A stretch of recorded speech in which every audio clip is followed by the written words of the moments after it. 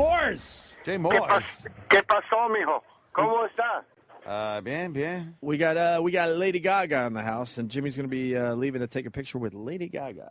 Is she covered in meat? No. I'm wondering what. Well, I don't think you can wear meat in the summertime. That's Very a little close. Is meat a wintertime? Is it a fall spring outfit? Yeah, You look silly wearing meat before Labor Day, is what they say. You don't want to look like a jerk No. wearing meat. That's only 2 ounces.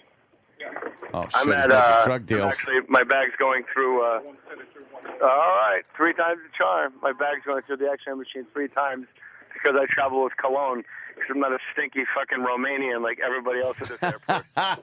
Wait, you got to go through the machine 3 times? Yeah, they just keep emptying out. And I had my captain's badge that Billy Mack gave me. You know, I display it on top like a creep. Yes, of course. Let me take my badge. You probably recognize me from my police work. Yes, Jay Moore and his police work. Citizen's arrest. It's familiar. I'm like, well, I don't know if you saw my captain's badge. It's, many collars, many collars. What the hell is the problem? What have they taken out of your bag so far? My toothpaste was too big, and now they're running it again. Honestly, Enough already with this shit. It's been 10 years. Enough. I'm going to brush your teeth, motherfucker. Don't make me. Yeah, don't make me. What's wrong with toothpaste? You could be plastic explosives in there or something. Oh, really? Yeah. Well, How about the you? thing mine is. Yeah, see that? Oh, that's I'm great. sweating my balls off right now, hoping they just give me my shit back. How are we doing on the honeymoon in Cologne? We good? No offense, Japanese guy right in front of me. That's all. All right. Thank you, sir, very much. I appreciate it. Are you done? Appreciate it. I can't even talk. Yeah. I do a lot of arrests. That's the thing. Probably recognize me from my police work. What are you laughing at, Japanese guy? You got your shoes on? I do, but I start taking them off like at the curb. I'm like George Clooney up in the air. Hey, Jimmy, how's the antisocial tour going, my man? I don't know yet. We're done for the summer. We may start up in You should start up. September. We'll have to see what everybody's doing. Oh, good point. I saw the billboard for you guys. I was doing the hockey awards, and I saw your giant billboard in Vegas. I got all fired up. Yeah. Like every comic I love was on that show. Oh, thanks, man. Yeah, it was a great show, man. Fucking me, Bill, Dave, and Brewer. I think Brewer's in Europe right now doing He is in Europe. something for Ozfest. Shut up. Yeah. Hey, I was at Starbucks. I was at Starbucks this morning. Have you guys noticed this new anal retentive douchebag that wants his coffee 120 degrees? Have you ran into this guy? No, not yet. Really? I swear to God, not yet. Jimmy, you love where's my coffee diva? I've never You know noticed the what's up. temperature, though. To me, the temperature's always just so. Yeah. What better way to let the rest of Starbucks know you have no control at any other aspect in your life whatsoever when you're bossing around a Mexican barista with a hole through his lip? Hey, do me a favor. No, not you. Not the white. Hey, Pocahontas, you gave me $2.15 last time. $2.02 and extra foam. I felt like George Carlin. I'm like, you're paying for foam? Foam. Wait till the aliens come down and see all the neat things we've done, like pay for fucking foam. You know, he like seatbelts his extra foam into his car and sticks his finger in it and sucks it like a queer. It is amazing, like Starbucks. No matter how long the line is, they keep that shit moving. It's like they're like the Federal Express of coffee. They're like, what do you got? Non-cap, decaf? Yeah, got it. What's your name? Move it along. Who's next? Asshole, you looking down at your phone. What do you got? You pull up in your car. They just hand you a venti coffee. You're like, what? I didn't know you. You were here a year ago. I remember your face. Come on, get out of here. Move it. Let's go. I fucking hate the barista, whatever, that fucking knows the orders ahead of time. I hate Why that do you guy. hate it? It's always faster, though. Yeah, but fuck, why are you paying that much attention? Your job Well, sucks. what else is he going to do? He smells like coffee. You know, it really is like, at first they were like hipster douchebags, and then they've morphed into like the best looking people America has to offer. The baristas, like, even though they got giant holes in their face, they really are the coolest people in town. Yeah. Hey, Jay. That's my coffee chunk. Thanks a lot. You guys have been great. I like the coffee chunk. Jay, I wanted to ask this question to these guys, but I'm doing radio with two guys that don't necessarily like Led Zeppelin. Here's the question. It's very quick. Led Zeppelin 4 or Led Zeppelin 3? That's a tough one. Now, I'm a weird guy, Opie, and I'm a list bully. So I'm going to say 3 only, but let me Correct finish. answer, sir. Correct answer. Only by default because I wore 4 out as a teen. Right. I And would say I never need to Zofo. hear Stairway to Heaven ever again. And Battle of Evermore, I go, this is retarded. Yeah. Like you're playing a fucking mandolin, singing about battles between goblins and gnomes. Yeah, that's a bit much. It doesn't matter. Yeah, what are they Hey, doing? All of a I sudden, would everybody's gobbling up their food or something, right? I'd pick 3 over 4. Chip, you're incorrigible, Chip. Oh, he really is. Jay, Hey, Jay, yes, sir. your podcast really getting momentum there, as they call it, momentum. Podcast number 1. Yes, more stories. How do we get that on our channel? I debuted on number 1, and I was all excited. And they said Kevin Smith took me under his wing. Yeah, He's the Suge Knight of podcasts. he really is. I just hope that I'm Snoop and not corrupt. Yeah, he's gonna at some point. Kevin's gonna hang you out a window by your ankles and start shaking you down for money. But I was super excited. Yeah, I hope so. At his house, he hangs you out the window. He drops you into a fancy pool. Yes. The thing with Kevin was, on my Twitter feed, I was begging people to figure out to get me on a podcast, and everybody's like, "Have you tried Corolla?" I'm like, "No, I don't want to be on a podcast, stupid. Yeah. I want my own podcast." And Kevin just answered the call, and I said, "I don't know anything about electronics or anything." He goes, "Don't worry, I'll send a guy to your house Saturday. Just it's all we need is content." And I'm like, "It's the perfect scenario. It's free, so you can subscribe to it. I never stop talking, and all Kevin wants is extra content." I'm like, "This is amazing. People download me talking, and I never shut up." How long is your podcast? Each one's about an hour and a half. Okay. Last week we had almost a 2 4 hours. Huh? No, sorry. That's how much you should do is an hour and a half. This 4-hour shit is stupid. It's for the birds, I say. It's for the birds. For the birds. Go ahead. I Sorry, doing, Jay. I like sorry. doing 5 hours, man. I really do. I honestly do. Anthony, I bet the 4-hour podcast goes the way of the dodo. I betcha. Endangered. But I was super happy because I wasn't number 1 in comedy. I was like the number 1 podcast. Like I was beating National Public Radio and like how things work. Like I was weird stuff I was beating. People, from what I've read on Twitter, They say love it. it's hilarious. They love it. How many people are listening to it?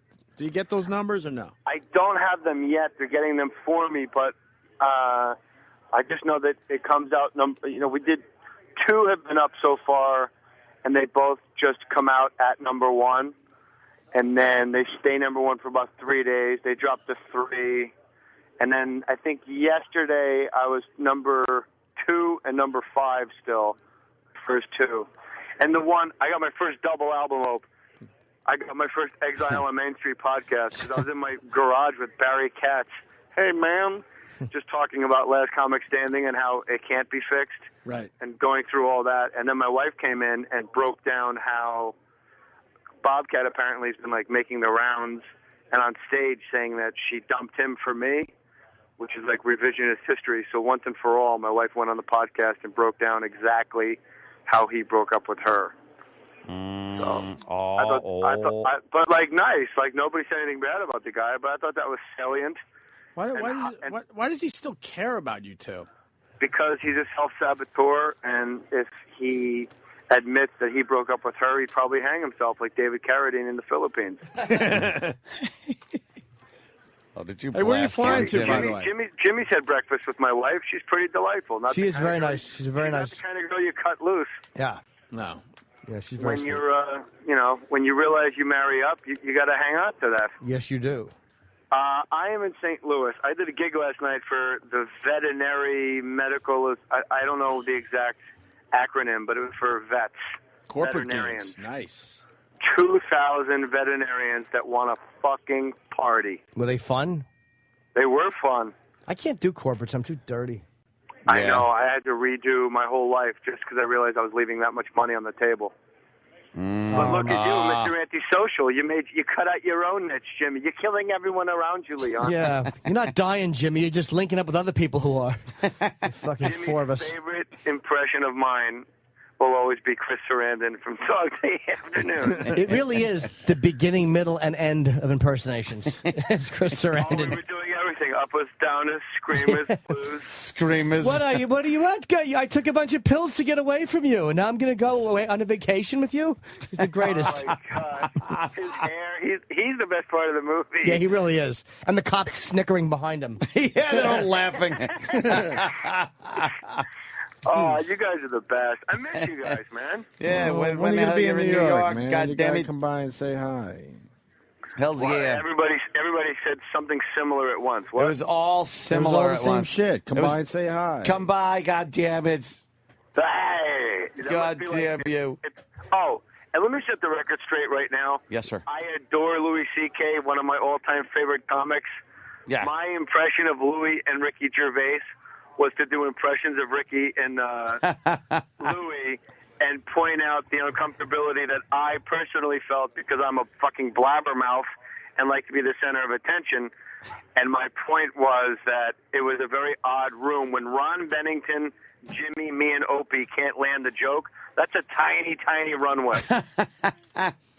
Yeah, huh? I've been rooting around, and people are like, "Yeah, obviously he's jealous. He's got a problem." No, I don't. He's my favorite comic. Those Pick two, apart everything. Everyone picks apart everything. those two had a chemistry going that day, and we were pretty much spectators. They're friends, and Yeah, we were spectators that day for the most part. it was fun. So, Opie, It was fun. you're obviously jealous of Louis and his talents. Otherwise, you Yeah. would have said that. Yeah, see? Yeah. Well, I'm so surprised that our listeners would actually spin something. That's crazy. Well, Jay. see, the difference is I'm used to not being on the radar of celebrities. You get used to that after a while. Jay, Yes, sir. in my time of dying, or Kashmir. In my time of dying, not even close. Thank you. We're on the same fucking page today. However, oh, by the way, Opie, Mm-hmm. you'll love this. My podcast starts with Unchained, just to shove it up Eddie Trunk's ass every week. that was one of the. Starts with Herman Edwards saying, "Put your name on it," because I'm obsessed with That, being heckled by people on, Corvette by 14 tells you you suck.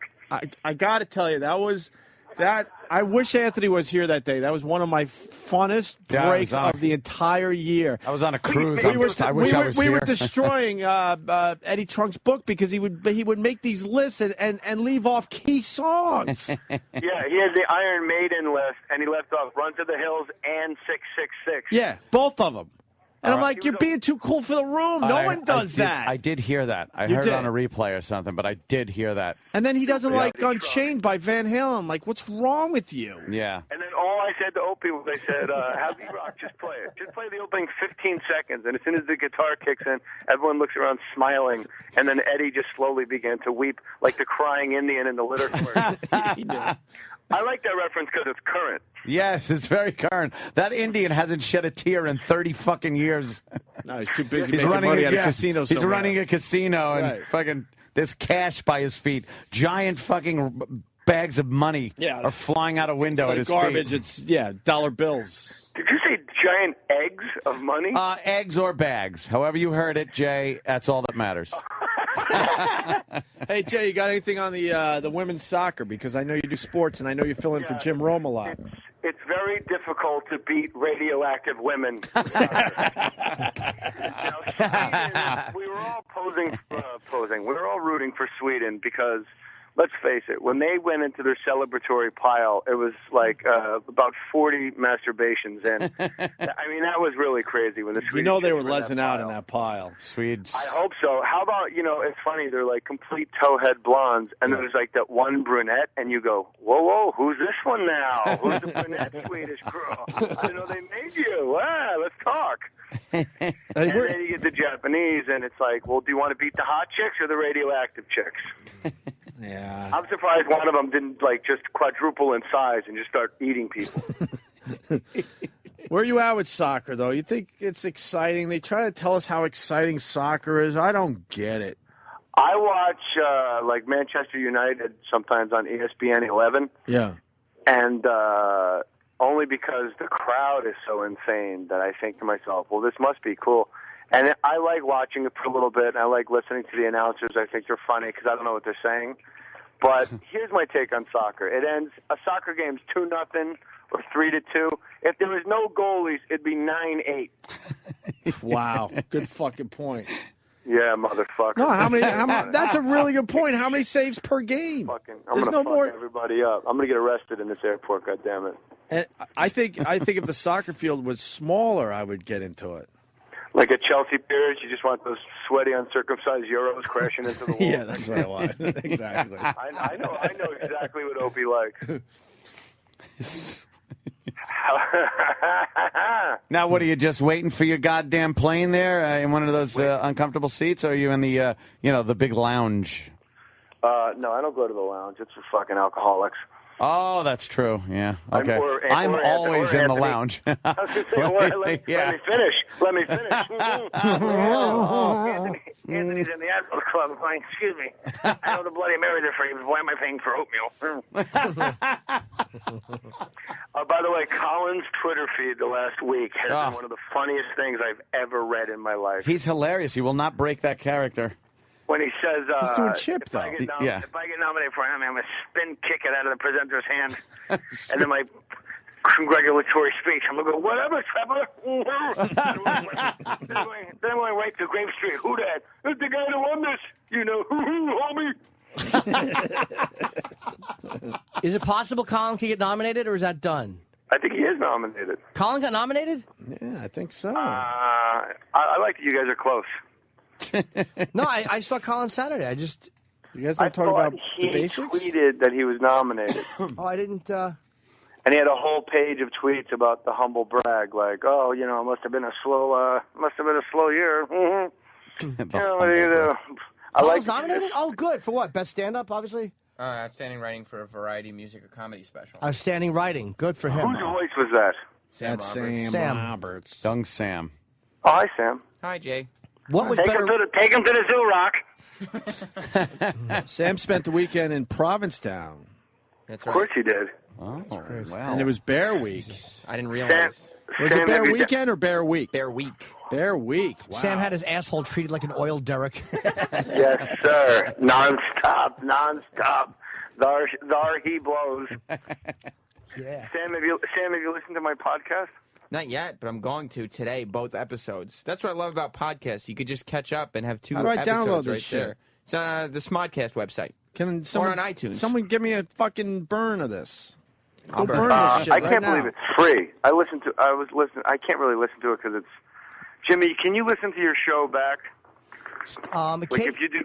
Stand-up, you mean? I'll listen to stand-up once in a while if I'm referencing, or if I want to see how I did a joke.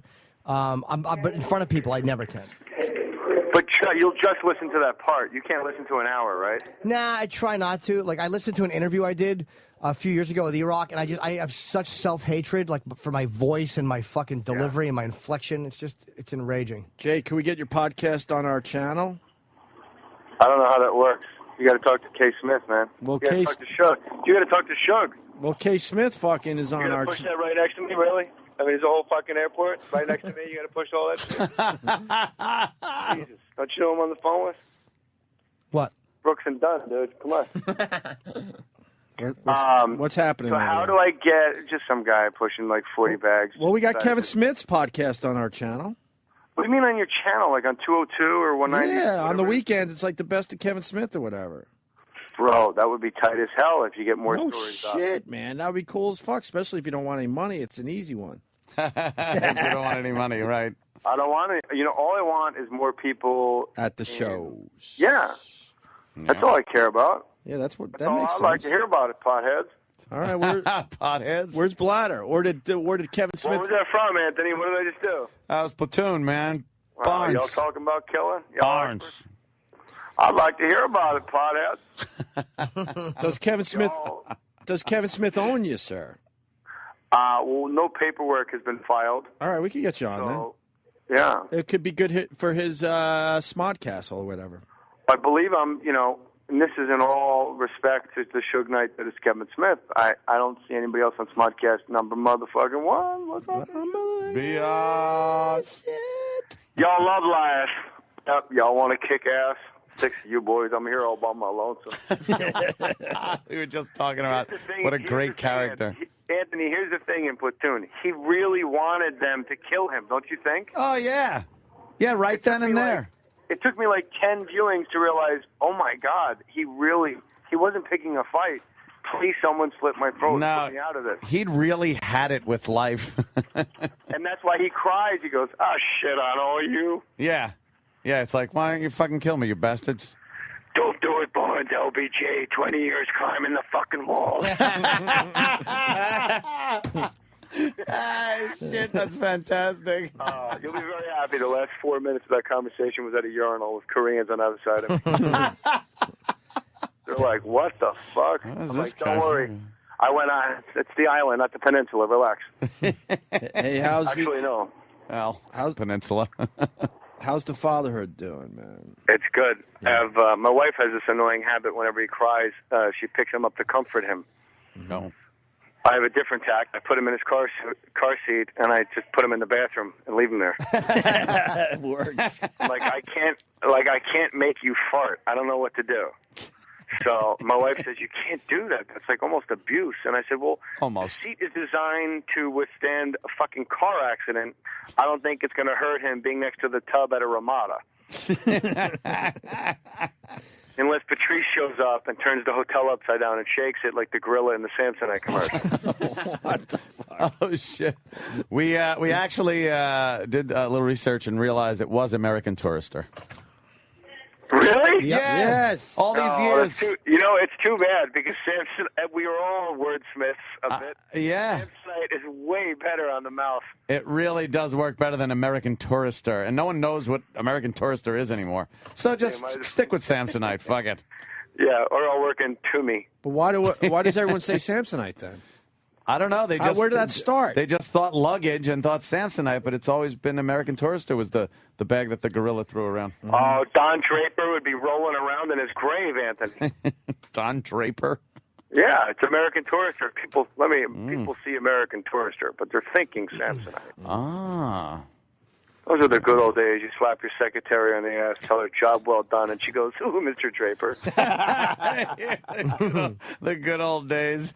How much urine would be all over Jimmy's body if he was a businessman in the 50s? Ah, where you could just do anything to those women. Yeah. Care, no lawsuits. PM me or you're fired. They were happy to just have their jobs. Yeah.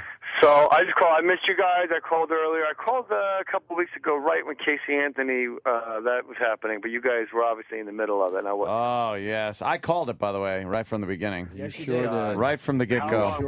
How long before she's at your house, Anthony? Yeah, I'm working on it as we speak. Working on it. I really think she needs a. They said she needs a safe house somewhere. You have any real angles on this, Ant? Oh yeah, I've been scoping it out. Isn't she in Columbus trying today? to find things. There's certain places that they think she's with a not distant family member, but kind of separated family member. Right. In Ohio, and She's gonna get $1 million for her first interview. Jesus. well, you know. Anthony says, "I'll give you $4 and 1,000,000 inches of cock." Yeah, I don't give a shit. My kick. Come on in. Who doesn't want to spend the rest of the summer hanging out by the pool? You know, even though you know. I want to be with Jimmy in the hot tub, drinking bottled water, looking at a slug. That was what I did. That was pretty much There was it. a slug, and the slug and I both just looked at each other and shrugged and then turned away. I hear you. All right, I'm boarding. I gotta go.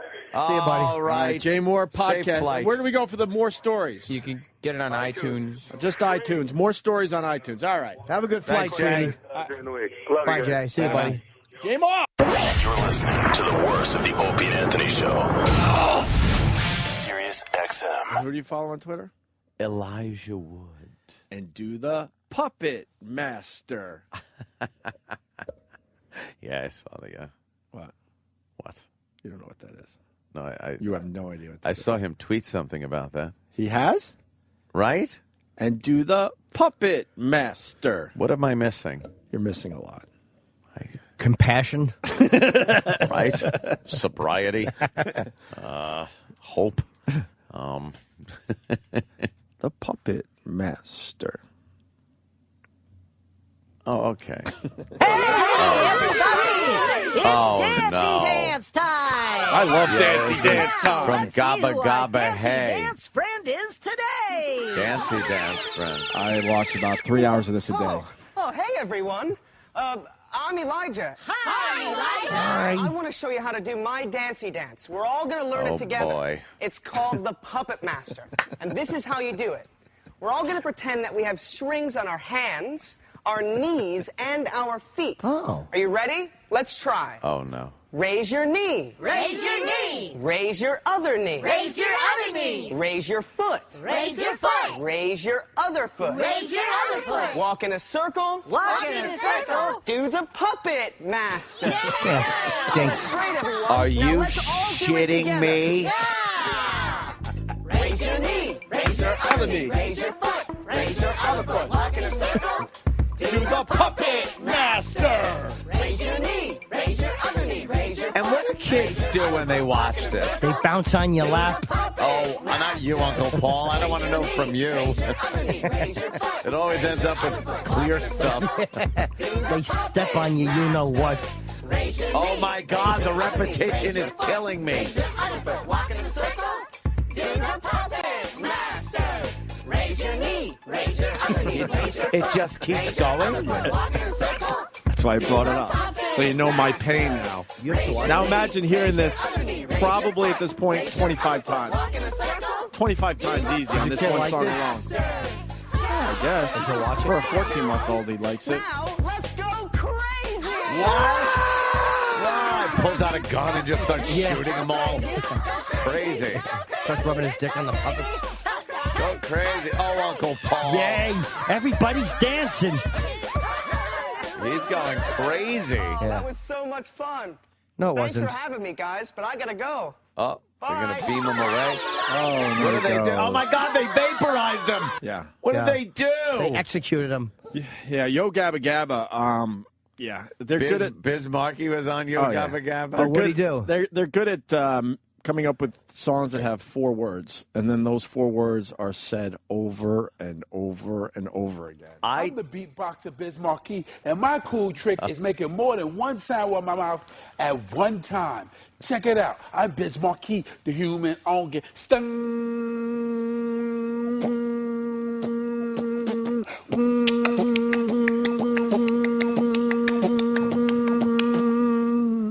Cool tricks, cool tricks. Yeah. I'm going to do it for you one more time, slower.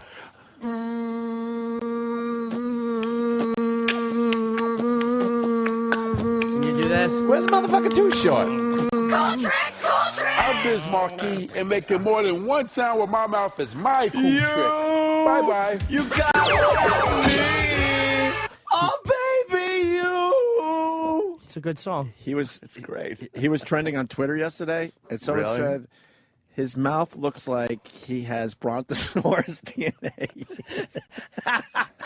I fucking It howled. really does. I don't know the exact tweet. If you can find it real fast, Sav. But someone tweeted that his mouth is so brutal that he must have Brontosaurus. Brontosaurus DNA.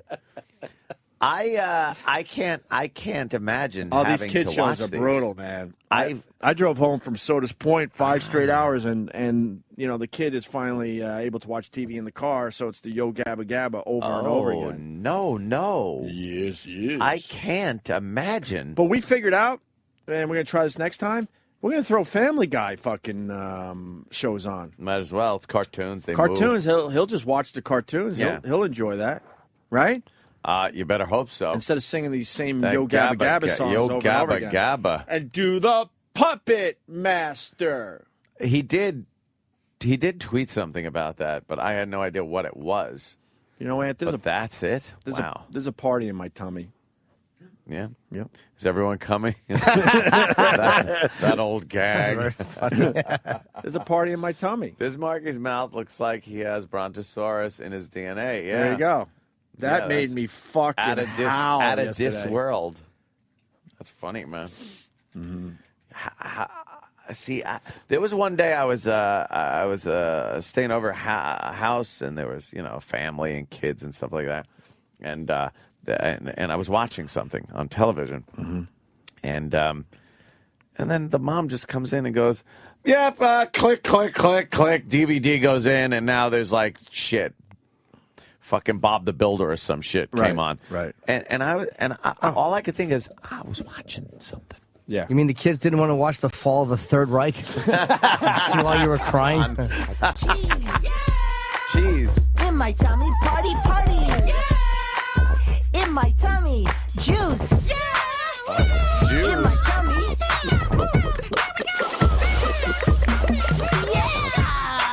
So there's a party in my tummy. Now there's a party in my tummy. Hey, there's a Do the puppet dance. Isn't it all the same fucking tune? Yes. You know what? And what is that thing supposed to be? I don't know. It's names of green, it's characters. striped. I know it's Muno. got- It looks like a dick or a dildo, and that's the only one I know. Really. Oh, what happened to the carrots and the asparagus? And Why Roby, can't they right? join the party? I don't know. Does the asparagus sing, "We make your piss smell horrible, horrible"? Carrots want to go to the party in my tummy? Yeah. Oh, well, do green beans want to go to the party in my tummy? Yeah! This knife did. Okay, let's go! Paint chips. Carrots! Yeah. In my tummy, party, party! Yeah. In my tummy, green beans! Yes. Being dissolved by stomach acids. Yes. And I just have one thing to say to you, Yeah. because you don't understand this. No, I have no. Try it. You'll like it.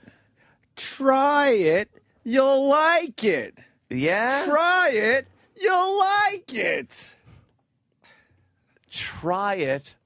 I like it. Yes, try it. You'll like it. See, I don't know. Try it. You'll like it. Oh boy, he can't. Oh boy. I don't think Sam is very good at it. Oh, this is a Sam- video of a TV with some kid fucking screaming in the background. Right. That's it's not Barney. Barney. Barney's old school. Sam's just not on board with this bit. With Now me. you're gonna get to an old. Now you're gonna get to an old Alka-Seltzer commercial, which I remember as a child. Well, Try it, you'll like it. Yeah. I tried it. Thought I was gonna die. Took 2 Alka-Seltzer. it would have been nice, and then the song would have played. Try it, you'll like it. Yeah. And then you say, "I tried it, I like it. I tried it, I like it. I tried it, I like it." Yeah. Yeah. and then Maybe you go- shouldn't teach a kid that. I know. Sure you should. No, Uncle Paul. Never say no. Always mind your manners. With your adult friends. I'm here to pick you up. Let me say hi to Doug in Rhode Island. Doug. Yeah, hey, how you doing? Hey, man. Listen, I don't know about you, but I have a 2-year-old, and I get stuck watching Yo Gabba Gabba. And DJ Lance Rock, if he is not a pedophile waiting to be convicted, I just don't know who is. Oh well. Yeah. I can give you a guess. What's your favorite Yo Gabba Gabba song? There's many to choose from. Many of them. I love Bugs. I love Bugs. It's pretty damn good. I love bugs. Yeah. I love Bugs. Just say "I love bugs" over and over again. You got the song in. Is that it? Pretty much. Well, here it is. I love Bugs and See, these are shitty fucking videos. Though, They're not even good unfortunately. songs. Yeah. I love bugs. Yeah. I love If bugs. you ever want to torture somebody, make them having to watch a Cool Tricks. You can't get that out of your head at all. No, it's not. Cool tricks. Cool tricks. Cool Tricks. Yeah, it's pretty crazy. Let me say hi to Jake in Jersey. Jake. The budget's got to be $10 on this show. I know. Barney, too. Those are This the is shows. fucking amazing me. Is Barney still on, or no one gives a fuck about him anymore? No. That's an ant. What's that? That's an ant. And it's crawled on the ground. What's it doing? It's drinking. It's driving really fast.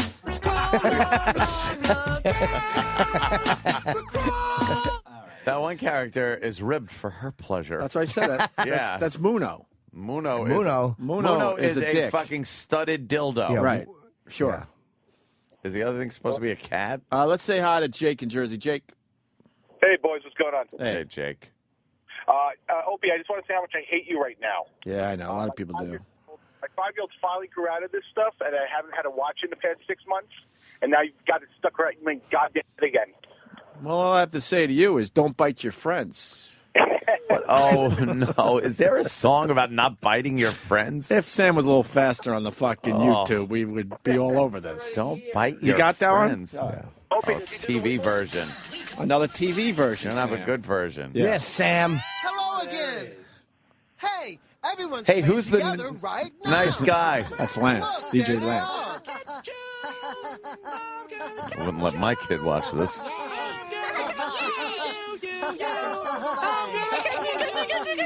What? Oh my God! It's a butt plug. Whoa, whoa, whoa. The dildo just bit the fucking miscarriage. Hey, if you bite Koopa, we don't ever want to bite our friends. Do you have to tell people this? With a one, yeah. Oh, okay. Bite your friends. Don't bite your friends. We don't bite our Right. friends. We don't pull their hair. Bite your enemies. Friends are our friends. That's right. So we treat them with care. Yeah.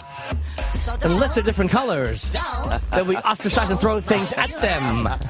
don't, Throw batteries. don't bite your friends. We don't want to hurt.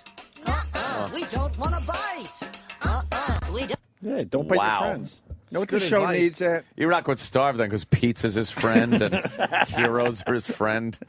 Sorry, Rock. You know what this show needs? What? Jumpy jump time. No, there can't be jumpy jump time. I think this show needs jumpy Is jump this time. part of the exercise portion of? Alex knows what I'm talking about. Alex, do you think this show needs jumpy jump time?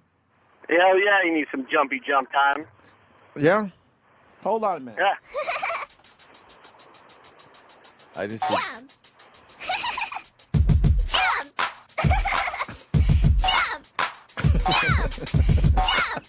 I don't know what to do. Jump.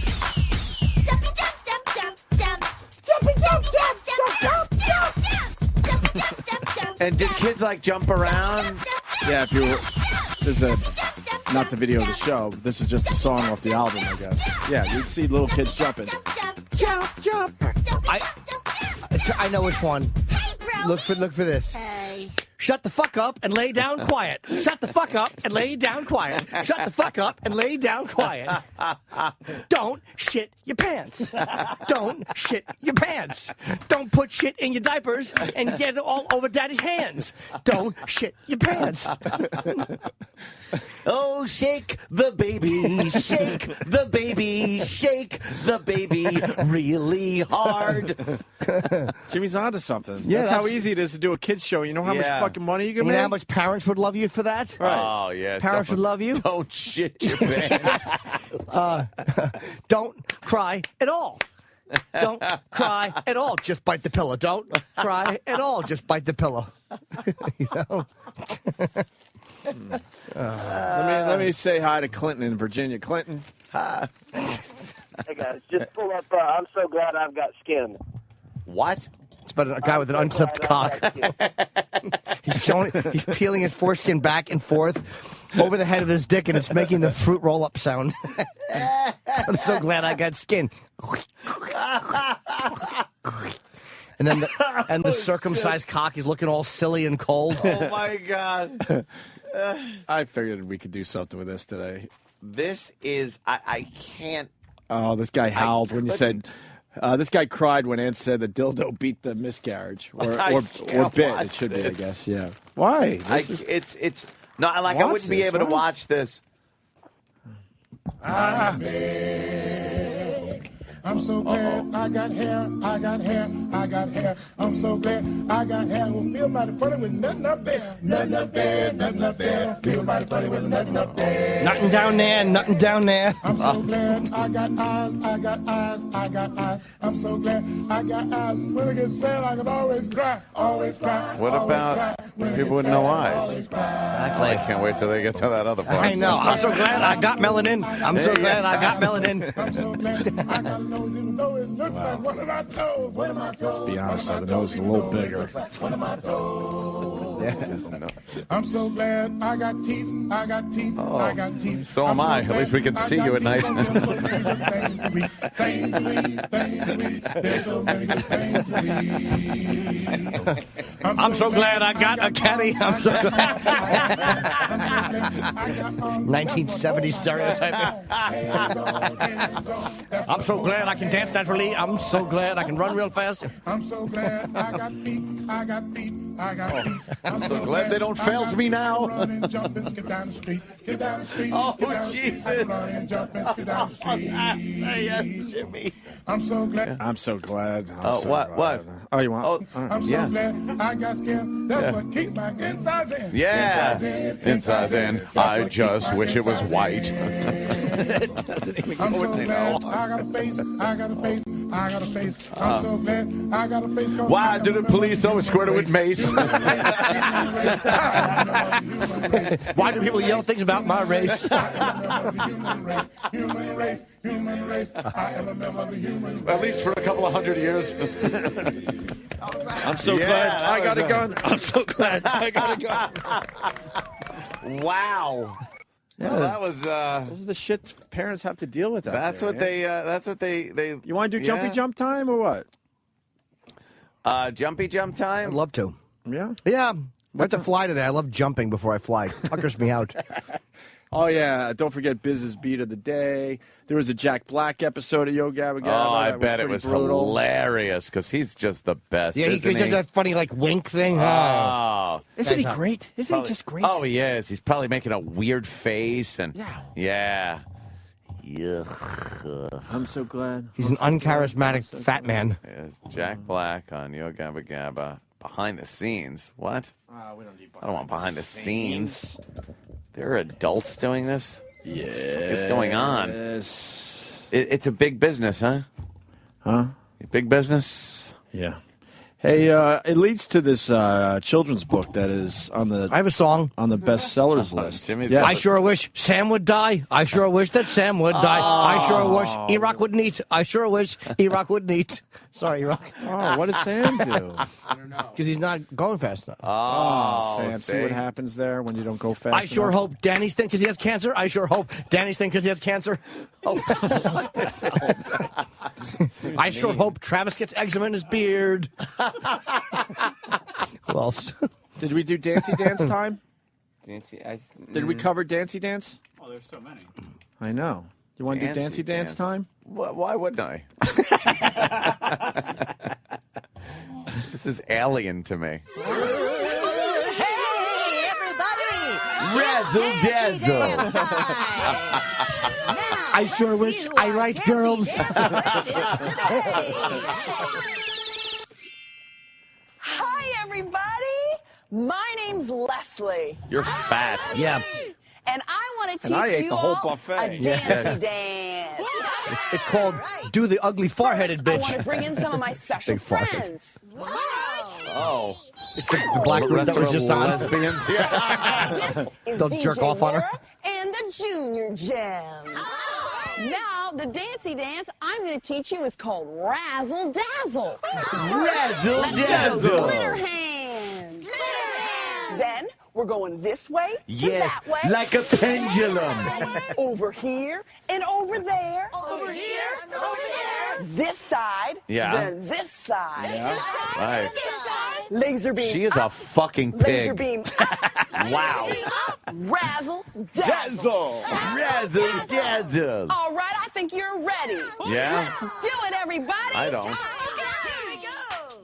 Oh, Glitter hands, glitter hands, glitter hands, glitter hands. little hands, glitter hands. Razzle dazzle. Glitter hands, glitter hands, glitter hands, glitter hands. Razzle dazzle. Razzle dazzle. Glitter hands, glitter hands, glitter hands, glitter hands. Razzle dazzle. Razzle dazzle. Glitter hands, glitter hands, glitter hands, glitter hands. Razzle dazzle. Razzle dazzle.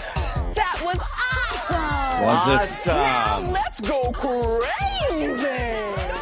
Oh, they all go crazy at the end? Is that what happens? Yeah. That's part of the Dancy Dance time. Oh. Yeah.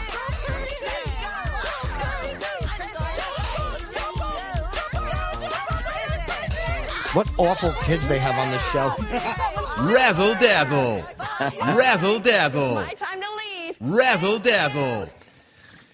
Yeah, well, it leads to this book that's out called "Go the Fuck to Sleep." Oh, a children's book that has a buzz out there, Ant.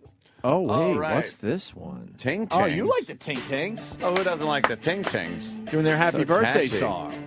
This is the happy birthday song.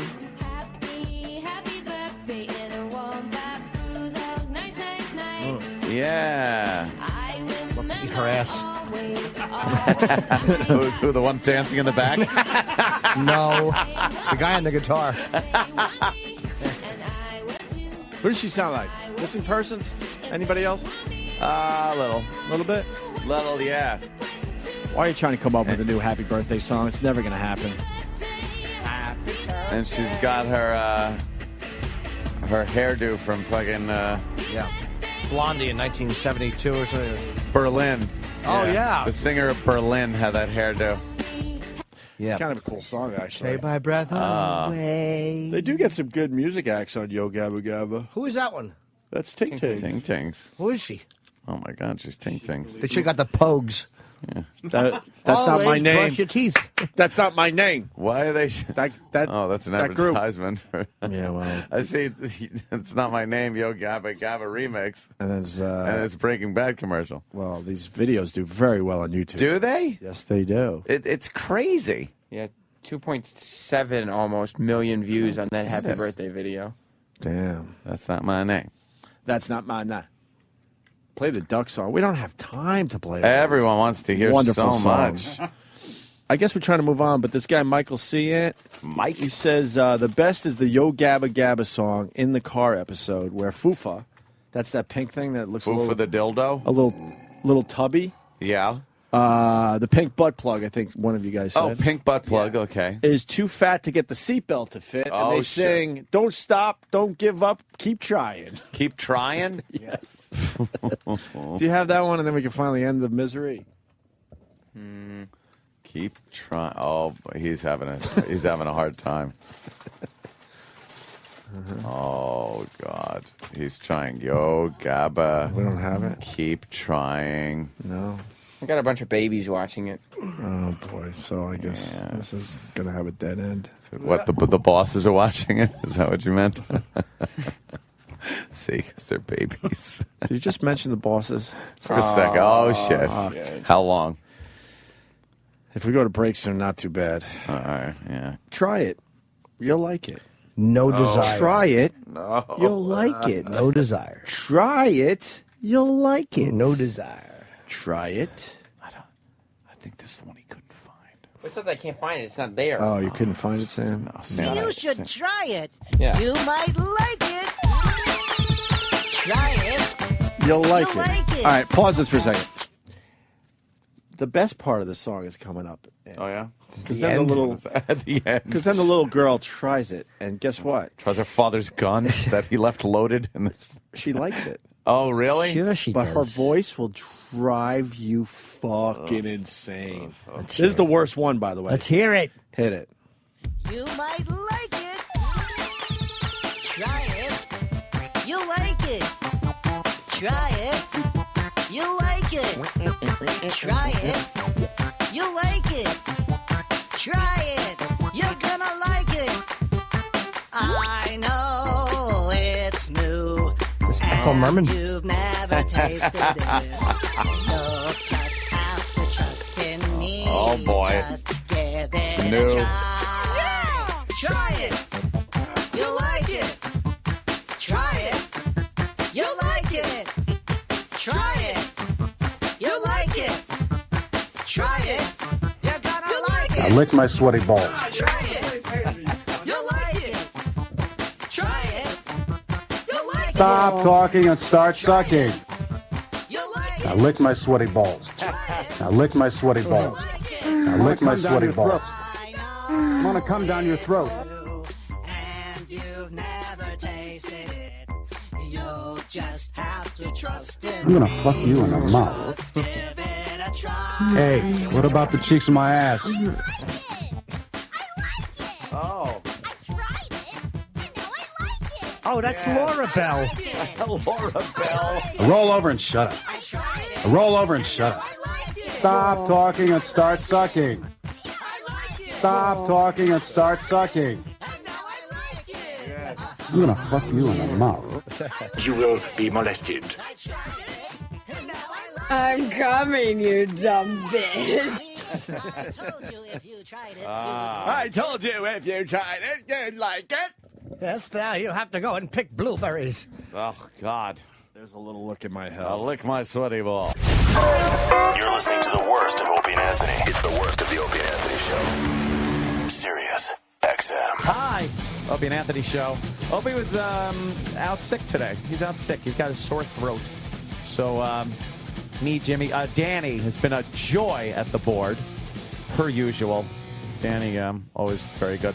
And got Florentine in. And, of course, Kevin Smith. And I'm joined by my co-host, Jimmy Norton. With a mouthful of pretzel. Yes, you are.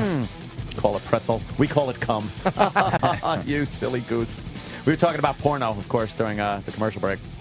Hey, can It I always give a goes to shout porno. out? Where am I going to be Please this do. afternoon? Do it. I'm signing a book. The paperback, right? If I don't say something about the signing, people get upset. See, that's what happens now if fans bring you weed? Do you take it or you go, nah, I don't know. I don't know. I mean, what is the protocol? Could that Yeah. be if a cop gives you weed? No cop's going to. Cops Nah. really seem to like me in the city, man. Cop I ain't will gonna. say that. NYPD. Also, it's like I may be acting like a teenager in as much as I'm enjoying weed, but I do have the sensibility of a 39-year-old man, where I'm just like, perhaps I should keep this someplace where it's not going to be viewed. Well, by because a lot of comics on the road, that, you know, if any fans That's been know the that they do that difficulty. stuff, that's when Yeah. they just come by and go, hey, here, this for you, or you Right, want to go right. smoke or whatever. So, and comics always take them up. They don't even think twice. Happened to going, Opie at an appearance years ago. We were at doing a club in Massachusetts somewhere, and he comes out of the bathroom. Guy shakes his hand, and guy gives him weed. Just gives him a bud in his hand, and I'm right next to him, and I'm talking to a group of guys that turned out to be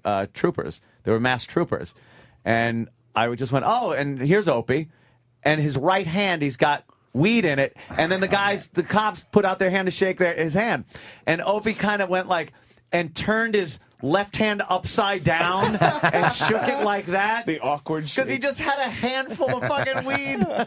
It's like the motherfucker couldn't have picked the worst time to hand me weed.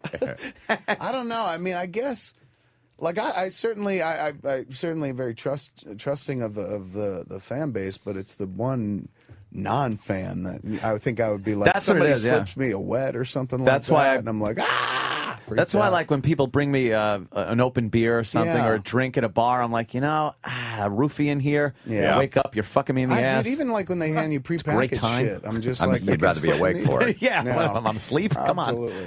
But also, you know, a lot of comics do it because they don't want to travel with it. They're afraid. So Yes. they figure if they go to the town, they'll get it there. So they don't have to worry about going through security and everything. That's a new part of my life. A new addition to my life is like the hour or whatever it is I spend every new city I go to going, okay, where am I going to secure?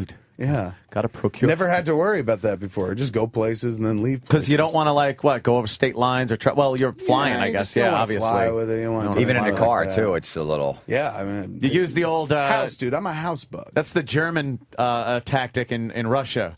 We won't take supplies. We'll just get them as we go along, as we invade. Yeah, we're so that's what you're doing with weed, and then you realize positively Prussian. I got nothing. I can't get any weed. They did the scorched earth policy and smoked it all on me. Yeah, I never thought of that though. You smoke weed and you're fucking traveling around. You're screwed. Oh, yeah. A lot of guys. Some guys will take it. They'll put it between, in their, between the balls and the ass.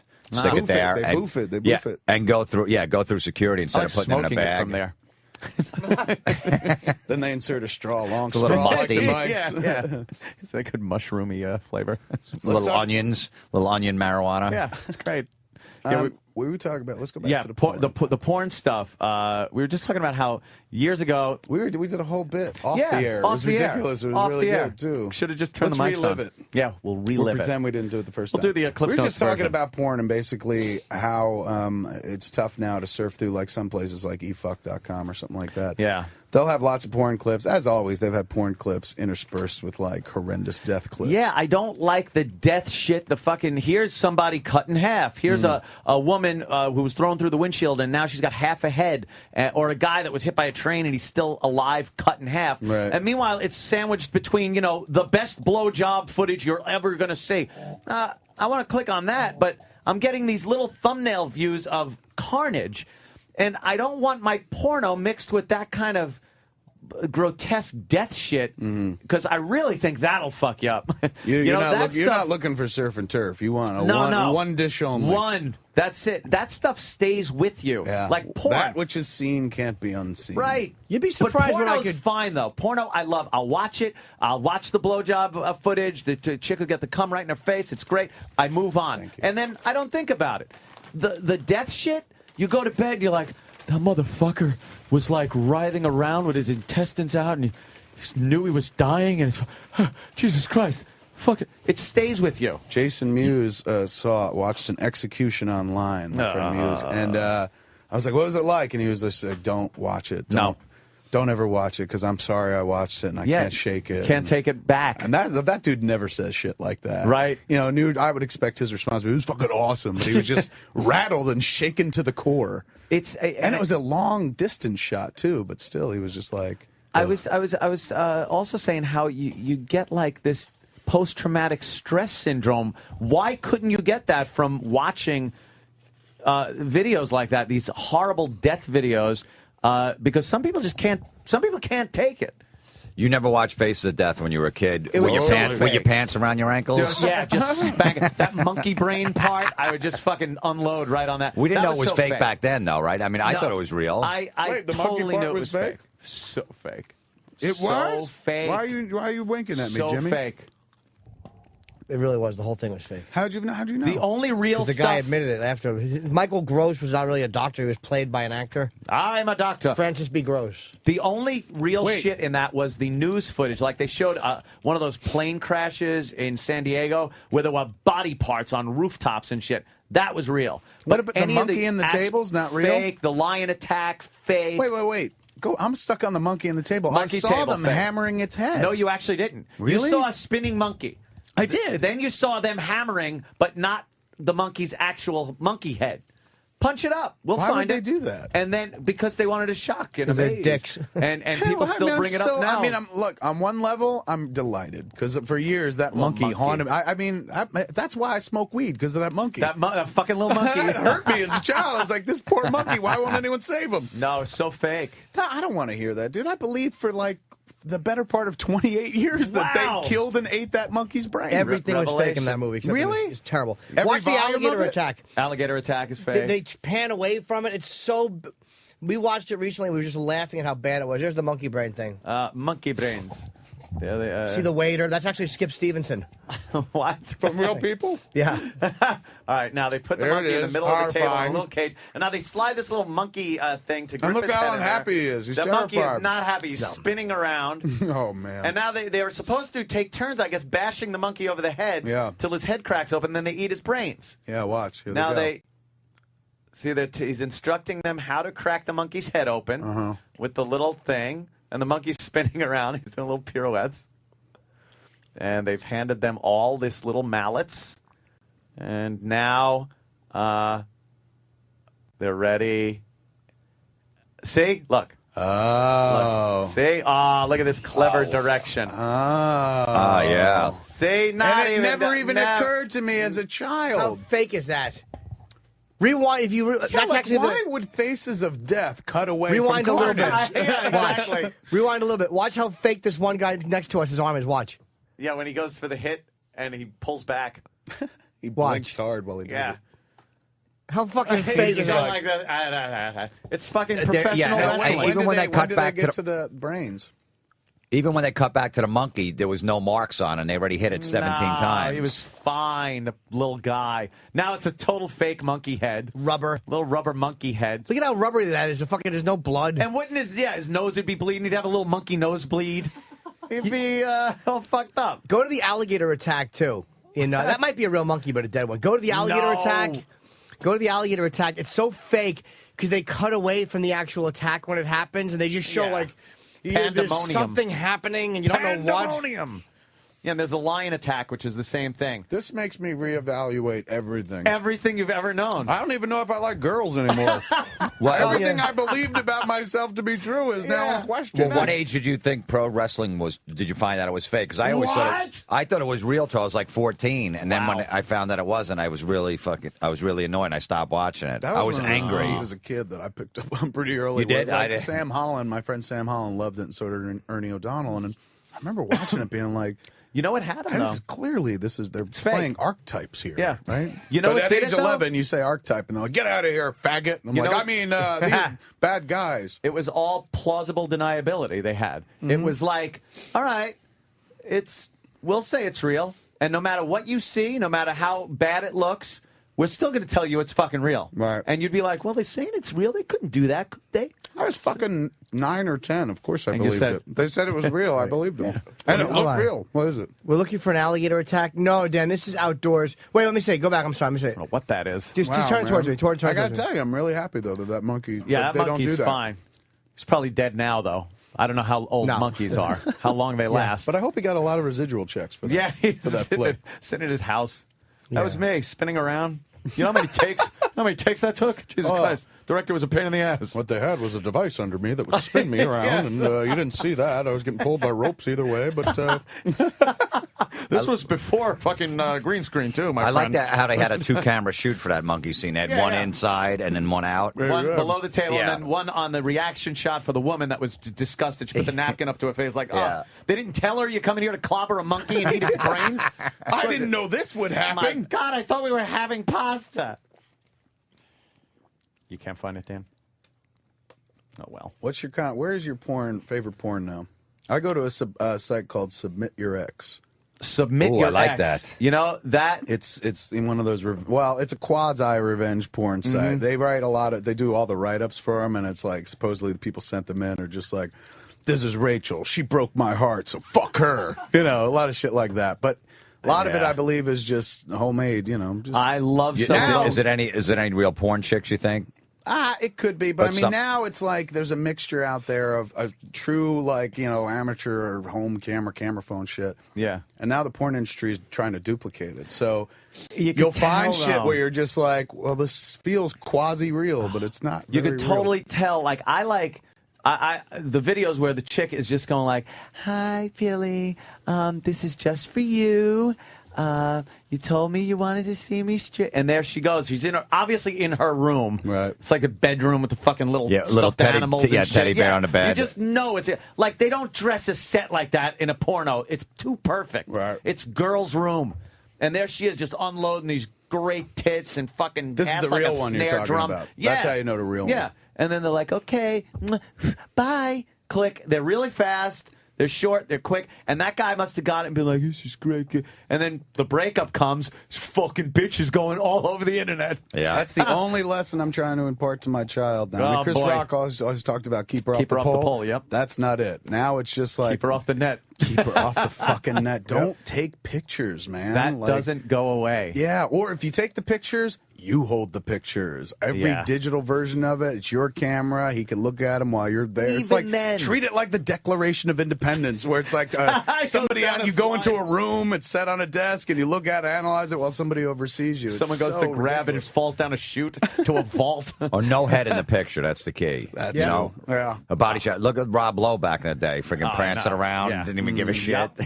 There you go. But there's lots of that on that Oh. site, man, where you're just kind of like, I don't know if this is real or not, Yep. but they look very natural. You can tell by the Yeah. camera work sometimes if it's too professional or if they have an angle that they shouldn't have. Yeah, Right, yeah. that's true, too. There's yeah. no way there should be that fucking across the room angle. So one camera shoots. I hate when you're in the middle of it and you're middle of jerking off, and then you're like, oh, this is fake. You I got to realize it's stop fake. this, and I got to go to another clip. And it makes a big difference. Yes, Yeah. it does. It really, does. It really yeah, does. Authentic is just more exciting Authentic's because you're like, great. I'm not supposed to be seeing this.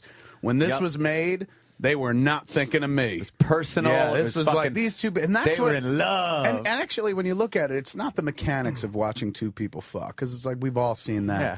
What I'm into in those clips is I'm looking at the room. I'm like, what kind of poster they got? Yeah. What are they reading over there? Like, how come they haven't changed it? Yes. Look at that blanket. It has a Coors logo on it. It looks like circa 79, and they still have it on their bed? Maybe they had a sponsor. You do. That's look what around I the room. dig. There was one picture, because I look at a lot, and there was one picture I found of a chick, and it was a homemade porn shot, and she's sitting there like pulling up her shirt and pulling her shorts to the side and showing it. In the background, hanging on the wall, Mallrats poster. Oh, Really? fucking cool. I was like, woo, the best of both worlds for me. That's great. I saw this girl, and she was in a college dorm room. Obviously, she's masturbating with a hairbrush. As you do. It's fantastic. Often. So she's just going at it. And girl next door kind of look, which is great. I hate the fucking porn star, bubble-headed blonde, big fake titted thing. Right. Fuck It's all that. turned around. It's gone back to the common man. Yeah, regular girls rule. So, and then I look behind her. She's got like a bulletin board, and there is an address and a phone number and pictures of what I can only imagine are her family. Wow. Like behind her, it's like, dude. I've seen Why seen images like what that are you too. doing? We're seeing too much in their private life. Look at your shot. Unless you got real short depth of field, where it's like, I had no idea how crisp I can pull focus on this terrible. Yeah, you try to look at it real close. You know what? I would jerk off to the mom too. Let me zoom in on this. I was telling them before that there was a picture I found the other night where submit your ex. There's a site called Submit Your Mom, which is like cougars and MILFs. Wow. And then Submit Your Flicks, which is like I already people wrote with them the down. cameras. Yeah. There you go. Totally free. Once again, a free site. And they'll run like 20-minute clips. You can watch a whole movie and shit. Grab popcorn. It's amazing because you used to have to. I don't understand how they make money through the nose with fucking for memberships and this and maybe you'd get a still picture thumbnail would be all they'd give you. Yeah, you couldn't Originally, even it was blow the just picture up. downloading. Yeah. It wouldn't even get up. Yeah, it would be all pixelated. You see one pixel is a vagina. And everyone has an amazing camera now, so they're taking like pictures that are 120, megapixels or whatever like amazing. that. Really, and you see the image on the page, and it's small.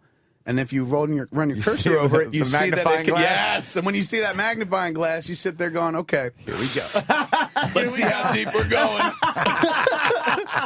And you give it the click, and sometimes it just pops a little bit, and you're like, "Oh." But sometimes, dude, it just fucking, you are in the room all of a sudden. It goes so wide. You're surrounded by this image, and you're in it. It's like when Harry Potter puts his face in the pensive. Suddenly, you're in that moment where they took that picture. And in this picture, there's a chick. She's like, I would say 42 or something like that. Thin body and stuff, but, time's taking its toll or whatever. Still looks way better than me. She's spreading her ass and laying over the bed, looking over her shoulder. And that's the shot. When you click on it, it goes so hyper large that you're looking at her ring piece, the brown eye, as if it's the size of a normal human eye. When you can blow the picture up to like 1=1, where you're sitting, you're looking at an ass on a computer screen, and a man's hand is on the ass, and you match your hand to the man's hand, you're like, we are now at 1:1 proportion. So I'm looking at that, and all of a sudden I look closely, and I'm like, oh, you get the ring piece, the asshole. Little grooves, of course. You're supposed to get in there and clean the grooves. She did not. Oh, little like fecal remnants. Really? Flex. I was so amazed because I was like, "This is awesome. This is so human. It's real." Nobody cleaned. Nobody was like, "Hold on, we got to clean the shit off your ass." This dude taking a picture, either he didn't know or he didn't care. He's like, "This is so fucking dirty," and boom, snapped it. And there I was alone in my room smoking a joint, staring at this woman's unclean asshole, and I was just like, I love the internet. This is amazing, man. Yeah. Like, I don't have to leave the room, and I'm interacting kind of. That's like a great religious testimonial. If they're like, how did you find God? And the story starts off like that. Are you a fan of that, Jim? A little fecal matter in there? No, I prefer it to be. I don't mind a little bit of the smell, but I don't want to see like shit in there. Like, Right. but if it smells a little bit, like it's a little sweaty in there, it's like A little sweaty. Yeah. It was dirty. A little dirt is good. Do you find your ass smells like a chick's ass? Same difference? Like sometimes you're in a chick's ass and you're just like, oh, that smell. And then every once in a while, like you're sweating, you rub your ass crack or something, you're like, that smells like a chick's ass. Nah, mine is. Apparently, my dick is so small, I'm hung like a fucking broad, so my ass smells like my pussy or something like Your that. ass thinks you're a girl. Yeah, I never saw a dick swinging past Well, me. my ass is like, reading my body, mass index going, he's got boobs, must be a girl. Sweat like a girl through the ass. That No, I picture don't was like- astounding, man. I'm still thinking about that picture. You got to know where you are. is That's what my it is. next lesson for the kid. If you're gonna do it, wipe. Clean up. Yeah, big Baby time. wipe. You don't want people Yeah. fucking getting all freaked out or excited about I this. saw a clip. Do you ever eat Bang Bus? We've all heard of. Yeah, sure. And that's fake. You think or real? Has to be their adult. Yeah, I There's think no way that's they fake. could just film you without IDing you first Yeah. and then put you on the internet. It's completely Unless illegal. they get your permission later on. Like they could do that whole thing Like and then candid afterwards camera? be like, Sure. yeah, totally. Hey. Yes, Alan They Tunt. had one. She's sucking my cock. Here she is. I'm going to fuck Fanny Flagg in the ass while Maury Amsterdam looks on. They had one I saw called Bait Bus, and what it was a chick, hot chick, gets the guy in. You know, they put a fucking blindfold on him and shit like that. And she's like, "I'm gonna suck your dick so good." And he's like, "Yeah, do it, baby." She goes down him and shit, backs away. The dude who was posing as the sound man, the guy, slips over and starts sucking the dude's cock. And the chick shit. is like calling up to the dude going, "Oh, it's so good," and stuff, while the dude stops. And he's like, "Oh, I love it," and shit. Goes on for a few seconds, and they're like, "Take the blindfold off." He takes it off, sees the dude sucking his dick, and he freaks. But he doesn't like try to punch anybody. That's why I thought it was fake. Because a dude, like the way Yeah, he was you would- portrayed, Yep. he was so testosterone addled. Like if that happened to me, I'd be like, "Why'd you do that to me?" Yeah. A dude like this would shoot you in the fucking Would head. fucking kill Yeah, you. yeah, totally. Trying to make me gay? Yeah, what are you fucking up? You know, he's like the dude in American Beauty at the end. Like he goes to kiss him and then suddenly shoots him in the fucking face. But how many times? I mean, it's always like a hot chick walking in the middle of a neighborhood by herself. Yeah, yeah. I never seen that ever. There she is. All right, let's Yeah, let's there grab she- her. Oh, really? Yeah, of a creepy bus just going like 5 miles an hour. You don't think the chick's gonna run? Yeah, no doubt. Hi, you want to come for a ride? Okay. Okay, where you we going? Who are the Negroes? Okay. Who are the Negroes? Never happens. You're listening to the worst of the Opie and Anthony Show. Sirius XM. All right, listen, let's get into this for a minute or two here. Bill from Waterford on the instant feedback. Patrice, how is golf not a sport?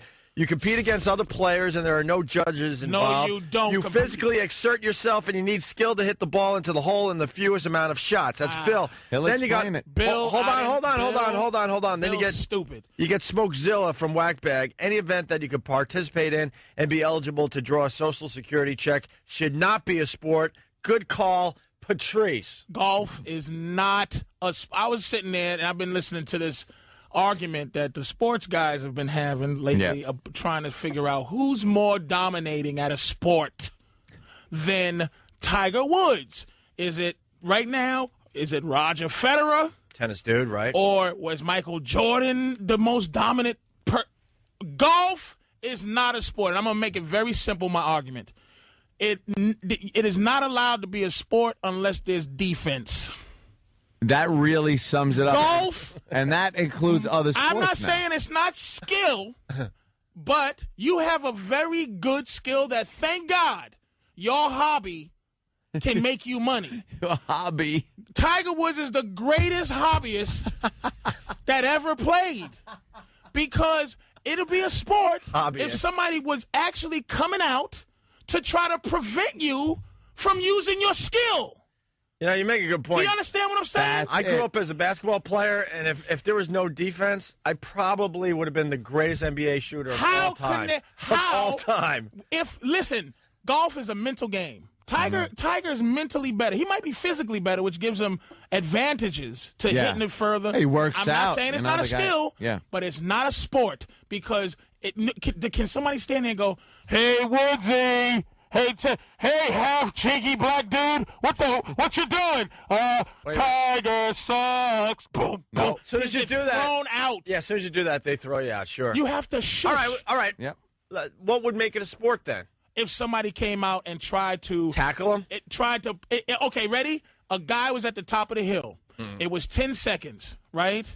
Tiger, because you can take all the time you want to figure out your putt. Oh, yeah. You get 15 seconds to hit the ball, and you go, all right, 15 seconds, click. Now you got a guy 15 seconds away that gets to run at you as fast as he can. And you have to concentrate and hit the ball in the little hole as this dude comes. And once you hit the ball, he can't hit you. Oh, But if okay. you're still doing the size up and he's near you, you can bash him right in his face. Then it's a sport.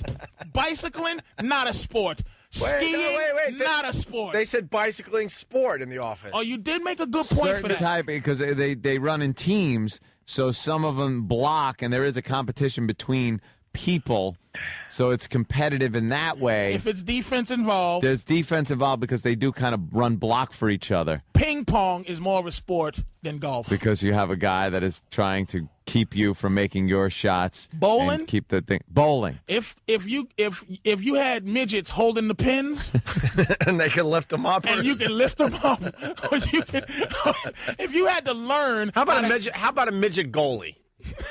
I mean, midgets lifting up the pins, that's just silly. You got to hook that ball around them. Just midget goalie in front. To make it real. Yeah. Yes. You know what? You're right, Ope.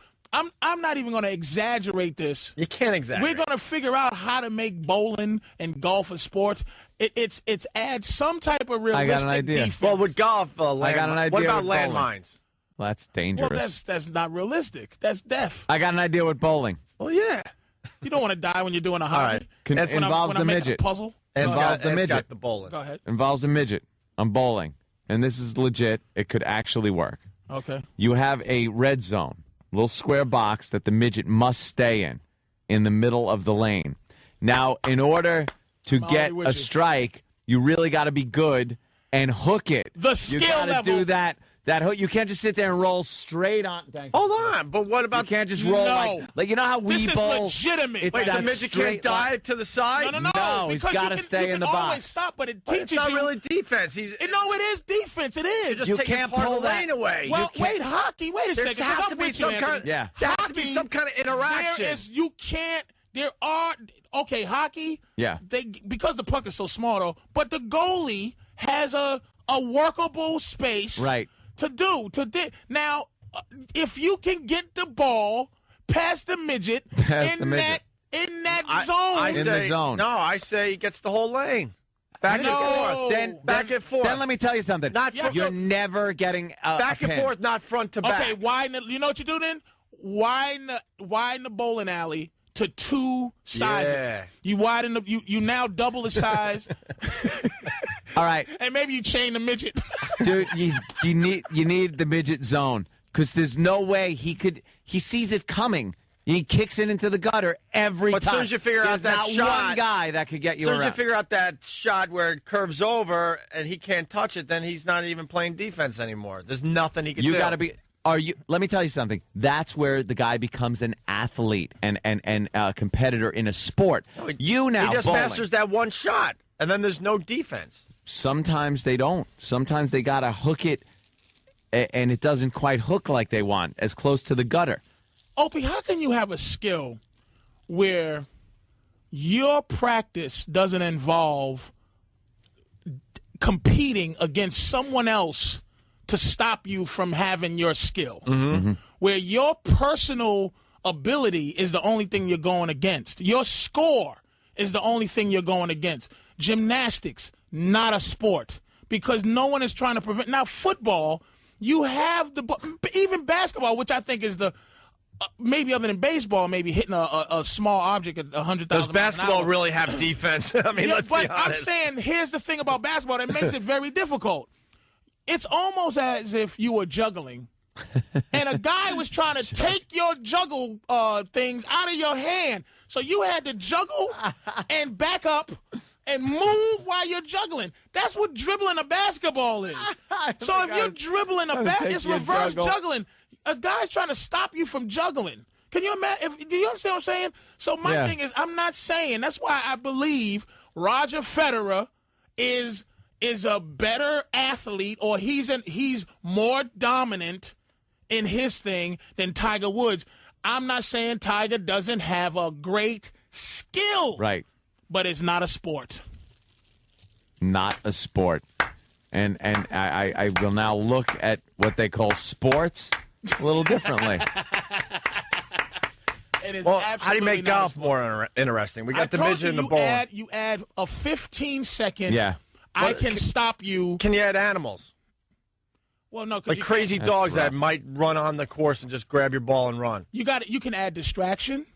Yeah. You can add. Like they're showing the Knicks game. Some dude, some 7-foot monster, is trying to keep you from putting a ball in a small hole. Now, if somebody was trying to prevent Tiger from putting that ball in a small hole, it is now a sport. Yep. Simple as that. Skiing is not a sport. Swimming is not a sport. How is skiing not a sport? Because it's a skill. What do you want? Linebackers on the side of the hill? Yes, that when you're doing downhill like skiing, 80 miles an hour, the guy they come should be able to bump you like football, bump you off your route. But if you can ski down a hill as fast as you can, which I'm not disrespecting what it takes to learn that. Amazing. But it's not a sport. It's a very physical hobby. I like how he just writes it off as a hobby. It's a hobby. It's like building models. Hold on. Physical hobby. Let's go to Don in Jersey. Don, what's up? What's up, guys? Hey. How you guys doing? Good. All right. Just calling in to tell Patrice, there is a defense in golf. It's Mother Nature. Some days she gets mad and she gets Tiger's balls all wet, and some days she blows his balls all wet. Let me tell you why that's not true. Yeah. They can choose to cut down every tree and build domes. You can play golf in a giant dome. If you had to. Stop. And when they have lightning in the area, they shut down the game anyway. It's not a sport. They should make you. How about if they make you play in lightning? Does that make golf a sport? No, because you can't depend on Mother Nature. That's just dumb. Just throwing some things out there. And look at that. And then that makes football. If that makes golf a sport, it makes football a quadruple sport. Because football, not only you deal with someone trying to punch your face off, but you also deal with the snow. You deal with frostbite. All right, let's say hi to Mike in Cleveland. Mike, what's You know up? what else might make it a Hold on. You know what else might make it a sport? They all tee off at the same time, and the first person to get the ball in the hole. So now they're competing against each other. Only if. Mm-hmm. I'll tell you what. Hey, he's Wait a onto minute. something. No. All right. No. I'm gonna tell you why. Okay. 'Cause I believe in this. Wait a minute. And it's not even. It doesn't matter about your total score. It's how many shots per hole. Ready? You win that hole, you get a point. Right. Curling is more of a sport than golf.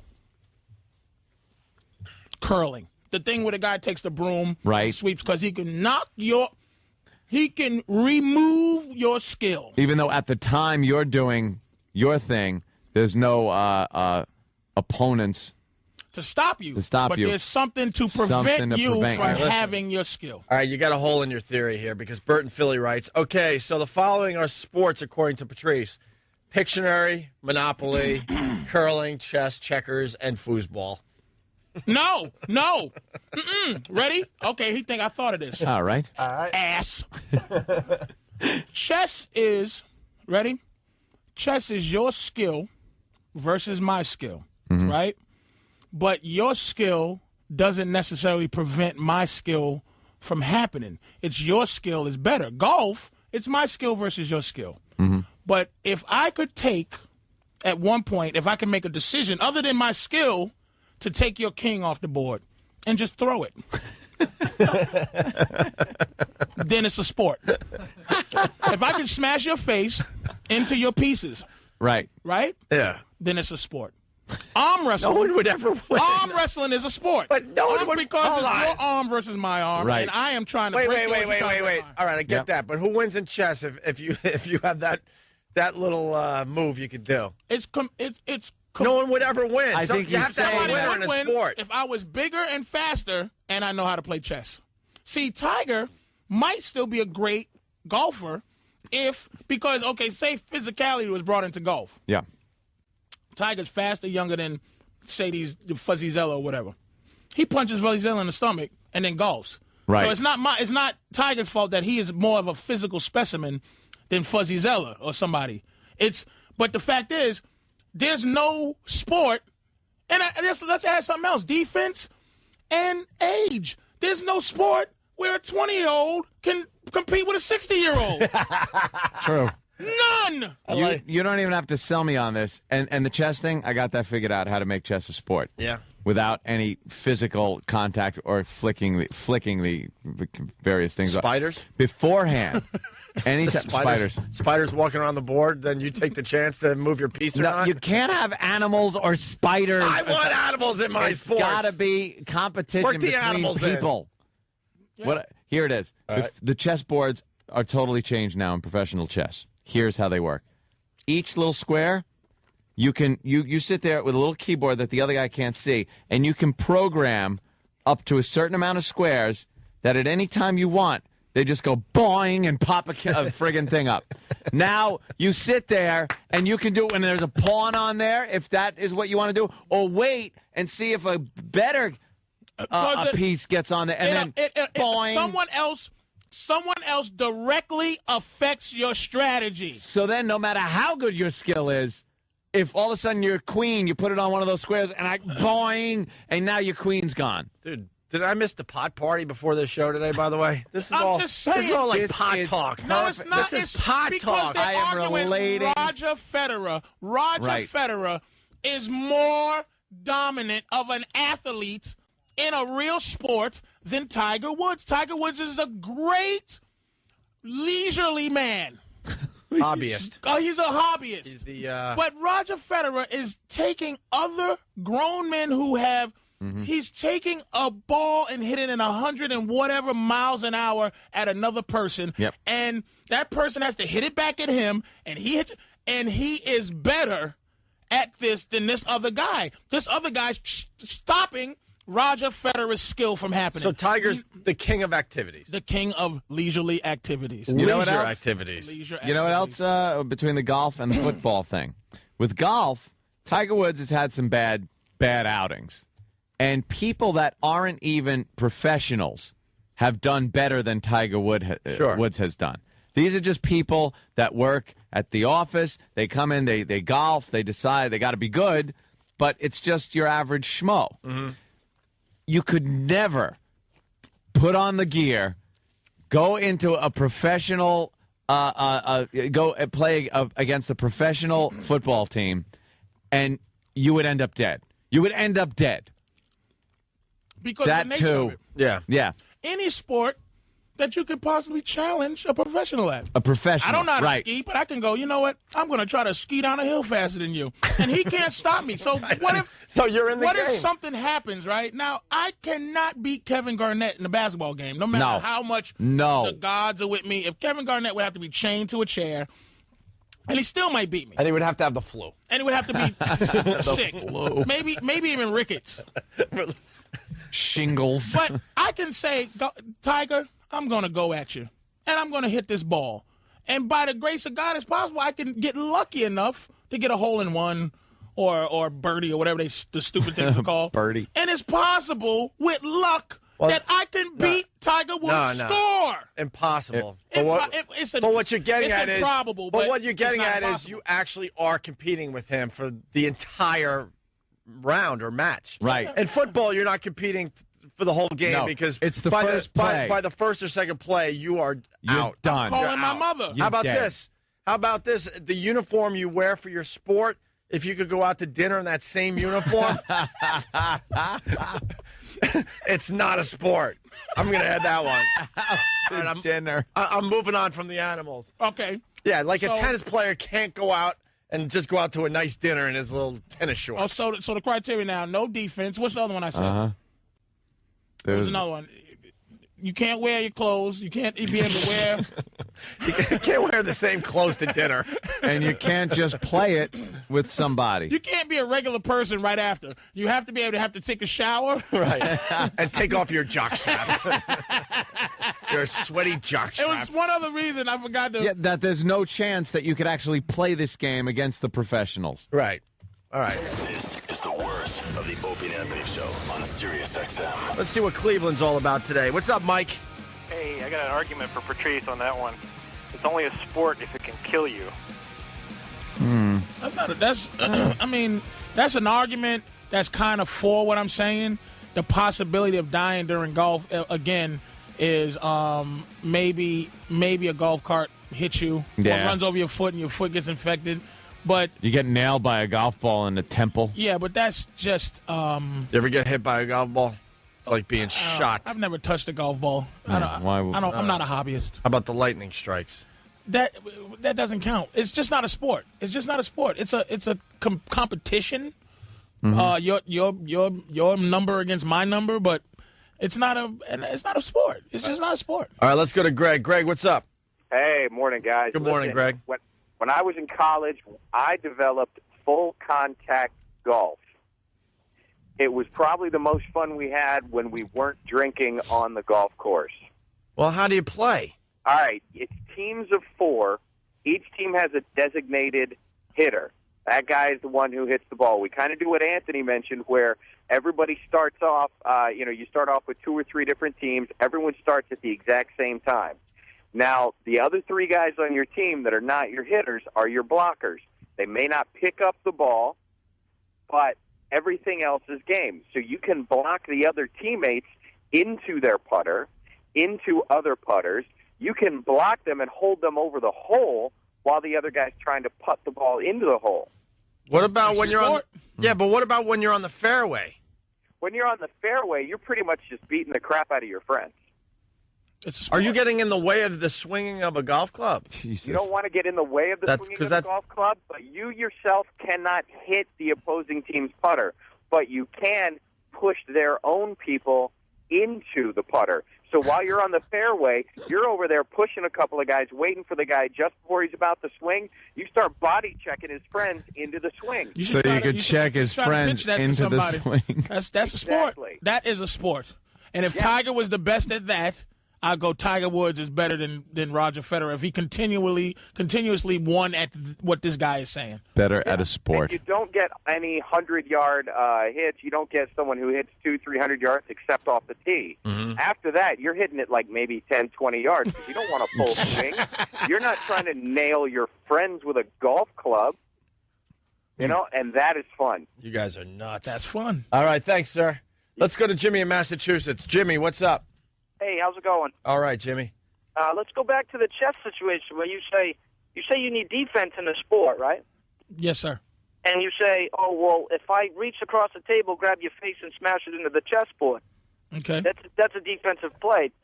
Take, say you put my king in check, though. Mm-hmm. I now have to make a defensive play and block that check. Yeah, I think you're talking chess might have to be a sport there, Patrice. You know what? And I'm not mad. There is a defense. I was playing chess this weekend, matter of fact.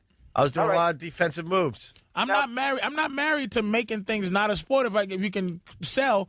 Now, if you considering that chess has an official defense, like your skill is affected by somebody else, like you can't have your skill if somebody's not trying to stop you. That's all I'm saying. So if you agree that chess will stop, that other person's skill can stop yours, then it's a sport. Why don't we add another rule? Like if you have a high IQ playing this sport, it's not a sport.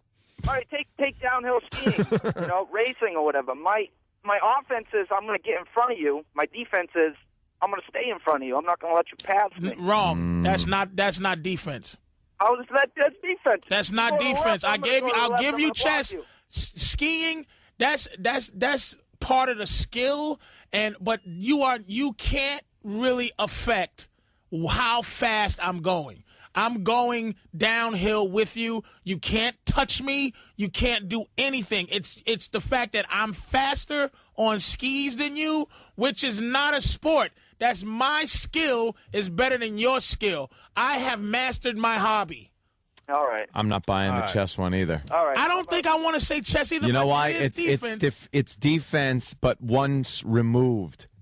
It's not defense against you directly. It's defense once removed to the pieces of the game. You're adjusting to that guy's move with his skill. You're adjusting, but you're not affecting what he's doing. Let's go to Matt in Queens. Matt, what's I'm up? not buying it. So chess might be a sport now. No, I'm saying no. I take it back. Sorry, dude. You almost had me. Let's go to Matt in Queens. Matt. Good morning. Good morning. Miniature golf. You got that windmill blocking the ball. Yeah, there you go. Miniature golf is now a sport, Patrice. You know what? Mechanical defenses, though. If you have obstacles, they got to be. They can't be man-made. They got to be human. It's not. Thank you, Opie. It's got to be something that's living and breathing. Hurdles, the 20-meter hurdles, not a sport. That's in your way. In your way, no. Detours, no. Yep. That doesn't make it a sport. Doesn't matter. Track and field, no. All right. NASCAR, not a sport. What? Now you're going to get people crazy. But just, now you're going to first get of people all, crazy. It out is there. absolutely illegal in race car driving to affect by actually these guys getting to fight. I see it on ESPN. Dude, you Trade clip paint. me. It's illegal to do these things, man. No, you're allowed to do a little bumping. No, you're not. They bump. It's accepted. You're gonna get beat up for it.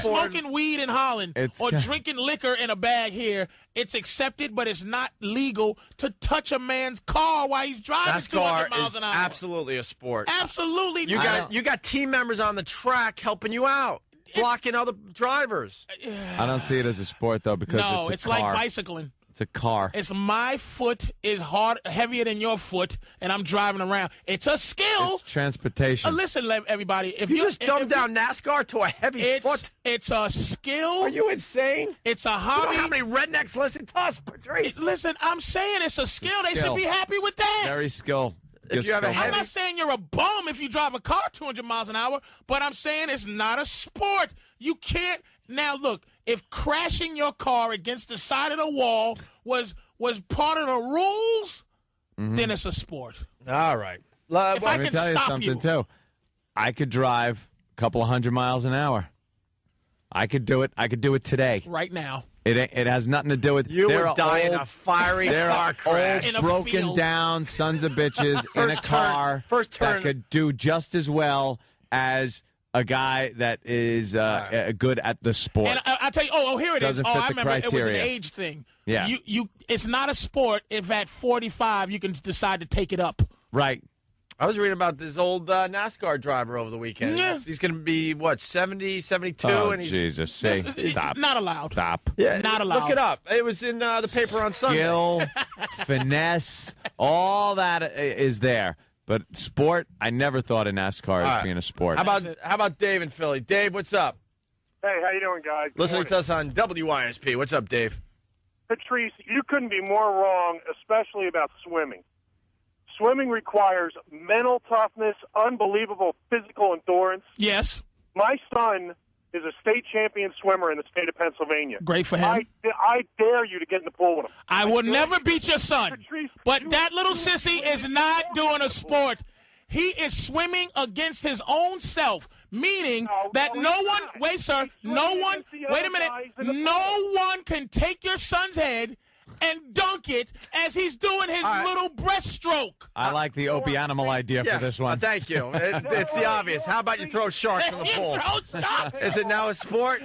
It has to be You're something. swimming faster and you're trying to avoid the sharks? Wait a minute. Now, water How polo about a giant is a octopus? sport. That's a sport. If your son played water polo, sir, he's an athlete. Wait, he is an athlete anyway, but he's not competing in a sport. The only sports that you're picking on are sports that black guys suck at.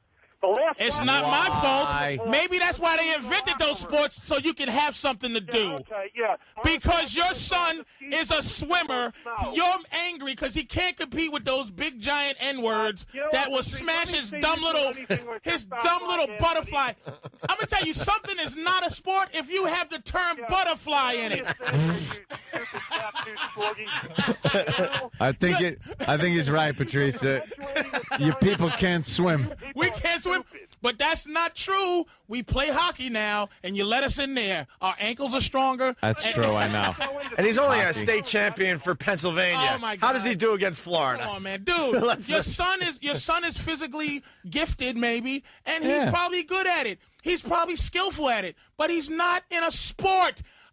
How fast he swims, no one can affect how fast he swims. So he's not in a sport. All right. Absolutely wrong. All right, thank you, Dave. How would they affect it?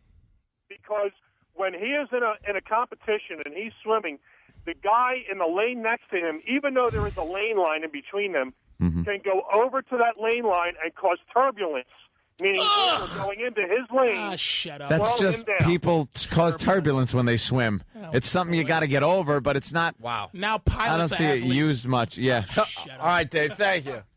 Man, you're firing up some people today. Because and the shark, by the way, is too obvious. I say big octopus. Oh, that'd be scary. Imagine you're just ready to touch the winning, the edge of the pool, and an octopus grabs your foot. Grabs your foot and pulls you backwards a little bit. Did he win his argument? Is swimming still not a sport? It's not a sport. Thank you. How about this? Well, How about following this? the Patrice rules, no, it's not. I could turn anything into a sport that isn't a sport. All right. Here it is. Swimming. You go to the one end, you do that cool little flip move, and then you got to swim back, right? Yes. Whoever hits that first thing, there's a button there. You hit it, every other lane now has a current going in the opposite direction based on the fact that you got to the other side first. Nope, that's just like hurdles. But you were It has the to one be that did it. Another person. Yeah, I got to the end first. What if you have your opponent works a wave machine? As you're trying to do it. Okay, wait a minute. Let's figure this out. So he has a wave machine. Wave machine, and but he has to. and it's important how it has to be fast he physically exerting to him. Right. So. Oh, now it's completely a sport. So, but the only person that works the wave machine is the other swimmer. Right. So you're trying to. If he wears himself out, he's going to suck Then at he- swimming. exactly. So he's got to balance. It's a fine balance. Then now that's a sport. I'll go with that. That's a sport. That's a sport All now. right. God, people are just waking up, tuning in, going, "Did these guys smoke pot before their show today?" This is a Pot talk. legitimate This is argument. And this is, and you know where this comes from? It comes from people, again, if you didn't listen, Roger Federer, who's more dominant in their sport? Mm-hmm. Right. Roger Federer or Tiger Woods? Tiger Woods is dominant in his hobby. Roger Federer is dominant in a sport. Here's another one. If you have a lint brush in your equipment bags, can't talk today. It's not a lint sport. brush. A If you lint- can wear a sweater vest, Right. if you can wear a wife beater sweater, if you can wear your same clothes to a christening, if you don't have to take a shower afterwards, swimming, you're already clean. He'll call back and go, "Dude, you dumb Negro, it's chlorine." You know, the You can eyes swim in can a fresh- burn. You can swim in a freshwater lake. The guy never got. Yeah, we can all do it. if after you complete your sport, you can jump in your car and go to a wedding without changing, it's not a sport. How disappointed was that guy once he found out I his know. son is not an athlete? We can all, like, obviously, we wouldn't beat his son Of course swimming. not. But I could do it. I could jump in the pool. I could swim to one end. I could swim to the other. Let's go to Sonny. Sonny. Hey guys, how the hell can Patrice turn around and say that skiing is not a sport?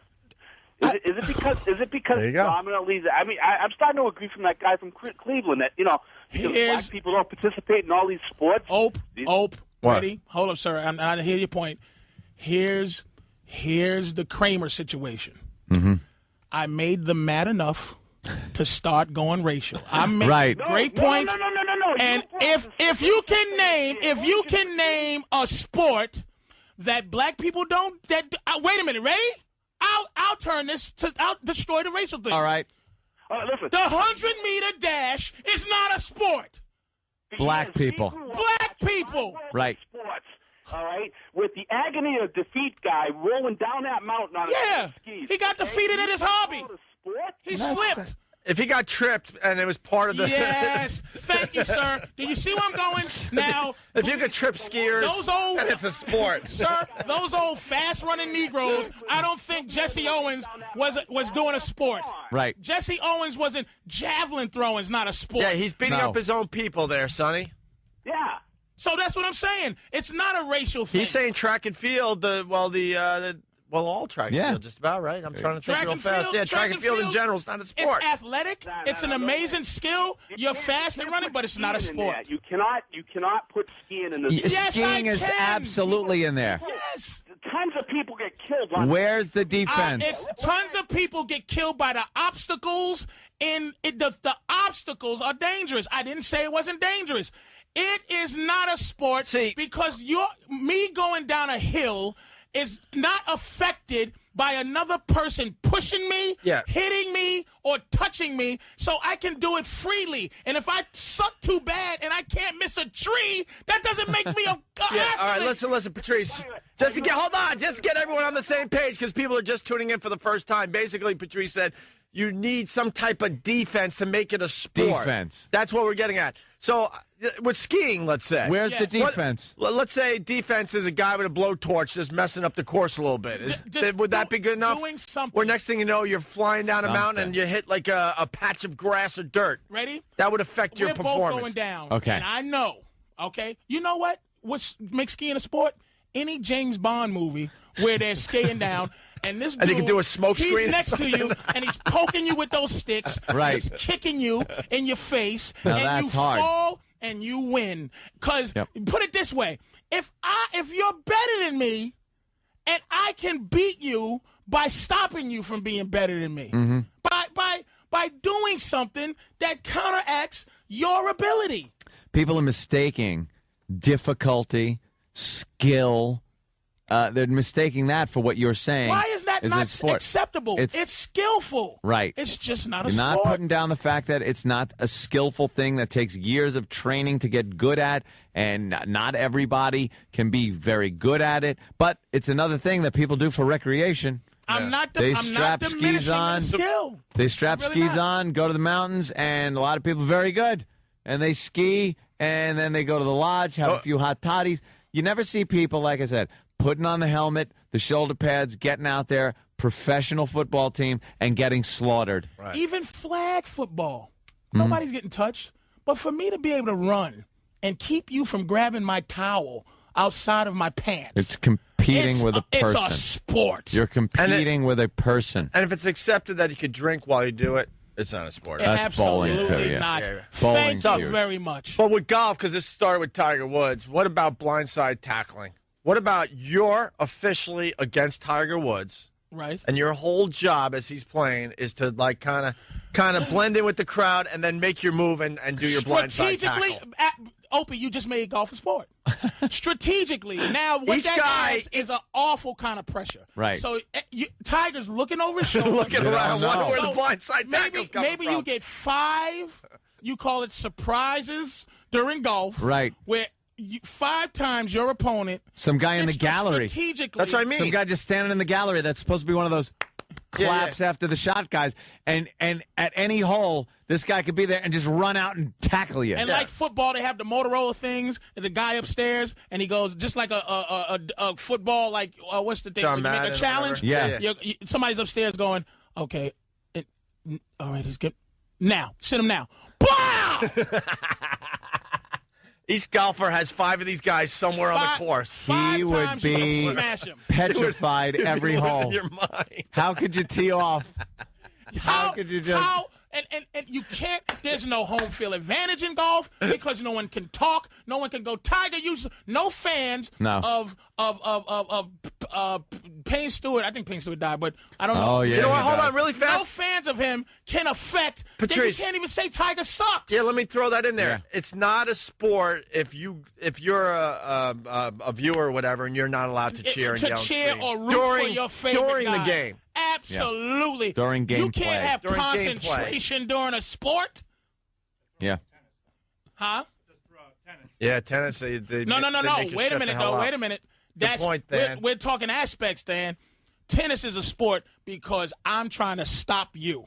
That is a sport. So we can do that with no audience. Right. You can play football with no audience. But I'm saying that football, dude, you're dealing also with people yelling. You're dealing with this guy calling you, you stupid. Rah. Negroes don't play. Now, I got to deal with that as I'm trying to smash somebody in their face or they're trying to hit me in my face. Yeah. That's a sport. But golf, shh. All right. Kill that squirrel. Hold on, we got a couple more calls, then we're going to move on here. Joe in Jersey, what's up? Yeah. Hey. Yeah. I agree with Patrice to an extent. And the whole thing is a sport is something where you compete against another team. Teams have a lot to do with it. You know, if I can't score more than you, it's not a sport. Thank you. Well, because golf, you can score more than me.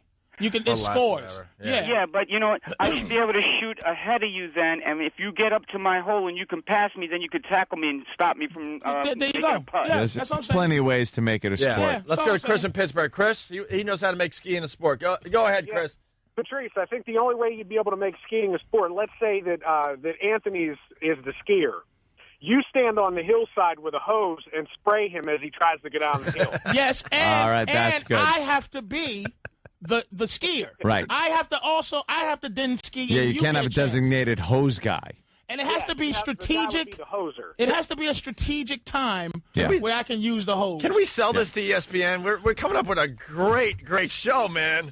Are you kidding Let me? me tell you something. Can you I'm sitting imagine here if going, we? should I Huh? even open my mouth about this today? Because this is a show. This is so a show. This is a show, and I was. You sitting get there people going, to hold Real on. sports. Hold on. You get people to sign away their lives, and you play golf our way, the Opie and Anthony and Patrice way, where you got 5 guys on your team somewhere ready to blindside you, blindside tackles. Oh, I was sitting there going, should I say? Because who wouldn't watch? It's like, okay. Who wouldn't watch a downhill skier and you don't know where that We make them a sport. The fire hose is coming the fire from. hose guy is? Fire hose guy. I'm so pissed. Just knocks him off his feet. Who wouldn't watch that? Who wouldn't watch that? Who wouldn't watch golf every Sunday if you knew at any given time there was going to be Someone's going to come blindside running out and just blindside him. Kind of like the new Tiger Woods commercial where he tackles the dude. There you go. Imagine if you That's get to great. see that Now during that's the a actual sport. sport And did you or see- the competition, whatever. And Open, did you see that they made a big deal out of that Tiger tackled the dude? Yeah. Because Tiger innately knows he's not doing a sport. So, but he's athletic. So when he did that, they was like, "Hey man, Tiger." He was showing that he is an athlete. Hey, dude, you got to be careful. They got stuntmen for that. And Tiger's like, "I can do that." Right. Did you see how upset, and I think it was the first Jackass or one of them, that the golfers got when they blew off those air horns in the bushes? They'd hide in the bushes, wait for these guys to tee off, and blow the air horn. Hey, now. Yep. Should be able to do that. Opie. All right. That's good. We start with golf. We'll end with golf. Here's Ken. Ken, what's up? Hey, fellas. Hey, man. What's up? I think Patrice is absolutely right. It is an acquired skill. It is not a sport. Anything like bocce, darts, bowling that you can play while drinking a scotch and having a cigar is definitely not a sport. It's an acquired skill. Thank you, sir. Thank you. Yep. Anything you can play at a nudist camp is not a sport. Billiards could possibly, under my rules, could possibly maybe be a sport. That's kind of like chess. But it's kind of like a chess one. You're through a second generation of defense. You're not physically your body defending, but you're putting balls in position. It's not a sport if it's just obstacles. Right. Okay. But we've all somebody has to- played extreme pool. Who hasn't played extreme pool where you're allowed to shoot at the guy who's trying to shoot? Oh, You get a little drunk and it becomes The a whole balls are new launching thing. off the table. Oh, yeah, that's smacking into each other full speed. What? That idea. I love your idea. Oh, yeah. No, just kidding. He's doing nothing. Get him in there right now and Pitch it. and pitch it. Get him to pitch it. All right, why don't we move on? We got the 72. He's 72. NASCAR run at 72. Good old James No one with a Hilton, swollen right? prostate should be able to do anything. Run the 72. I believe the he was. Ford Model T. Gets it out there. Crank it first. They're just passing him at 200 miles an hour. He's doing like Probably wears a 38. scarf and big goggles. Those big goggles, yeah. Driving gloves and a hat. Can I go with the hack line? He's going to have his blinker on the whole time. Because he's old.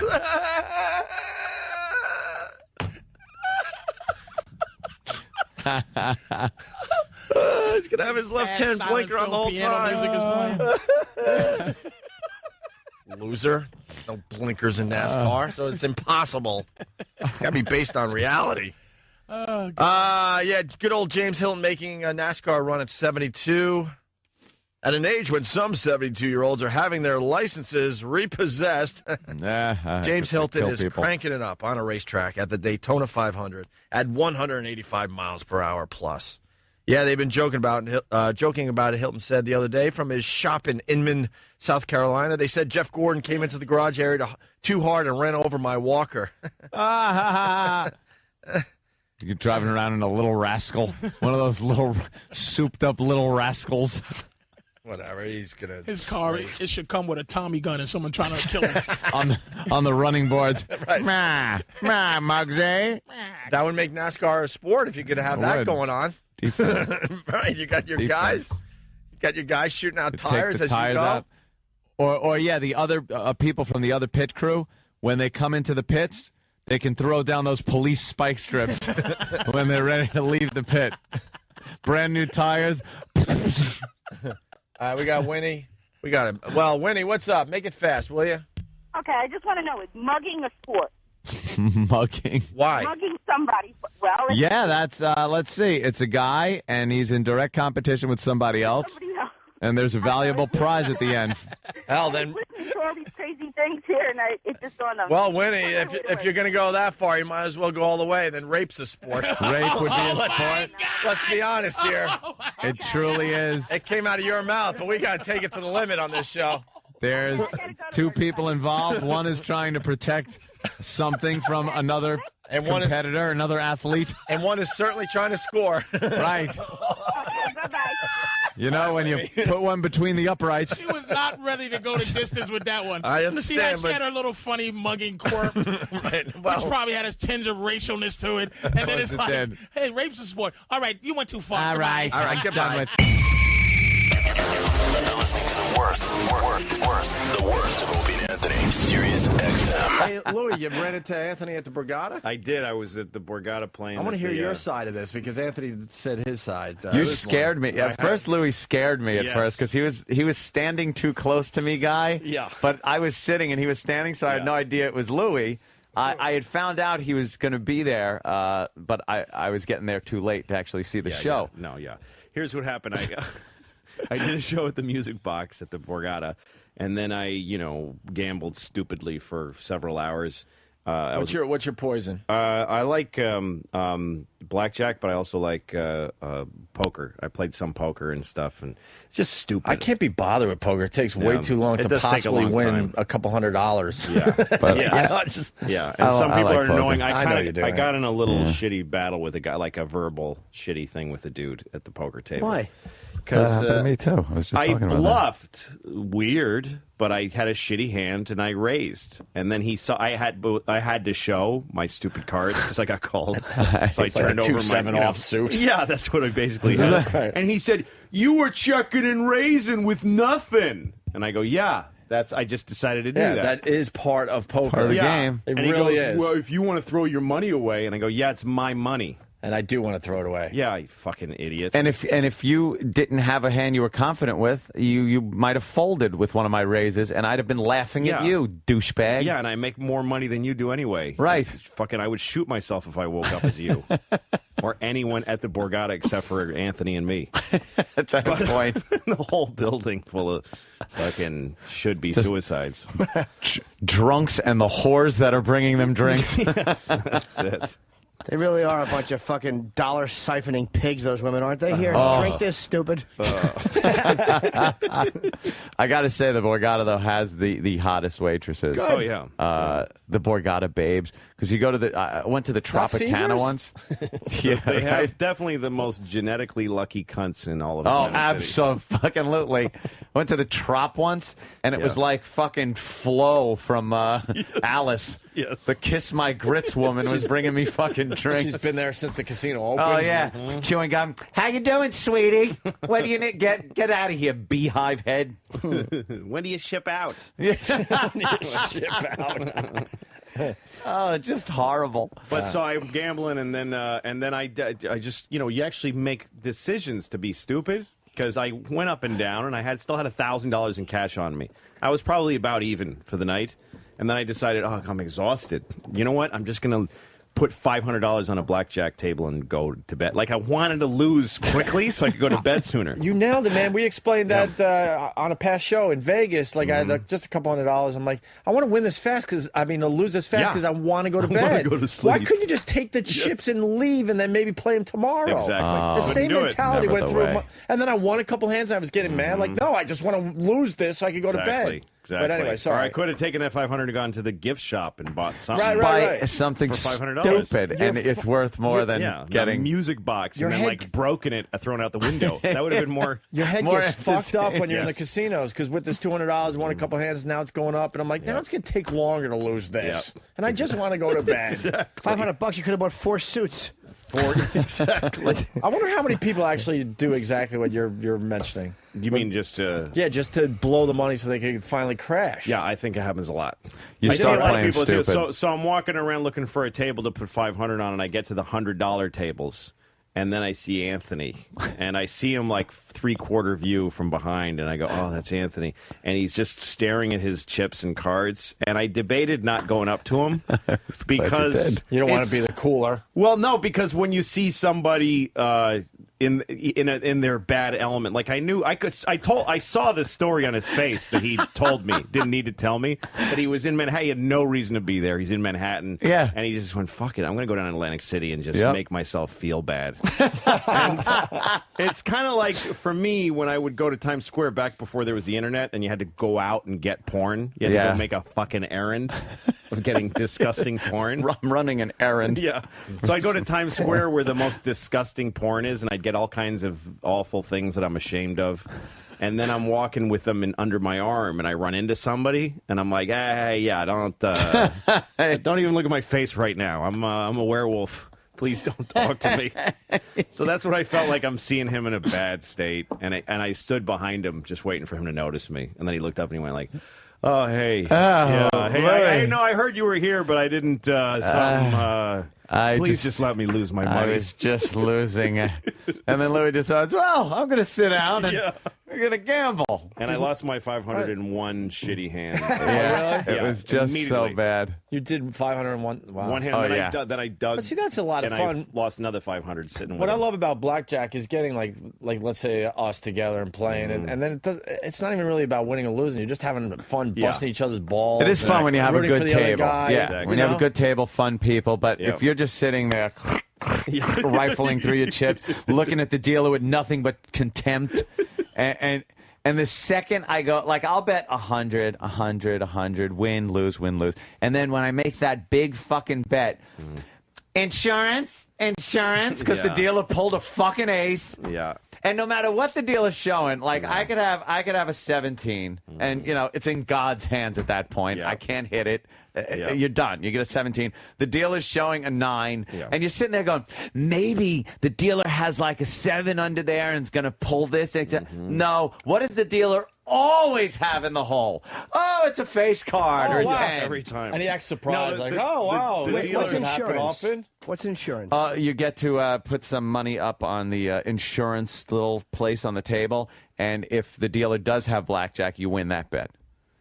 That's it. Yeah. Yeah, you can bet like there was half one of your point initial he bet. was- When Anthony- did they start that? It's been for years. always Yeah. been. I've never been at a table for always. that. Anthony was that? was losing so bad. He had such shitty luck that at one point the dealer was showing a 3, which means you probably got a good chance. Oh, yeah. And I made a joke that I bet she's got an 18 card under there, like that's gonna Yeah, like- somehow magically. So then she turns over, she has an 8, and the next one's 10. A 10. She goes Yeah. 21. 21. Louis like, I'm sorry. I go, no. You knew I go, you had you something called to do for with the that. 18 card. Yeah, and plus there's some Indonesian guy who's really betting a lot of money next Oh, to yeah, us. yeah. And he's looking at me, like, not very happy with No. the 18 card comment. No. But they will do that so much more often than you will. Like, yeah. like I don't know how many times the cards are flipping.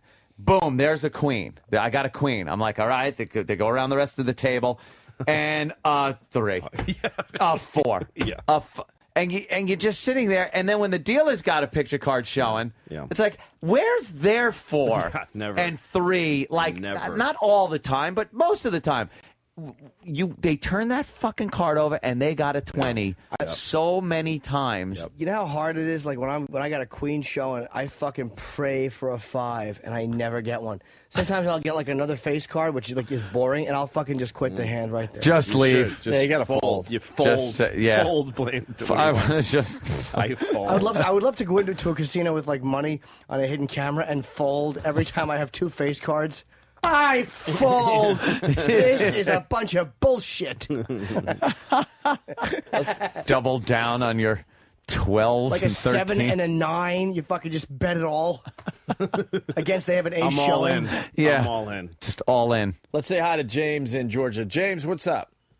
Hey, how's it going? Love your show. Thank you. Hey, my mom was a blackjack dealer on a riverboat in the Mississippi River in Ah, Iowa. yes. And that insurance, man, that's a sucker bet. You never want to bet that. Yeah, no, I don't bet the insurance, but you know what they do though? If you have 21 though, and they're showing an ace, and you can do even money. You got to do that. That's, every time. You're an asshole if you don't do that. I always take the even money. What's that mean? If you have 21 and If you have showing 21 and they're showing an ace, that means if they have 21, you get nothing. You push. But you can say, I want even money, and then you won't get 2 to 1. Oh, God, this is boring. Then you won't get. We're just explaining blackjack. Yeah. Like this is one of those shows. You get Here's better what you odds do. of the blackjack. Yeah. Let's go to Adam in Alabama. Adam?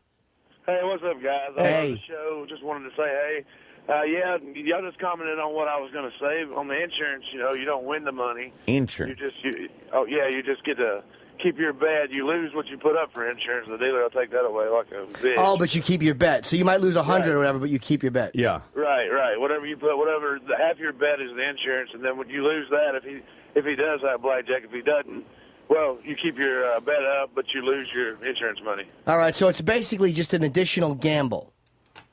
Yes. Yeah, it's all. I mean, because you already risked the money, so it's stupid that you're throwing I good would money do it after if I had bad, a- If basically. I had a G up there, I would do it, but I wouldn't do it. If you're betting $1,500, I wouldn't. It's also the I would hand. never If play you want to insurance. protect a good hand, Yeah. then you would do it. Like if you got a crappy hand that's probably not going to win anyway. Right. Right. All right. Thank you, sir. Let's go to John in Freeport before we move on here. John, what's up? Oh, man, I just going to say I got plenty of friends that are dealers, man, and when they kick ass at the tables and put people out all night, hell, they go to another boat and play. They're hot on their luck. Oh, you mean because they feel like they're lucky? They're lucky. Even though they're not winning actual I money. don't know. A lot of dealers I've talked to don't play the games. Yeah. They don't gamble. Yeah, they know how ridiculous it Yeah, is. exactly. They see people losing their money, so they just go, This I'm is not a bad playing idea. that. Screw that. How stupid are these people that Yeah. I'm dealing to? Jesus. I get taught every 4 seconds how dumb this is. I need Keith the cop to go with me though to the casinos because I realized he's the guy that keeps me in check. I'm a child when I'm alone like that because I brought about $5,000 up to just a little over $30,000 and left the Borgata with $1 in my pocket that I had to give to the guy for bringing my car up. So I left with no money. I had a car that I just threw away. Yeah. I could have had a car. There was a car. Do people get mad if a dealer is beating you, and every time the dealer beats you, he goes, yes? I think so, yeah. I That'd would be cool. kill the You could have probably gotten 2 Ford Focuses. Yes, 30 grand. 2, and just 2 Ford Focuses. strapped in and played bumper cars That's with him it. with That's a friend. what you could have done Brand that. new cars, You could have and done just that. play bumper cars and giggle our asses off. But Yes. instead, I gave it all back. How about this? You could have bought your fucking pal, who maybe doesn't make as much, a fine gift. I could have right. done that too. Or given it to us. You could have bought in a Ford Focus, gone up to a fat girl that you see all the time that's lonely in your neighborhood. and Here. just say, here's the car. This is for you, you fat cunt. And Sort of a backhanded gift. Like she's got to take the car, but Yeah. What would and it then take- have I'm a fat She'd cunt sit there written going, on it so that she has to. And she's like, I got to take it. It's a good car. What would it take for you to walk away? To walk away, that's why I'm saying I need Keith the cop there with me because it wasn't even like it was early in the evening. Early in the evening is very difficult to walk away because it's all night. This was well into the night. I think the morning already. It was Yeah. stupid of me. So Keith always goes like, "You want to leave?" Because especially if I start losing, I go, all right, and then I'll say something like, all right, a couple more hands. Let's see how those go, and then I'm out of here. So I probably would have lost a little more. And then gone, all right, let's go. Dude, if I'm up But if I'm 1,000, alone, I'm I like a child. I just don't have the bug to gamble because if I'm up 1,000, I'm so out of there. Like, all right, that was fun. But the only way you make I can't stop. the only way you get up to 30,000 is by making the max table bet, which is 6,000. Yep. So I was making $6,000 bets, and I'd win. I'd No, win. It was like holy shit. I'd hit a huge hand. I got blackjack twice in a row But it takes on $6,000 It takes hands. a bite out of you as a person. It certainly Because does. when you go and you sit all night and you go up thousands of dollars and then you feel that losing it makes you sick to your stomach and then it's like 3 a.m. go to sleep, and I had to wake up for a train the next day. I mean, and then I got to get up early, and I smoke cigarettes because I always do You in just casinos. feel like shit. And I lost money, and I'm just ugh. A bite out of you like doesn't, an asshole. doesn't cover it. It's like No. saying Jaws took a bite out of Quint. Fucking took a nibble on him, Yeah, tasted him, just took a little tasted a him. sliver. Exactly. And you're on a losing streak. Am I on a losing streak now? Yeah, the last I was few on a big times. winning streak. Although the one we can't talk about, unfortunately. I'm still ahead. That was a biggie. I'm still ahead, but I'm saving it for. I'm saving all these losses for tax time. There you go. That's what I do. There you go. Hey, Jay, That's what's what up, I- buddy? It's a positive. Jay Moore, everyone. Oh, hi, Jay. Welcome Jay. aboard. I'm finally up early to call you guys. I wanted to say, Louis, your stuff on every time I hear you on the show when I'm driving, your stuff about being a parent is some of the most insightful stuff I've ever heard. I always go home and I tell my wife because I know you guys are talking about gambling. I'll tell you about gambling in 2 seconds, but I don't know the next time I'll see Louis, but Jesus Christ, man, it's funny, it's hilarious. Oh, it's thanks, man. insightful, Thank you, and you're Jay onto Moore. something. It's like guys like you.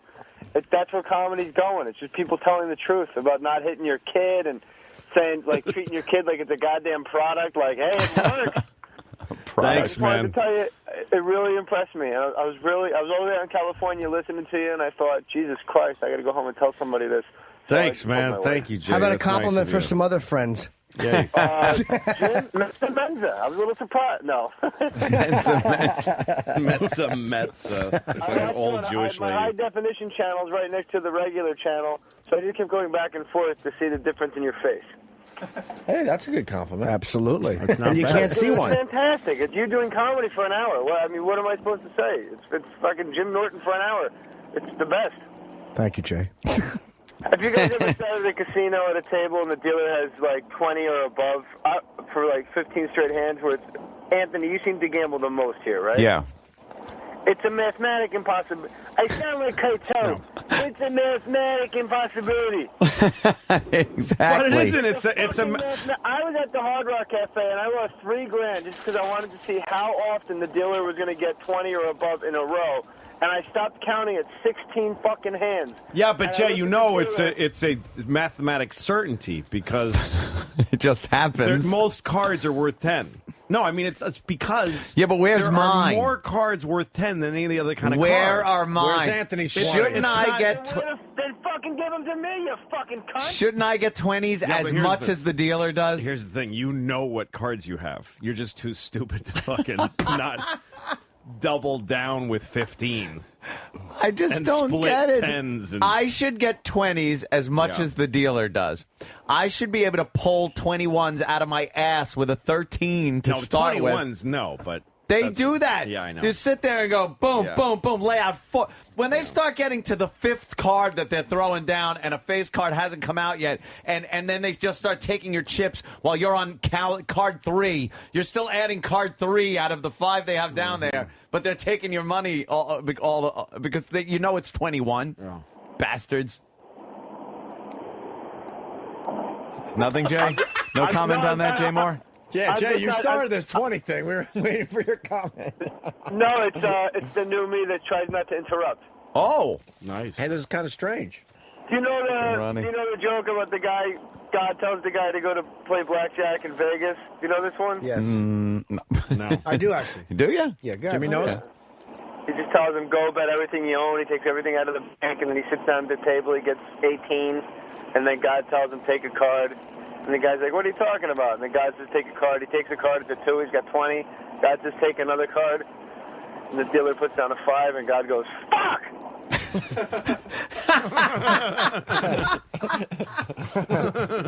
That was the shortest version of that joke ever, because I don't want to get hung up on. That's a funny joke. I actually heard That it. is a funny goddamn joke. I heard it pretty in funny. roulette. Put it on black. I heard it in a Oh. roulette form, but I knew where it was going. That's pretty funny because you're expecting a whole, twisty, quippy, gaudy thing. Right. Gaudy But thing. no, Yeah, and then God just says, yells fuck. Yeah, but that's a bunch of bullshit because the Lord would know what cards are coming. Of course he would. He knows Well, like, everything. You know the joke about the Jewish guy and he's drowning and somebody comes by in a boat. You want me to save you? He goes, no, God will save me. So the boat keeps going and then the helicopter comes. Come on, get on the helicopter. No, God will save me. all that shit. Same too long joke. Yeah. And then he dies. And he meets God, and he says, "Why didn't you save him?" And he goes, "What? I sent a boat. I sent a helicopter." But his joke would be like, then he goes to God, "Why didn't you save me?" And God says, "Shut up, you fucking Jew." Which is a better punchline. I like "Shut up, you fucking Jew." They are amazing, the Jews. There's a wonderful joke about a Jewish woman whose son is in the ocean and he's swimming. And he begins to drown, and she screams, "Help, my son is drowning. Help." And I think God somehow, what's God do? He pushes the kid out of the water. I don't remember the rest of the joke. Oh, my God, Jimmy. No. I know the joke. Jay, can you tell it? Because I know it's funny, but I fucked it up. Like Buddy Hackett used to say to his ex, the guy, she goes, "Help," it's an old Jewish boy, like, "Help, my son is drowning, my son is drowning." So God, like, miraculously plucks this kid out of the ocean and, like, puts him on the blanket on the beach. And they're crying and hugging, and the mom goes, "Hey, mister, he had a hat." He had a hat. Oh, God. But it was a fucking Jews. Oh, the Jews. Oh, the goddamn Jews. That's all I got. Good night. Take care, Jay. Take it easy, Jay. The great Jay Moore. Thanks, man. Jay is fucking. It's really hard to be funny on the phone. Jay is funny on the phone. Yeah, I know. That is really hard. Always. That Oh, bastard God is damn. funny. My favorite of the night, though, was the roulette table. When we finally got up off the blackjack table to make our fortune over at the roulette table. Yeah, because when you lose your hundreds, Right. and you go from the $100 table, which is guys in tuxedos and James Bond and shit, Yeah. and then you move over to the roulette table where it's dollar chips and really dumb people. Yeah, oh my God, was who that guy are stupid. Very not white at all. There were two black guys Extremely there. not James Bond. One guy that thought he was like Diamond Jim Brady. He's just thinks he knows the game, trying to teach his buddy who just knew shit. And he was God. just getting in the way and making everything take forever. I wanted to punch him in the face. Oh, was he Put it awful? put it on the number you think is Put gonna the one. go. No, it's got to be. You got to be. It's a minimum, so you got to put 3 of them on there at least. 3. No. Now put the other. Just put pick it wherever the you number. want. Pick the number Oh you think. shit! Shut up. So Louis puts down, some money and wins right off the bat. He had a nice little stack. I of won chips. like $400 in one roll. Wow. And then he just looks at me and goes, "This'll dissolve into nothing in no time." And it did. Yes. Because I was putting $5 chips down, and I had like three chips on a number and hit it directly. And it's 35-1. Sure. And, Yeah. That's nice- when you should they walk pushed away. over That a ain't huge- happening again. Huge stack of $5 Huge chips. stack. Hey, that's No. As a matter of fact, it would have erased what I lost at the blackjack table. But it was like the first fucking spin of the wheel. yeah, what are what you am I- going to leave? No. I don't have the bug because if that happens, I'm walking. Oh, no. Nope. It's like, okay, cool. That's what you're supposed. That's what you're hoping for. It happened, so it's time to walk. Yep. No, you I just didn't. gotta- I didn't even tip the valet guy. That's how bad I lost. I had to avert my gaze and get Are in you the a car big gambler? quickly. Just get Put up in the window and fucking go. Big Only gambler? when I go to those places. I don't gamble on sports, and I don't I can go get to them sucked on in a little purpose. bit when I'm there, but I don't like search it out on my own. If I we're only- there for a show or what have you, then sure, I'll join the fun. But You know what I understood what gambling was and why I don't do it? I was in Vegas one time, and I don't. And I walked by one of those tables where they have like a wheel with dollars on it, like 20 and a 10. Yeah. And you put down and you bet. And I put a single on 20, and it hit 20. And my first thought was, why did I bet 20? That would have been 400. Yeah. That's it. That's exactly what That's it is, what gets man. you. It's fucking that little moment you have, which for the rest of your gambling career, No, that's what when you're playing Not blackjack enough. and you've been betting $100 hands. Oh, yeah. And then you decide to taper off and you put 20 on a hand, and they give you an ace first, and you literally say, "Don't." You're like, don't give me blackjack." fucking I blackjack don't want now, it. you son of a bitch. I don't want the money Don't want it. because it should have been 100. And then they give you blackjack, and you go, Got it. that figures. That's what I say. That figures. I go, where was that last hand? Thanks for the $30, you cunt. Yeah, fuck it. Just throw it at her head. Throw the fucking chip. Here's your tip, you fuck. Take it. Put my feet up on the table so Pesci can slap me in the face. This is the worst of the Opie and Anthony Show. You guys suck! Sirius XM. we got Dane Cook outside This the isn't studio Gary Glitter. with Old Tom walk in? with Bob Kelly. Yeah, get Dane in here. Just have him walk in. Dane, what's up, brother? Look who's got to take the fucking Oh, couch. Bobby. What? What's wrong with Bobby's got to take the Please. couch. It's the first time he's ever been asked to sit on the couch. I Usually they put the big dickhead. shot over there. That was just hurtful and mean. I'm kidding, Bob. Settle down. I was just talking to him about the Propecia and the Rogaine. Oh, really? Yeah, I was thinking. I think I want hair again. I think I might. Yeah. I think I might go the You way gotta of go the some Anthony. follicles. I'm getting a great mullet growing I got a back video. there. I gotta get rid of I this. should have bought it. Can I have some of your mullet? Yeah, I'll get it from the donor area. What's your video? I took the Propecia and I started coming yellow chunks. What? I'm For not real? even kidding. Honest to God, You're supposed to put it on your head. Yeah, Bob was dipping his cock in Propecia. He's got really hairy balls. Killing his dick hole. What the fuck are you doing? You know what, dude? You bald, you put the hair back on, boom, you got hair again. Cup of coffee, cigarette. Yeah, coffee, wear a hat. Dane said he's got a video. What's the video? Yeah, somebody said Jay Hall's brother. Yeah. Oh shit. From Chicago had our first. It was '92, and it's all of us doing our stand-up and then sketches. It's the whole show. Wow. Yeah, we did improv, which is one letter short of improve. No. Right here's our improv. Here's our improv. We're so savvy. We're on stage and we're like, all right, we need a fake movie. And, you know, improv. It's like the first thing somebody yells out. Yeah. We're sifting through all the options. Guys like Ghost House, and we're looking at each other. Nah. What else? Keep yelling. So pick Keep a better yelling one. until Pick a you better yell one. something we've done before. It's fucking improv. You're supposed to just go with the first one. No. Improv stink. I just hate it. You know, my girl's taking watching it. It's my girl's taking an improv class, and she actually gave me the book on like how to do improv and everything, and the amount of swipes they take at stand-up comedians. Oh, you shitting me, really? I was reading it on the plane. I just kept going improv. like, yeah, they're just like, this isn't like a stand-up comedian where it's all been rehearsed time and time again. Sure, there might be a little bit of improv. It's just like, it's great when if you I wrote go, a book okay, about and freeze. But if I wrote Now a book about you're- stand-up, at no point would I feel the need to take a swipe at people who do improv. Because they're fucking jealous that I'm telling you, improv people are fucking jealous that they can't just stand there with a microphone. They need 8 other people. And when they run out of fucking steam, they yell tag, and the next asshole comes and bails them out. We don't have that option. You think I don't want to yell tag sometimes when I'm fucking eating my balls? Please come up and help me. Yeah. Now, wasn't that improv right there? Did you have all that written and I worked said out? that actually yesterday morning, exact same time. Every morning, 8:40 same break. thing. Right. I tried it on 800 different radio stations before I came. That's what I was thinking. I was thinking the Opie and Anthony show you improv every day. Oh my God, we don't know what the fuck we're gonna say next. We're reading a teleprompter right now. Yeah. The whole rule of improv too, like number one golden rule: don't deny, don't deny. And our whole thing was deny. Yeah. We would mess with each other. You know, you'd be like, oh, obviously holding like a fake baby rocking baby. Why are you carrying your own tire from your car? It was just we destroy each other with denial. Like comedy cock block. You guys are all the biggest assholes out there. that's fantastic. Comics are just Fuck 'em. assholes. Yeah. Don't let anything Sometimes the problems will be false. Yeah. I just found it fucking. This just sucks. I ordered an egg white omelet with ham, and there was a carrot in the middle of it. Why egg whites with ham? Fuck. Why is there orange? Like, why bother with if you're the gonna ham have the part? ham, you might as well just go with all the in with the yolk. eggs. Go with the yolk. The yolk is the best No, tasting I part. I like egg white. And douse it in salt and The only pepper. time I like the yolk is when it's gooey. Yeah, you could have it Shoots like out loose. when you Sunny bite it in a side up, sandwich. get it and it just loose. shoots out, and then you wipe it up with a fucking Some toast. Yeah, Good shit right there, Wow, man. don't get me going on fat stories. Don't get me going. I actually was in Miami Improv. I went to El Polo Tropical and ordered $40 worth of meat. The next year I went back, they remembered me.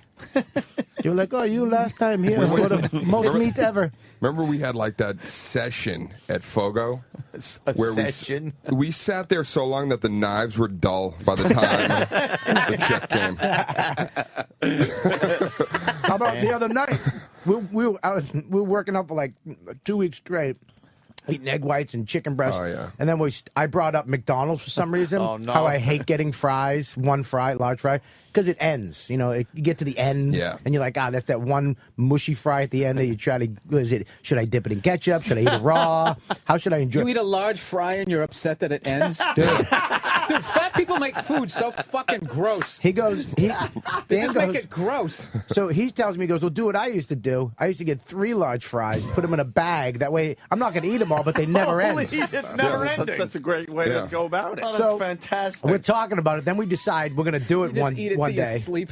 We decide we're going to do it one day, and then it turns into either tomorrow night or the next night, and then we're driving by McDonald's after the gig, and we're like, dude, there's a McDonald's, and we're going back and forth. All of a sudden, the stupid limo driver just turns in, like Turned in. He made the decision He did. for you. We weren't going to say yes. So like for the whole time, we're like, yeah, dude, there it is. And this guy just gets in the drive-through. We just froze and stared at each other. And he did that thing where he pulled up so the mic was next to the back, the back window. So we had the entire option to be like, no, we're good.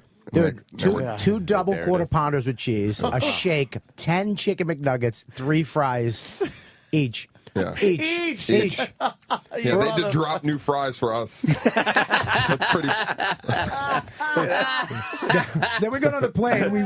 We had Tyson documentary, and then we ate all the food. I thought it was fucking hallucinating because we saw the northern lights were coming from Alaska. So I look out the window and it's just green and purple. I'm like, I'm dying. I caught diabetes.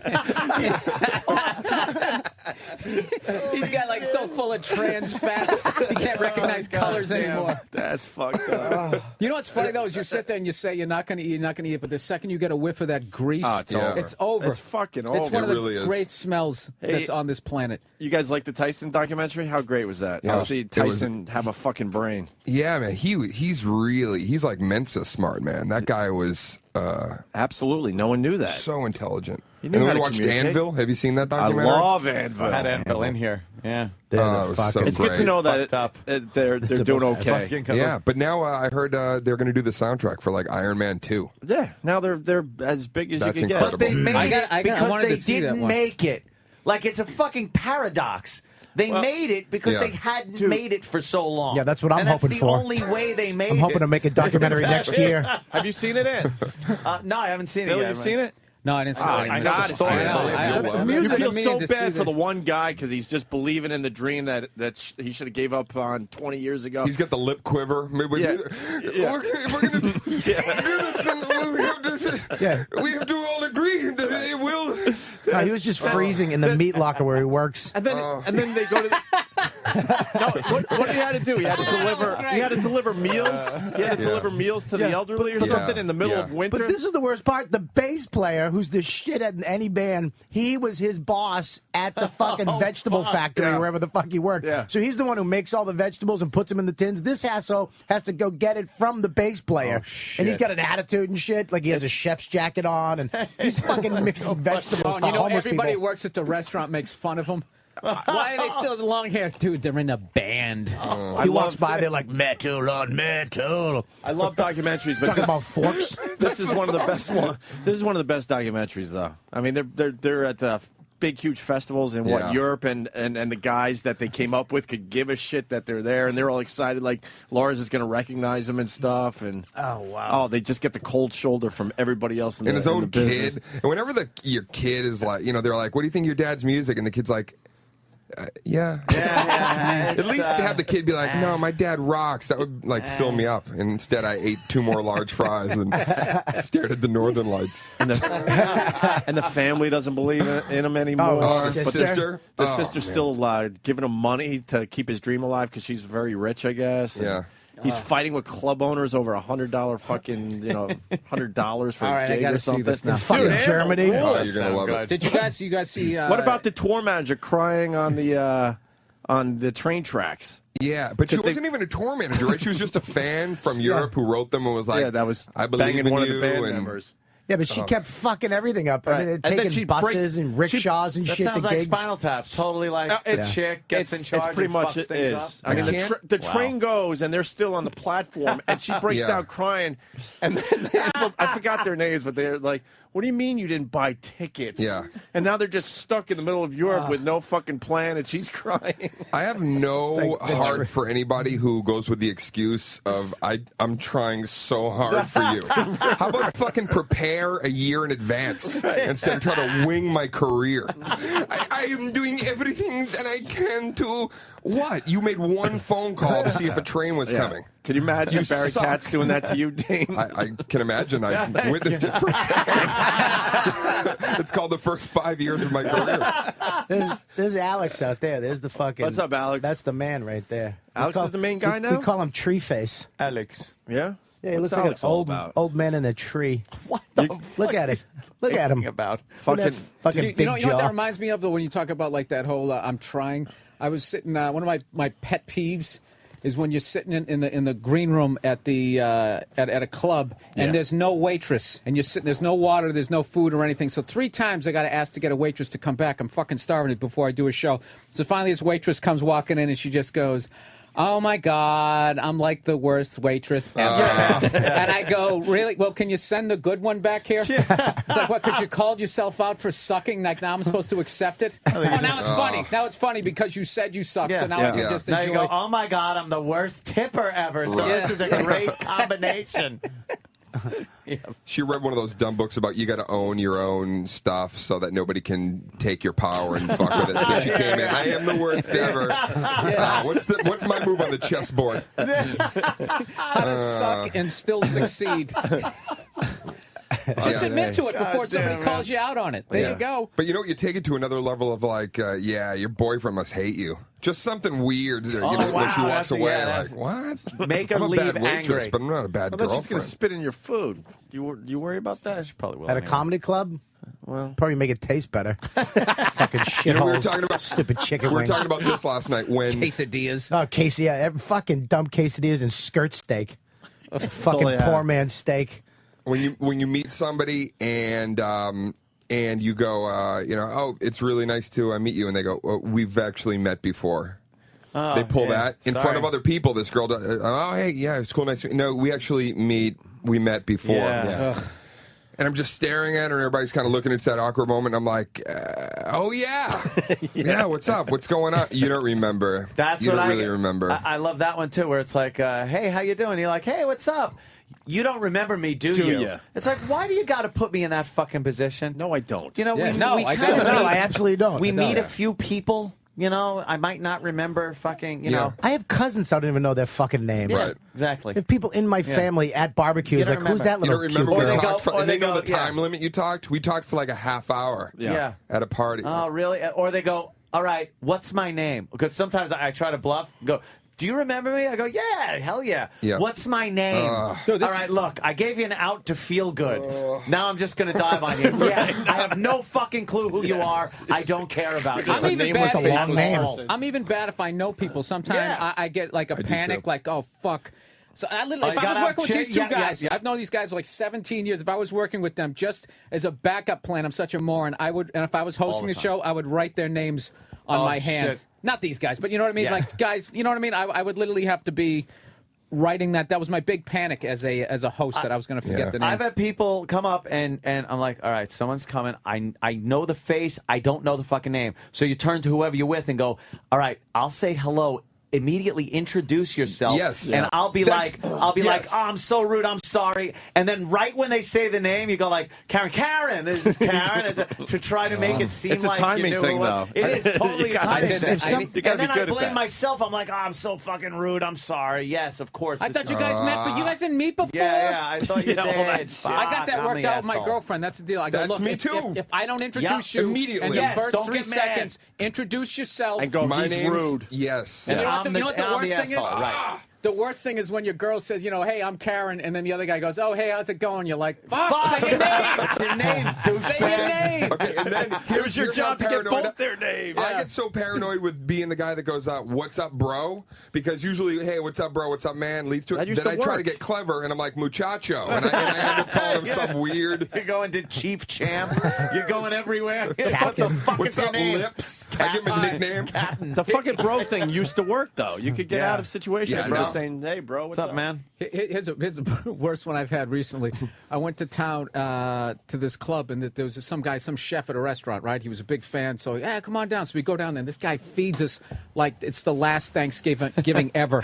Everything on the menu. It was like bizarre. Like we had like shrimp, and then waffles came out. It was unreal, but it was all delicious. And I hung out and talked to this guy for 45 minutes. And he goes, yeah, I'm coming out to the Late Show tonight. I go, all right, dude, we'll hang out. I'll get you a DVD. Thank you so much, blah, blah, blah. So the end of the show, the guy stands in line like a regular person. So I'm totally in robot mode going, hey, did you have a good time? All right, thanks a lot. So the guy who just made me a free meal, I'm talking, he's like, hey, what's going on? I'm like, hey, man, did you have a good time? Do you want a DVD or something like that? And the guy's looking at me, and I totally didn't even recognize him. Did he pay for it? No, he ended up walking away, and then the middle act. Then the middle act comes up to me and he goes, "Oh, did you see Chef Chris? Chef Chris came out." I go, "Wait a minute." And I go, "Oh, fuck!" And I had a panic. I said, no, but I went down to his restaurant the next day with DVD in hand. I was just like, "Dude, you got to understand. People come up to you and they say, my brother just died. He liked your comedy, or they're just like bizarre shit." People slapping you on the back really hard, spitting in your face. Right, go fuck but dude, there's no yourself, excuse. Bert. Like I literally, I was still full from what the guy fucking cooked me, and I couldn't remember. Just wanted to make sure that shrimp and what was it, waffles? Yeah, well, shrimp and waffles. What is that? Is he a Isn't chef at a fucking IHOP? Isn't that a Paula Poundstone album? Shrimp and waffles. No, it's actually. Have you ever taken a shrimp and waffles and put them together?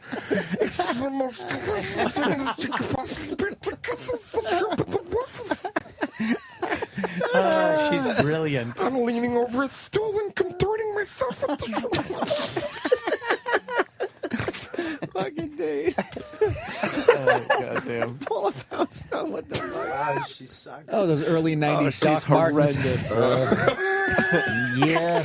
We got it. Did you ever You're watch the gay. young comedian specials? Oh, yeah. And just watch how fucking atrocious comedy was back then? Even the name guys were like, you know, you watch Yeah. old one, because I remember seeing the one with Seinfeld on it and fucking shit, and you watch the act and go like, wow. I saw one they That's did in New brutal. York, and some gay guy with fucking just great hair. Some what? And a gay guy. Robert hair. Kelly. No, yeah, I said great hair. Oh, that was back in the day. You did. I did. I had You red had a lips. model, motherfucker. Oh, fuck, did I have red lips. I could have been a menudo. And he had the fuzziest pink. It was just this hairy, fuzzy pink sweater. Right. It was so hot. He just made the wrong And the- choice in and wardrobe, the and he was opening sweating the credits whole of time. those. Oh, yeah. Oh, yeah. That music.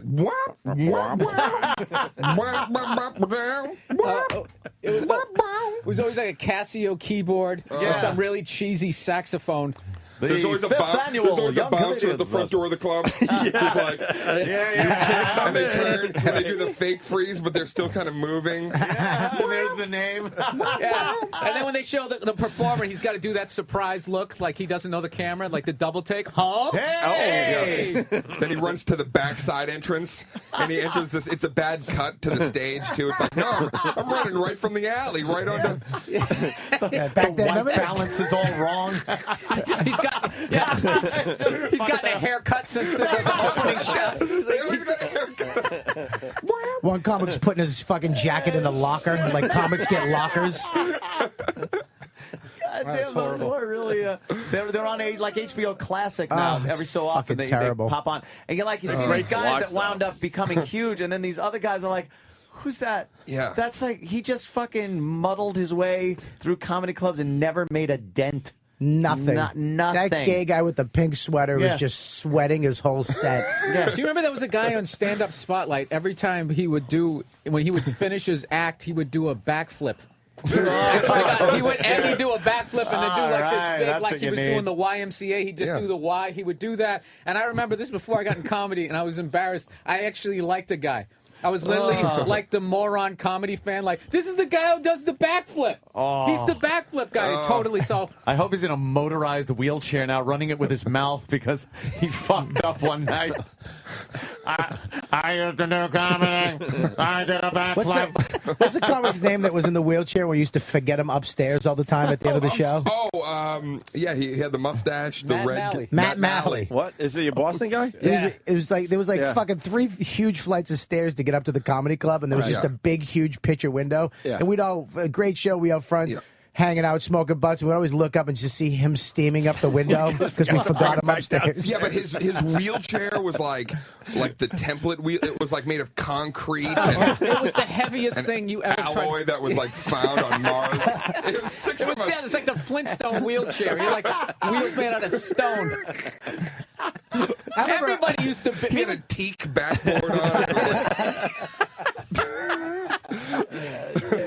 Fucking fucking We used to have to lift him. Dude, that guy one time, he booked me at a, he told me it was a high school. He goes, I got a gig. It's a high school. Me and remember Jim Dunn? Yeah. He goes, me, Jim Dunn, and Matt Malley books us at this high school, right? And we're sitting there going like, oh, my God, this is going to be brutal. It's a high school. What the fuck am I going to talk about?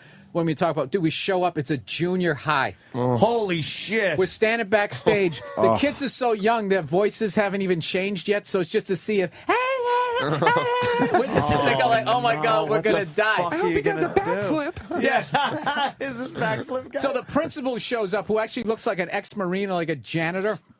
He goes, all right, I'm doing the intros. What do you got me to say? So he tells me intros, and he comes walking out, and the kids are like, this is the intro. He goes, and we are quiet, please. And everybody just shuts up.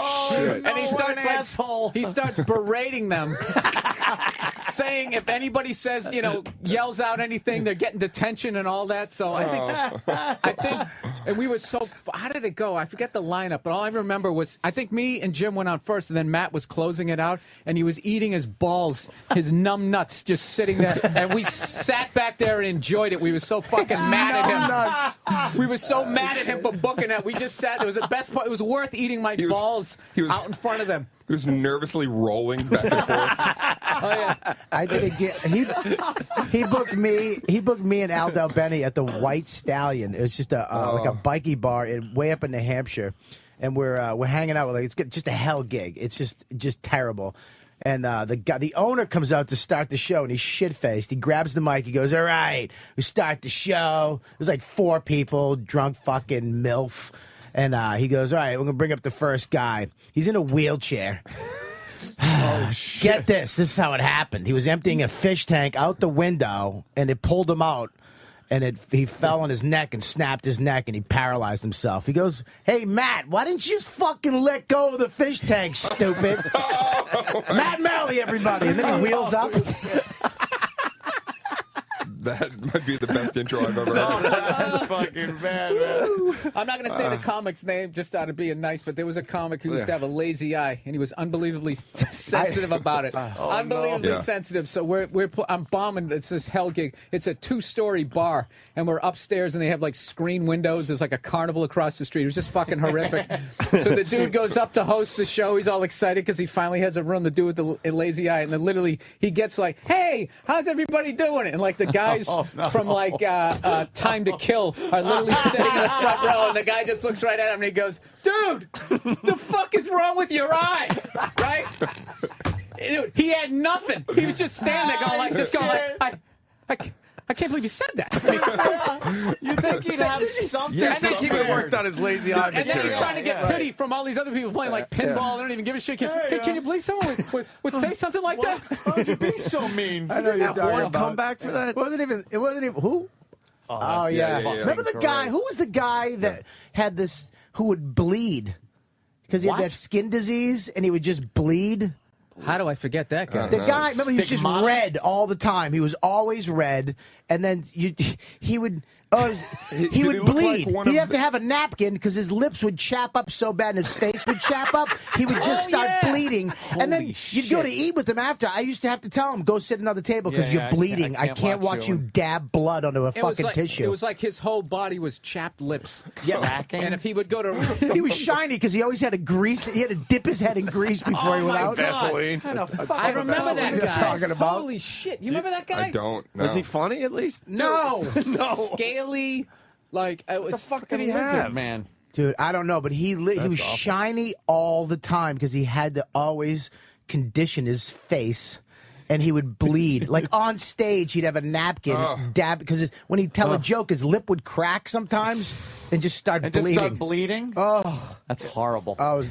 What kind of affliction is that? There's no God. You just took the fun out of the room with that story. God. No God. Jesus. No Where do we go with that one? Makes you bleed. This almost made me gag. I'm getting crazy signs. We got to get Dean out of here. He's got stuff to do. Okay. So, are you sticking around though, How's Bobby? your burn, by the way, Bobby? Yeah, it's good. What happened? You all right? Oh, this cock's fucking. Hey. We're Now it's 6 minutes. You fuck around. Easy. Easy. Yeah, I'll fuck it. You just called me a cock blank. You burned me. You just called me a cock blank. Now I'm going to do 28. All right, Bobby, just bring people up. I'm lighting you on your intro. Oh, fuck you, both of you. That's kind of funny. That's kind of funny. I'm going to bump into your time, and I'm going to do the whole show. Just annoy everybody. Every little girl's going to go, what the fuck? We fuck around backstage all the time. We throw shit at each other and fucking whip each other with coat hangers and just punch each other in the face. And yeah, of course. Yeah. This fucking dummy grabs a what was it? What'd you do first? Let's start with the. I hit him in the nuts. Yeah, with a Fuji bottle, which immediately takes you to DEF CON. I'm doing anything I can to get back you. I have to go on stage in 10 minutes. You just hit me with your, in the nuts. I got to go on stage in fucking 13 seconds, and you burnt me with a fucking flat iron. That is true. What? He pinched my elbow with a flat iron. Jesus Christ. But this is his theory. He goes, dude, I didn't know it was that hot. I put it on my head all the time. I go, dude, it's a fucking, the word iron is in it. It's fucking... Dude, he's got the John Bender Do I Stutter burn. Holy shit. This is what you get when you It looked open like an arrowhead Verdane for like and a spill week. paint in the garage. Yeah, exactly. Do I stutter? Oh, you're getting one tonight. Smoke him up, Johnny. Yeah. I know Dane's had a tough year, How but did now I he's know? fucking taking it on his fucking friends. I was, you know when somebody burns you and you, like somebody, He's testing your loyalty. some accidental shit happens and you get fucking angry and you're You hit me in the balls open. yeah, dude, you fucking burned me. Yeah, but you could still it be sounds a like you father hit him in the after that balls one. first. Oof, He I did. was so He did, right? no, I was Sir, second. He sir, actually, Sir, he did. He did. who's You sir? started it. No, Me. you- I'm Sir. Sir, today. Sir Missy changes the whole mood. I'm the judge. It became testimony. playing I'm the the judge. jury. I'm the jury right All right, here. here we go. All right, ready? Let's I fucking was play trying my. to get the Let's tattoo so I could ruin it. let's. Yeah, you don't like that tattoo either, do you? No, we no, hate okay. it. I really We guys just don't haven't told him to Are his you face done? Are you done? Yet. Yes, Bobby. Go ahead. Match the hat. Shut your face. Is it a dragon, Bob? Yeah. It's a koi. No, it's a dragon. Where's the koi? Is it a fish? That one's over here. Oh, I'm Can you sorry. get a picture of you tattoo you like fly I just fishing? remembered I hate two of your On tattoos. your other shoulder with like the big rubber pants. Look, we got to That'd get be a Dane good out one. of there. Pacing. What's so that? Tell your story. Get a tattoo of you like fly fishing on your arm. Be a cool one, man. You Yeah. big rubber pants. Be like an action one where you can tell like the thing's moving and you found your piece. Like if I flex my muscles, Yeah. the fucking. He does have a good whip. Okay, but I burnt you once. Oh, yeah, but how go many ahead. times do I give you a big hug and I say, Bobby, I want you to be your best tonight, and I really want to see you succeed. Go out and make these people laugh. How many times do I embrace you with that? What are you, Bon Jovi? What is wrong with you? Aw, How many so times nice. do I tell you I believe in you? Yeah, and- that's so nice, Bobby. Yeah, why would you hit him in Yeah, the what's balls wrong like with that? you? yeah, see? First of all, we were What was fucking the around. precursor? All right, who's the judge? You the judge? I'm the judge. You're the jury? I'm not a fan of hanging out with guys that like to do ball shots. Yeah. All right, listen I have to a me. brother Ball that's shots, into that. exactly. My Thank you, brother's sir. so into Sir, just ball thank you. shotting guys. What happened? Did you burn your retinas looking up at the big Dane Cook sign as you walked into the arena? Is that too mean? A little bit. I took a couple shots though. Yeah, too, okay. so. Yeah, you're going to do it tonight anyways. Exactly. What the fuck are you talking about? That's what I thought. I thought it was going to be funny, like a couple of lugs sitting at a lunch counter. It wasn't that it wasn't that it wasn't funny. It was just too wordy. You just Yeah, I know. fucking you're looking up at the What's the thing and the story? Let's retinas go. and the There's a lot of I body just don't want to be in parts. trouble There for is no keeping Dane story. in studio too long. There's no He was story. fucking with me. So you ball shot. No, he was fucking with me, antagonizing me. What was I doing? I don't know. You're doing some horse shit. See, you doing didn't some even know, stupid so shit. it was You were doing superfluous. some shit in my face, and he Ooh, did something. Why did it Yeah. involve some kind of movement? It was. dance? It had movement. I don't know why. That's all I remember is movement. Not very Good to know you convincing guys so hate far. each other. I love And then, this. and then, I love no. it. I Then, love it. so I took the bottle and I didn't throw it like a fucking baseball pitcher. I tossed it, a little Fiji bottle. No. Tossed It it. was like a skee ball toss. Oh, really? I'm not that Bobby? good at skee ball though. Yeah, he was going for the 100-point. And hit him in the nut, and then he grabbed the iron and pinched my elbow. Wow, that's fucking great. We got to hang out. Yeah. You're sick like I me. wish I had it on video. What, Yeah, burning why me? didn't you videotape everything? You don't have that? You what are you talking about? You videotaped me fucking my knee. When I broke my fucking leg, this cocksucker, I look up, he's looking at the camera lady who wanted to put the camera down and felt bad. I see him doing the rolls, keep rolling sign, pointing at her. Old school too, right? Old school. Keep it rolling. But he pointed at her. I saw her point at her and go, "You fucking keep rolling." And then he does the roll, and she puts the camera back up with a tear in her eye. It's a great moment, though. He that's- captured. He That's man a recognizes that's a true drama. producer. I though, told right him, I there. said, Bobby, Knows how to produce. I know that a month later you would have been like this. You should have rolled on that dude. You should have. See, I did it for you, Bobby. It's one of the greatest video clips ever, though, man. I'm going to get you the clip that I just got of Bobby and I in 1992. Oh, good. Please. It's crazy weird. Yeah. Is this the red VCR tape that You know I what had you're for doing? years? You know what you're doing? not It's the our red tape. first I still have paid gig, like a check. And Bobby, you were like mad at Al, who was videoing, and you go on a rant, a Bobby rant, maybe one of the first ones. I think I might have captured the first like Bobby rant. He's like, dude, I told you, dude, none of you guys believed in it. I said we're gonna get paid, dude, and then we're getting paid. And his hair is just all over the place, like Pirates of the Penzance hair, just. Dude, and now look, dude, look at the check. We get the check. It's like $85. You got to see it. Please get it to me.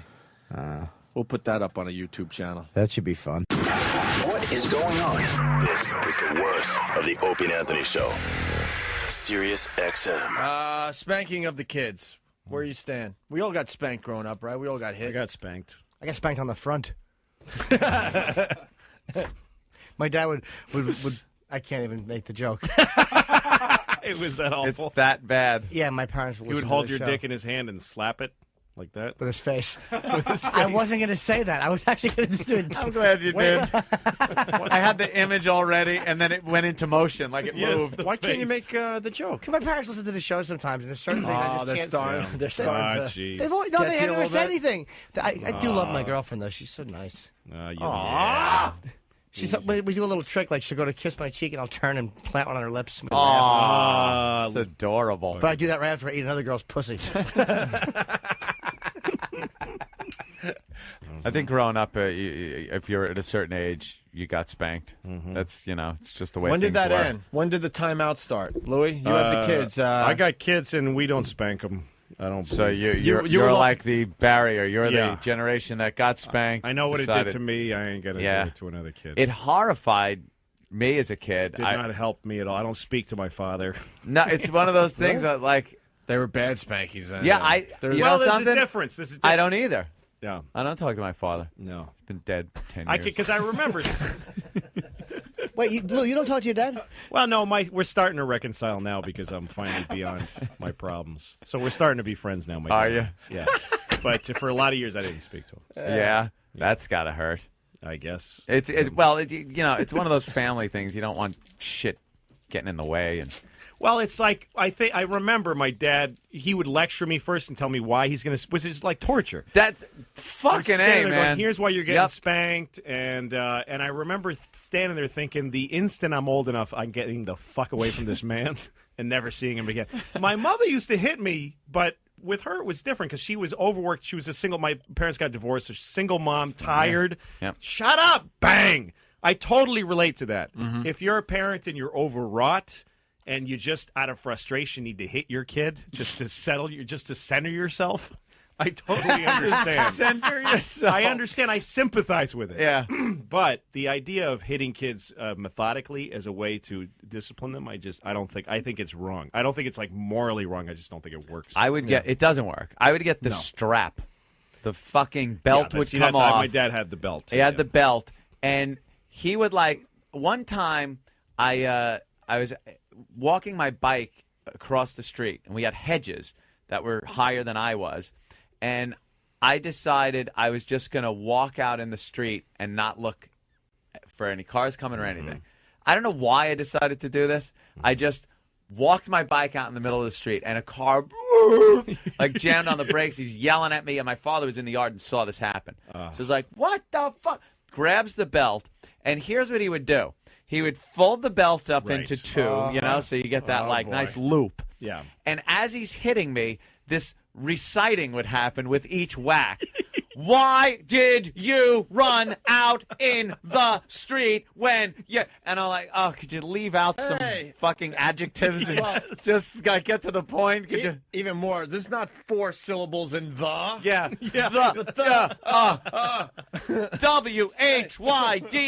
W-H-Y-D-I-D-Y-O. You fucking dad, you're spelling now. This is killing me. You're killing me. And it just... was it just got like fear and pain, and you just didn't mistrust of your parents. Yeah, you don't it think they didn't love help. you. It's pain before you can take that kind of pain. Didn't help. Yeah, what kind of kid is supposed to take that fucking, kind of pain? The ignorant shit I hate hearing is when people like, well, my child mouthed off to me, and I slapped him in the mouth, and he never did it again. Yeah. Is that all that happened? That he never did it again? He never did it again, and he's scarred. It's like it's not a kid isn't a product. Like, hey, it worked. That's all I care about. Is the result was the kid wasn't nasty again. Yeah. Well, you could have gotten that respect by the fucking kid liking you as a person, or just fucking giving them some positive. I mean, there's a million ways. When you yell at your kid, it destroys them. I mean, you don't need to fucking hit them, you know. Yeah. I just don't think it works. The hitting thing was really weird. I thought you'd be a hitter. No, never. I thought never, you would be a never. spanker. And also, to me, it's like fucking perverted. The kid's like, it is like an tiny S&M kid. thing. You're gonna spank your kid's bare bottom while It's they're ridiculous. screaming. Pull your pants down. Fucking What? sicko. If you're doing that and you don't have a boner, then I don't even understand what's going on. Hey, Glenn from Connecticut. Opie said there were bad spankings. Does that imply that there are good spankings from your father? I think I think you could go too far, is what I'm saying. I think there's the whack on the ass with the open hand, and not a fucking send him flying across the room thing, but just an attention getter, like a psh, hey, no. Right. I think if a parent does that, and me not being a parent, I'm talking to my ass here. I don't know. But I just seem like that's a little less destructive than the fucking ritualistic strap beating, which, by the way, it's funny you mention it. My parents, too, got divorced, and then my mother had to be the disciplinarian. She tried it once, and she tried the strap thing, and we had bunk beds. So I went, like, rolling into the lower bunk bed, and she tried getting in there, like, with the fucking sidearm pitch, because she couldn't go overhand because the top bunk was in the way. The Louis T-aunt. Submarine pitch. Nice. I see the Red Sox hat. I'm helping Louis today. She went in with the side swing, the tip of the, and she didn't know to double over the strap or anything. Right. The tip of the belt did a perfect fucking cat o' nine tails whoosh, psh, snap right on the tip of my dick. Oh, nightmare. I was screaming like I had been shot in the abdomen. And my mother dropped the belt and just, oh my God, she's crying. She's grabbing ice. She doesn't know. Kissing it, making it better. Yeah, well, that helped. Yeah. She's putting ice on it, sucking out the poison. She wasn't hitting me with a cobra. Fucking make 2 X's. There's no snake, just in case. I wasn't sure what I picked up. Was it my belt or a snake? She put ice on. She's crying and never hit me again. No, yeah. That was it with the disciplining with hitting. Yeah. No, and again, I understand. If you're bringing your kid up in a tough situation, and if a kid goes out and almost dies, you just want to fucking get it in their head. A quick message. I understand it. So I don't look down on parents that do it. I understand it. But people that like are arrogant about it, I'm like, it works. Yeah. It worked on me. I'm fine. No, you're not. No, you're not. You're an idiot like the rest of us. Your eyes don't even focus. No, and it's not working. There's fucking the world is a fucking mess. It fucks things up. It's like if your refrigerator's making noise. I unplugged it. The noise stopped. Yeah, but now it don't work. Your food's rotten. Yeah. Well, it doesn't make that noise. I didn't hear a peep out of it all night. Yeah. Something stinks. I got to jump in. Tom in Tennessee. Daughter enjoys to get spanked. What's this about, Tom? What's going on, boys? Yeah, I can't even spank my daughter. She's 4 years old. I can't even spank her anymore because she would start to do shit just for me to spank her, and she likes to get spanked. And Holy she wouldn't cry. fuck. Of course. What a whore. She wouldn't cry. Yeah, she wouldn't cry. She would just look back at me and just give me. She gives you the fucking eye. See, that's the territory you're getting into. Holy It's shit. fucked up. Fucked up, yeah. It is. Wow, man. I've never fucking heard of that. That is not right. There's a guy in her future that's going to be real happy. Yeah. Oh, No, yeah. my daughter likes getting timeouts. She has to sit in the corner with like facing the wall. Yeah. And she'll do something and then go, "Do I need a timeout?" Do I get a timeout? She gets off on it. She likes it. Wow, that's like some kind of discipline thing, maybe some time alone. Do you watch any of those nanny shows? No. Nanny 911 or I something? got enough fucking time. Yeah, with my I kids. realize. The idea of watching somebody else having a problem with Yeah. a kid, fucking, I'd rather. Let me kick give you a myself little in the balls. insight. That kick myself in the balls. I'll give you a little insight on single guy with no kids. Yeah. You know, I got a girlfriend, but, you know, no kids. Those shows fascinate me because it is a fucking madhouse at the beginning. Yeah. Kids running, spitting at their parents, cursing, ripping hair out of the siblings' heads, and then they're smacking them around. And then this nanny comes in and makes a little timeout area, and it takes time. She gets down on the level of the child, takes a knee, and explains to the child what the problem is. And then by the end of the show, they're these little angels that put their clothes away. Well, what you find out is that the parents aren't doing anything. Most Right. parents don't do That's any. usually what they it don't is. put any thought. They just live with these kids like they're roommates. Yep. They let them watch television, which just makes your kid into a fucking idiot, and puts the TV is a level of stimulus that nothing can compete with. Louis, it's all I fucking did. I know, as a me too, child me too. Was sit in front of the TV. Pump them full of fucking MSG and sugar, which all food is. Same thing. And give them television to watch, which sends them into this fucked up state in their minds. And then the kids don't have a regulatory system. They get agitated. They don't know how to stop themselves from doing something. So these parents let the fucking TV raise them, give them bad food without even thinking about it. Don't give them any fruit or actually fucking any nutrition. Yeah. Then the kid goes, and then they hit them. I mean, it's turning. It's why the whole and people are like, it works. No, it doesn't. The country's going to shit. Yeah. There's fucking crime and drug. That's where drug addiction comes from. Interracial relationships. What's that? Interracial relationships. Relationships, right. which is a huge problem. And girl gets hit enough times and doesn't want her. She's bringing one of them home. That's right. Dog Hey, with a Dad. pink hat. Oh, I'll show Makes you up in for the end. every fucking beating the father ever gave. Hey, Pops, want to introduce you to Tyrone. Hit me now. Holy fuck. Hit me now. Andy from Chicago. Andy. How's it going, fellas? Hey, Just Andy. spreading What's up, out Andy? here, so keep it up. Yeah, growing up, we lived on a little cul-de-sac, and not only did I get everything on my ass from a wooden spoon, like the cake mixing spoons and ping pong paddles and studded belts, but it was pretty much the norm. If I was acting up and my folks weren't around, my neighbors could take care of it. It pretty much got to the point where if the neighbor was having a bad day and I was acting out of any way, they could pretty much take it out on me. Oh, permission to hit you by a neighbor. That's nice, too. Not just hit, man. One time we had a little creek by my house, and the neighbor had me over his head. Mark I was 6 Twain years character, old. this guy is. At a crick. Wow. What about how did they discipline you, sir? Did Nigger Jim hit you with a radio? Hey, man. He had me over his head. He's like, I'm throwing you in. I'm like, no, you're not. You're a liar. He drops me and Your kicks fault. me with steel-toe boots in the ass for calling him a liar at 5 years old.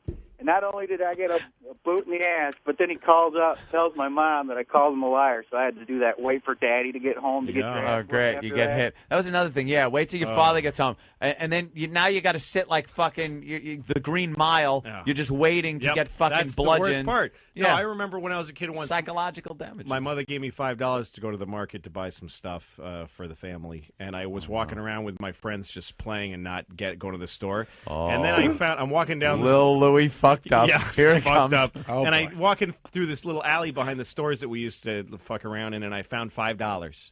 And in my insides, I knew it was my $5 that I had dropped and then found. But I didn't go in that pocket because I didn't want to believe it. I wanted to believe that I found $5. And I bought ice cream, and I bought the Guinness Book of World Records. I remember it was a big deal to me that I bought course. that. A nerd. Yeah. It was a big book when we were kids. 17. It was. I was not 23. And I went home and I told my mother, look at this stuff I got. And she said, where's the food that you're supposed to buy? Oh, my God, I lost the $5. And How did you even think that would pan out for you? So she sent me to my room, and then when my father came home, she told him the story. I could hear them talking, and they're laughing about the story. Of course. They it's just think it's hysterical. hilarious. So I'm like, I have to be off the hook. But they laughed at my story, and then he beat the shit out of me. Which is the worst. It's seared in my memory. I Of remember course. every moment Look, of it. it's right there now. Yeah. It's awful. Oh. Let's go to the story here. Should spanking under 3 be illegal? Parents could soon find themselves in timeout for spanking their kids. A California assemblywoman is proposing a ban on spanking children younger than 3. If that bill passes, hitting your toddler would be a misdemeanor offense, landing you actually behind bars or with a $1,000 fine. MSNBC legal expert Susan Fineland joins me now. Susan, this is a fun one. What do child abuse laws cover Abuse. Abuse, neglect, beating, cruelty, endangerment, spanking. Here's the problem with this legislation. What's a spank? Is it a tap? Is it a love tap? Is it a smack? Is it a... And who decides that? Exactly. And now we're going to start telling parents how to really parent their children. Why don't we now have a bill, you didn't love your child enough. You didn't nurture your child enough. You were overly critical of that art project. It is a slippery slope. As we're both parents, so we can both really feel this one deeply and personally. I hate that slippery slope crap. I do too. No, you have to slippery. Everything's a slippery slope. Everything's a slippery, right? Even exactly. even a well-adhered slope is slippery. Yeah, you don't want to stand on that stable ground because it's a slippery slope. Slope has been salted, and still people are bitching about it. Well, they ask, how could this even be enforced? That's the question. What judge is going to believe a 2-year-old? Experts say, and I think this is pretty true, spanking usually happens in the home. Experts. Yeah. So how would this even be enforced from a legal standpoint? Oh, my gosh. Can you imagine now parents bickering, I'm calling the cops on you for spanking the child. I mean, it's just a really, really bad idea. It's an impossible bill to enforce. It's going to be impossible to define. It's going to be impossible to determine appropriate punishment. Who gets a year? Oh, that was a really bad spank. You get 6 months because that wasn't the worst spank I've ever seen. Right. I mean, for me, it's like how this differs from, child abuse is important to have laws in the book to protect things, leave a mark, et cetera, et cetera. There's an easy way to say abuse happened here, physical abuse happened, and you need to be punished. This is a slippery slope and a gray area in the law. That said, what do you think the chances are of this passing? 0. I mean, I just think it's stupid. You're stupid. Then why are you guys talking about it? Yeah. Exactly. I don't think it's a non-story. They should pass a law like that. No laws. Just fucking. No. People shouldn't have common sense. Do it, but they shouldn't pass it. And California doesn't give a shit about kids. That's No. the meanest state in the world. They care about Awful themselves, place. right? Yeah, no, I mean, I did a benefit for this place that was a foster home for kids that are like kids that were left in cars by the highway because they had kids that have terminal diseases in poor neighborhoods. Oh, no. They get fucking left just on the highway all the time. So this was a foster home for them, and the state of California closed it. Because they didn't like the statistics. The foster homes is where they get the statistics of how many kids are endangered, and the statistics were getting too high in California. Makes the state look so bad. they just closed the Close it down. They won't count them. No way to count them. And we look no, better. It's awful. Do you read the fucking Grapes of Wrath? It's an awful place. No, it's a cruel state. So they're hypocrites. I think what we need to be aware of is if you see a kid in a grocery store whose parent or caregiver is whacking them, pants down with a hairbrush on a bare bottom. Your video camera. Hold on a second. Get that camera phone out. Who the fuck has seen that? YouTube. Another fucking Bill Donahue. Yeah, no type kidding. Oh. What if a child is blowing Martin Luther King and being spanked for You it? can be spanked for that, sure. Store whose parent or caregiver is whacking them, pants down with a hairbrush on a bare bottom. You call the police. Yeah. I don't think anyone's going to call that a spank. And I think that's what we're talking about. I think we're talking about egregious discipline of children. Abuse, right. But a parent, a love tap, a little smack, a wake-up spank, whatever you want to call it.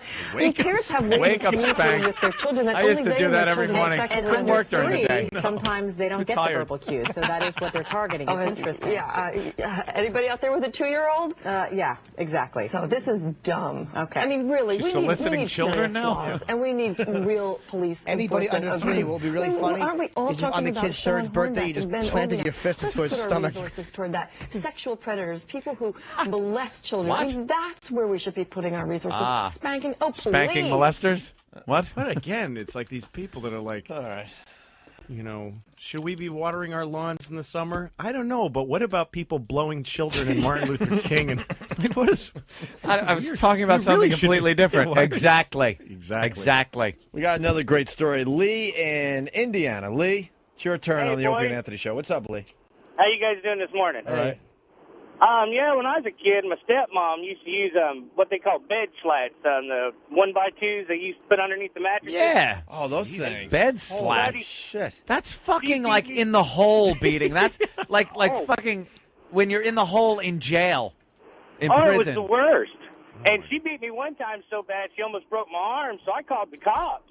And the cops come out there and showed her a special hold to put on my neck to make me pass out. And they said if he ever gives you that kind of problem again, just squeeze his neck right here. He'll go down like a brick, like a bag of bricks. Who are you, Radio Raheem? Indiana. I got it. Wow. Hey, I was up in Chicago seeing you guys' billboard up there yesterday, and I don't know what they did to your face, Anthony, but it looks like you're just one fall short of a rubber helmet, man. I mean, they got that thing so distorted up there. No wonder nobody listens up there in Chicago. They distorted your face on the. No, it's just the way I really look. You know, he could have been a model, right? A model. You know what else is really bad when you're a kid? I used to get hit with different objects if something wasn't readily available. Yeah. And one thing was when they hit you with your fucking toys, that you're like, then that toy all of a sudden is not fun for you anymore. You would lose that toy. I got beat with a Hot immediately. Wheels track. Like fucking Oh, Hot those are Wheels, great, yeah. orange Hot Wheels track Yeah. are custom made for beating children with. And I got smack on the ass with it. And then you're playing with your Hot Wheels and just getting anxiety and not knowing why. No, kids also, you're teaching them to use it against each other. Like if you have siblings, yeah, the parent who hits becomes like this justice system, right? That you learn how to subvert and use against you. Now I will use this. Yeah, like there was a little kid across the street from me when I was growing up named Benji, and I didn't really like him, but I got threw in with him because we're the same age. So our parents, go play with Benji. Yeah. So I was over there, and he was just. I started poking him with a stick, just being an asshole to him. And he was going, "Stop it!" And I just kept poking him, and then he hit me. And his father saw it throughout the window, and his father came running out and beat the shit, just spanked the living shit out of him. in front of Wow. me. And I was thrilled at that cause and effect. Just watching So that, yeah. The next day I went over and I started poking him, and he's trying to resist because he doesn't want to get hit, and I just kept bothering him. Oh, is that and then he hard? hit me, and the father came out and beat him up again, and I was like, this is awesome. This is so good. That's what I was taught by spanking. See? And he was taught, and it was unfair to him. And Now Benji's in a bathhouse right now, probably voluntarily being tied up and fucked in the mouth. Thanks to you and your stick. Hey, Mr. Torrance from Instant Feedback. My father went to the WWF School of Parenting. He would just grab random objects nearby to beat me with. He once broke a shelf over my head, and I remember thinking, I built that in shop class, you asshole.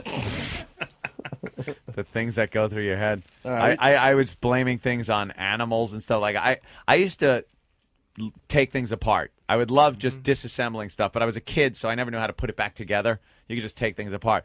And my parents had a nice clock, and I just wanted to know how it worked. So you never think you're going to take the whole goddamn thing Of course apart. you took it You apart. just want to kind of look at the insides, and then something goes boing, Yeah, and it's it's just over. gone, and it was apart. So I laid it out on the floor, and I took the dog. We had a dog, and I took his paws, put him up on the table that the clock was on, and scraped with his nails into the table. Like I'm setting up the perfect crime here, and left it like that.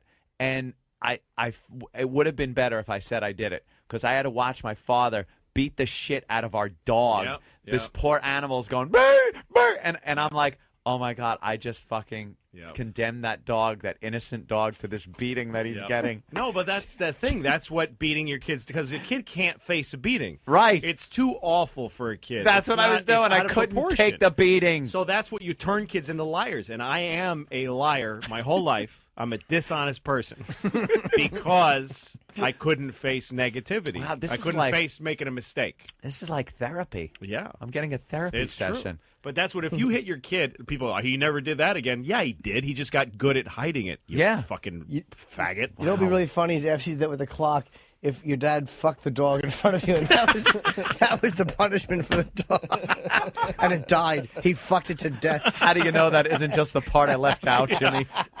We got another great. Dad, fuck that dog. We got another real good one coming in here. Justin from Oklahoma. Justin. Hey, what's going on, guys? Hey, Justin. Hey, listen, whenever I used to go stay with my dad in the summertime, so I hated going because my stepmom used to beat the shit out of me, but I always had a hard time going to sleep because I was always homesick from my mom. And he would tell me that the little black boys would come around and come in my room and beat me up if I did not go to sleep at the time I was supposed to go to sleep. Oh, my God. How much pressure is that? Yeah, I remember that one, too. What's funny now is my girlfriend is black. Let's go. And your favorite You movie showed is them. Ghost. My favorite movie is Ghost. Did that ever happen? Did any black boys come in your room and? Not that I ever knew. I fucking went to sleep. Sure. We, me and my brother, used to talk. We had bunk beds. We shared a room, so we would talk. And we lived in a real small shithole apartment where our bedroom was right off the living room. So my father and mother would just be miserable on opposite sides of the couch, watching like Ronan Martin's Laughing, Trying to get a laugh in their lives. and my mother looking snidely over my father every time he laughed because it implied he was enjoying himself, and that just pissed my mother off that he was having fun. Just the hatred between the two of them. Totally. And me and my brother would sit there and just like we would be in on bunk beds in the bedroom, but they could hear us, and just whispering to each other, anything like, "Jay, did you see the commercial for the new Hot Wheels and stuff? It's so cool. We want to get inside." And we'd hear from inside, "Hey, knock it off in there and get to sleep. If you're not to sleep in 15 minutes, I'll come in there." And then you're sitting there going, "Oh my God, my body has to fall asleep, or he's gonna no, I'm not." How much pressure is that on a kid to sleep? Like, I know. And then we couldn't talk, so even lower, we were just kids trying to enjoy each other's company. And he would come over and hang the belt on the doorknob. Oh, Jesus. And it would like That's gonna help you swing. sleep. The light would glisten off the buckle. Like I remember this vividly. Like that belt would be the warning. That's going to make you sleep. And you'd stare at the belt and be, "I got 8 minutes left. Holy shit, he's going to know I can't fake it. I can't shut my I'm not a fucking actor. I can't shut my eyes and make believe I'm asleep. He could tell I'm not asleep." It was just frightening. What would have happened if, like, after you went back to the living room, if you opened the door and took the belt and threw it back down the hall and go, "You forgot your belt, stupid." That would have been awesome. Oh, and I have loved to have been able to do something like that. Clank it on the floor after you throw it. He wouldn't be here today, man. And let me tell you something. I don't know what effect this had, but when they would go out or leave the house and a babysitter would come over or something like that, me and my brother would break into the fucking liquor cabinet and start drinking. At what age? We were drinking. What age?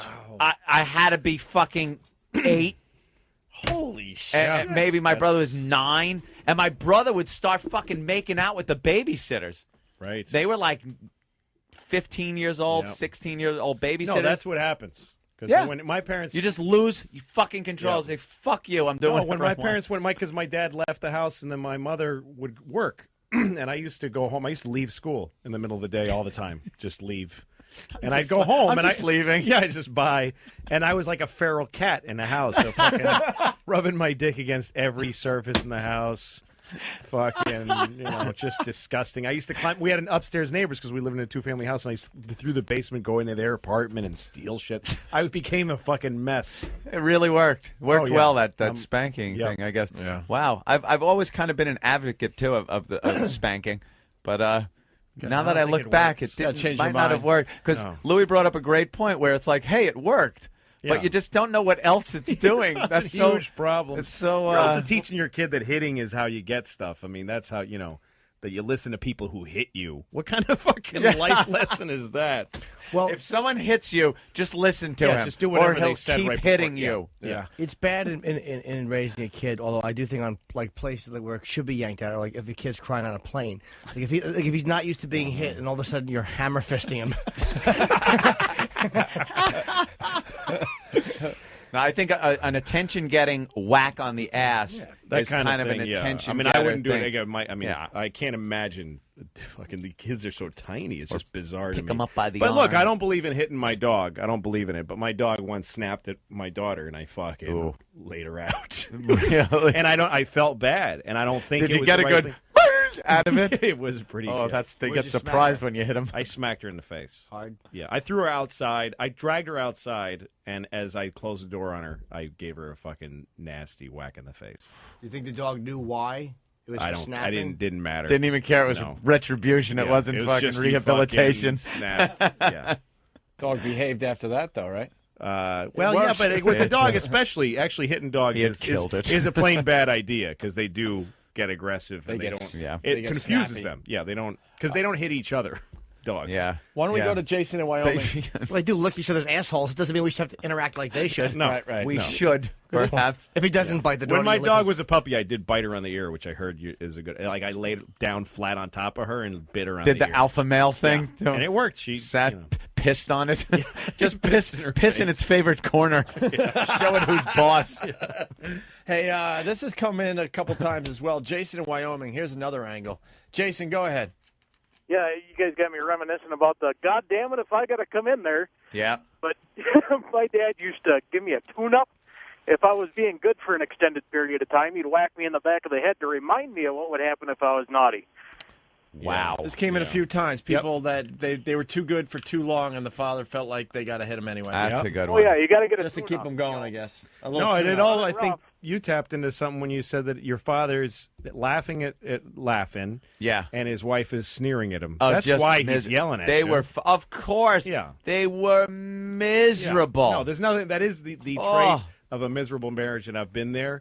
That your wife does not want you to be, which is again why I stay at the Ritz on the road, because like if my wife calls me at work, like I'm working on a comedy show, right, and everybody's in my office and we're laughing about something, and she calls on my phone and she's, oh, what do you just sit around and laugh all day? Yeah, is that what you're doing while I'm home with the kids? You're sitting there and laughing. She's angry. So when people call me on my phone at work when I'm on a show, I have to go shh. Like I'm smoking pot and my mom's calling. No fun in the air. Yeah, no. No Everybody fun. get out. Hi. No, we're just working really hard on the comedy. It's just miserable.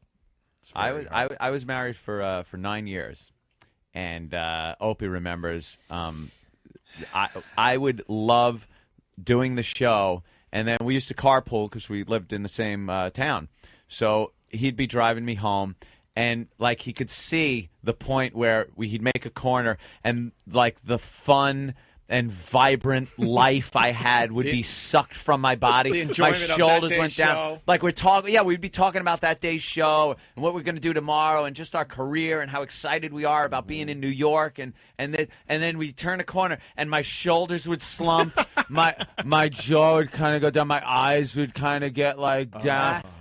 And she'd be at the door, kind of looking out the door, and I'd be walking toward the door, and Opie would hear some shit like the garbage was supposed to be at the curb this morning, and he'd drive away and I'm a beaten man. Well, the vacuum cleaner is the story we always tell. When he come to pick me up. Anthony's not a morning person, and I used to pick him up around 10, 10:30, whatever. Yeah. But the point of the story, Ant was awake maybe 5 minutes because he would wake, get in the car, and try to wake up, for the ride. All psyched to come in because it's a fucking fun job. Sure. So I pulled up one day, and there's like this huge argument going on the stoop, and I'm thinking to myself, I know he gets up just in time to jump in the car. What could he have possibly done wrong? He's been awake How long maybe did I 10 have? minutes. And she was yelling and screaming because he didn't vacuum before he left the house. Because to do vacuuming was my our responsibility. Shock Jock radio show. Vacuuming was my responsibility. And another thing, as you brought it up, there were a couple times I was ready to drop him back off at the house, and I would actually go, you want to go around the block? What do you want to do? You don't want to go home. So dude. I would drive past the house just so he could get, psyched get or ready just get for himself it. together. No, my it was wife, we over. had one of those ridiculous garbage arguments because she came in the kitchen and said, how come the garbage isn't out in the bin? It's sitting on the kitchen floor. And I go, the bin is full. And she goes, really? It's full? And I'm like, I have to breathe to not get, I'm like, oh, no. Yeah, it's full. And she goes, so even a bag wouldn't fit in there? And I'm like, why don't you go outside and look? Why don't you go look in the bin? And I'm saying it with like a tight smile. Why don't you go look in the bin? And she's like, why are you being shitty? I'm only asking you if it's full. No, you're not just asking. You're asking 3 times regardless of my answer. Yeah, it doesn't matter. I've answered you. Yeah. You And then asked so again it's like, and again. Yeah, and then so I start talking like that, like I'm going, you asked again and again, and I told you it was, and then she goes, look at you. Look at yourself. Look how you're talking. Women are She's awful. like Perry Mason, Yeah. like trying to trip you up on your testimony, and then finally you lost. You were the guy that went, all right, and see the temper, ladies and gentlemen of the jury. Full. See, ladies and gentlemen of the jury. Yeah, but here's how fucked up things are. The bin was not full. It was. And I'm mad at her because how would she know I'm lying? Like, She I'm would have mad had- at her. Right. I'm mad. I'm indignant that she's calling me a liar simply because I know she has no She reason would to have had doubt to have me. looked. But it was not full. Did she check the bin? What's that? Did she check She would have I'm had to have fucking looked lazy. into She the doesn't bin. do anything. No, she didn't. She didn't look. She did not look. Then in the how bin. did she know it wasn't full? No, she just doesn't 'cause she trust knew you're me. a liar. See, I'm angry that she doesn't trust me, even though the fact is I'm lying. You shouldn't be trusted. It's true. Hey, I love it. Let's get a hot story on the air here. It's Michelle in Jersey. Michelle, what's up? Hey, what's up, guys? Hey. Hey, I just wanted to relate to Anthony. My dad used to do the same thing. Like, me and my sister would share a room, and late at night, he would turn the TV down so he could hear us talk, and a bunch of little girls just tear-shattered. So he would come with the belt and then beat us, and then he would, like, just say some things, like he'd beat us in syllables or what have you. Yeah. And we would have to laugh at him for what he tripped up on. And then he would hit us some more for that. It was ridiculous. It was relentless. You laughed? He would laugh. Like, we had to laugh because he was tripping up. Like, he would say stuff that didn't make any sense. Because Oh, because he was know just why. doing it in syllables and got all mixed up. Yeah, that syllable Exactly, beating is the worst for a kid because you're just like, oh my God, where's he going with this story? How long is it going to go? Like, when does this wrap up? Jesus. Oh, and it was teaching us a lesson. Meanwhile, it was Well, I because just he wanted was to add a miserable. little bit and punch out, guys. They're all talking about the Dakota Fanning Oh, rape scene. oh, now they got a little clips of the movie. Oh boy, that looks well. like... Look how cute she is. Some critics are saying it wasn't graphic enough. Pedophiles are coming out saying. DA says film Who crew is did this not guy commit from? a crime. Look at this guy. Oh, he looks like investigate him. It's a clean-shaven Bill. He's a talk show host. I think he's from Air America. Hair. Ben Ferguson Or Radio America. Is that different than Air America? Yeah, I think that's. debuted. Oh my He looks God. like the conservative. Ben Ferguson. Something tells the me thing this is, guy these was first people- online with a handful of tickets. Yeah. No kidding. These people are causing the problem because it's a movie about where there's a child rape, like we were saying, in the context of a story. Right. It's probably dealt with very, tastefully and Yeah. like artistically. It's supposed to be but horrid. these people are removing it and just showing her picture and saying raped on camera. Raped! And just turning it into This big they're thing. distilling it down Yeah. to an ugly thing, and so that kids are going to see. Kids aren't going to see that movie. No, Because it's a piece of shit Sundance art fuck right, film. artsy fartsy movie. But they are watching CNN over their parents' shoulders, seeing a little girl's face, and it says rape. And they show her when she's like 8. Not that 12 is anything Yeah. like that, but at 12 or 13 years old that she is now is a lot different than the pictures they're showing Yeah. her smiling with her missing teeth and Yeah. Yeah. raped. Yeah.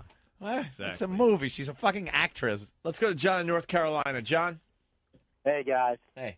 I got to price this one, and this is, I swear to God, this is true. And before my father died, he admitted to my wife, so I'd have witnessed that he did this. When I was a kid, he was too lazy to get up off the couch and spank me. So one day, he was a World War II buff. So one day, he pulled off this book from the bookshelf, and he said, "Come here, boy, I want to show you something." And he opens it up, and he shows me Auschwitz and all the bodies and all the ovens and all this stuff, and explained to me what it was. And then he showed me all these kids and they experimented on. And then he flips to this page, and he says, "This guy here, his name is Heinrich Himmler, and he was the head Nazi that was in charge of all this. And he lives at that German restaurant on the main road we go to eat?" I said, "Yeah." He lives in that basement. He said, "And I got his number. And anytime you're bad, all I got to do is call him, and he will take you away and put you there." Wow. Your father Then on threatened to top of send you that- to the Nazis? So that's what happened to Himmler. Yeah. Oh, my God. He ended up in a restaurant? And how many... But the killer part, I'm sorry to interrupt, but the killer part is, then they would take us to eat at this restaurant and wonder why the hell Great I said schnitzel. that. What are you going to do? I don't care if Heinrich Himmler's in the fucking basement. The fucking pig's feet are awesome. We had Mengele's soup recipes. Wait, John, what would you wonder when you were in the restaurant?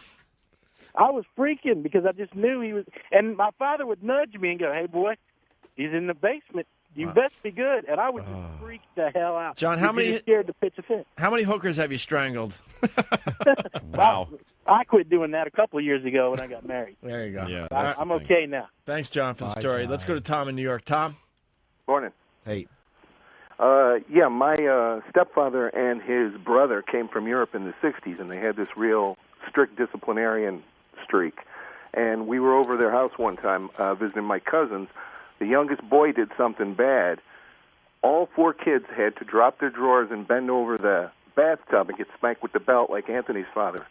And I'm 12 years old watching a 15, a 14, and a 13-year-old girl bent over the bathtub getting their ass spanked. Wow. That's Hot. completely That would hot. cost a lot of money now. Yep. You gotta see that. And you got to fly all the way to Thailand. Yeah. And Wow. sit next to John. Or is it Jeff? We don't know. Either one. All right. This is getting depressing. The voices are changing on the phones. Huh? Yeah, everybody's kind of like, yeah, people are thinking about it too much. It was, I remember it was 1973, and it's an early morning. There was a mist in the backyard. Everyone's got these vivid memories now.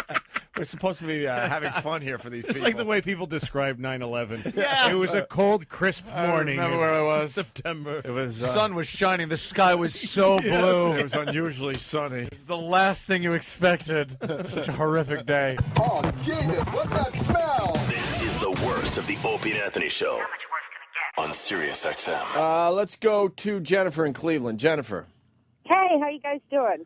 I hear LeBron James says he could play in the NFL. He could actually. You know, he was recruited by Ohio State. Was he really?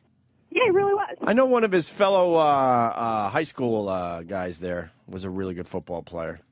Oh, at SVSM? I don't Did know his school where. have anything to do with an orange color? Ooh, very good. I want to know. Oh, yeah, just let's not go to the Browns, okay? Yeah, the Browns are what? What are they right now? They're 1-8. They are 1-8, right?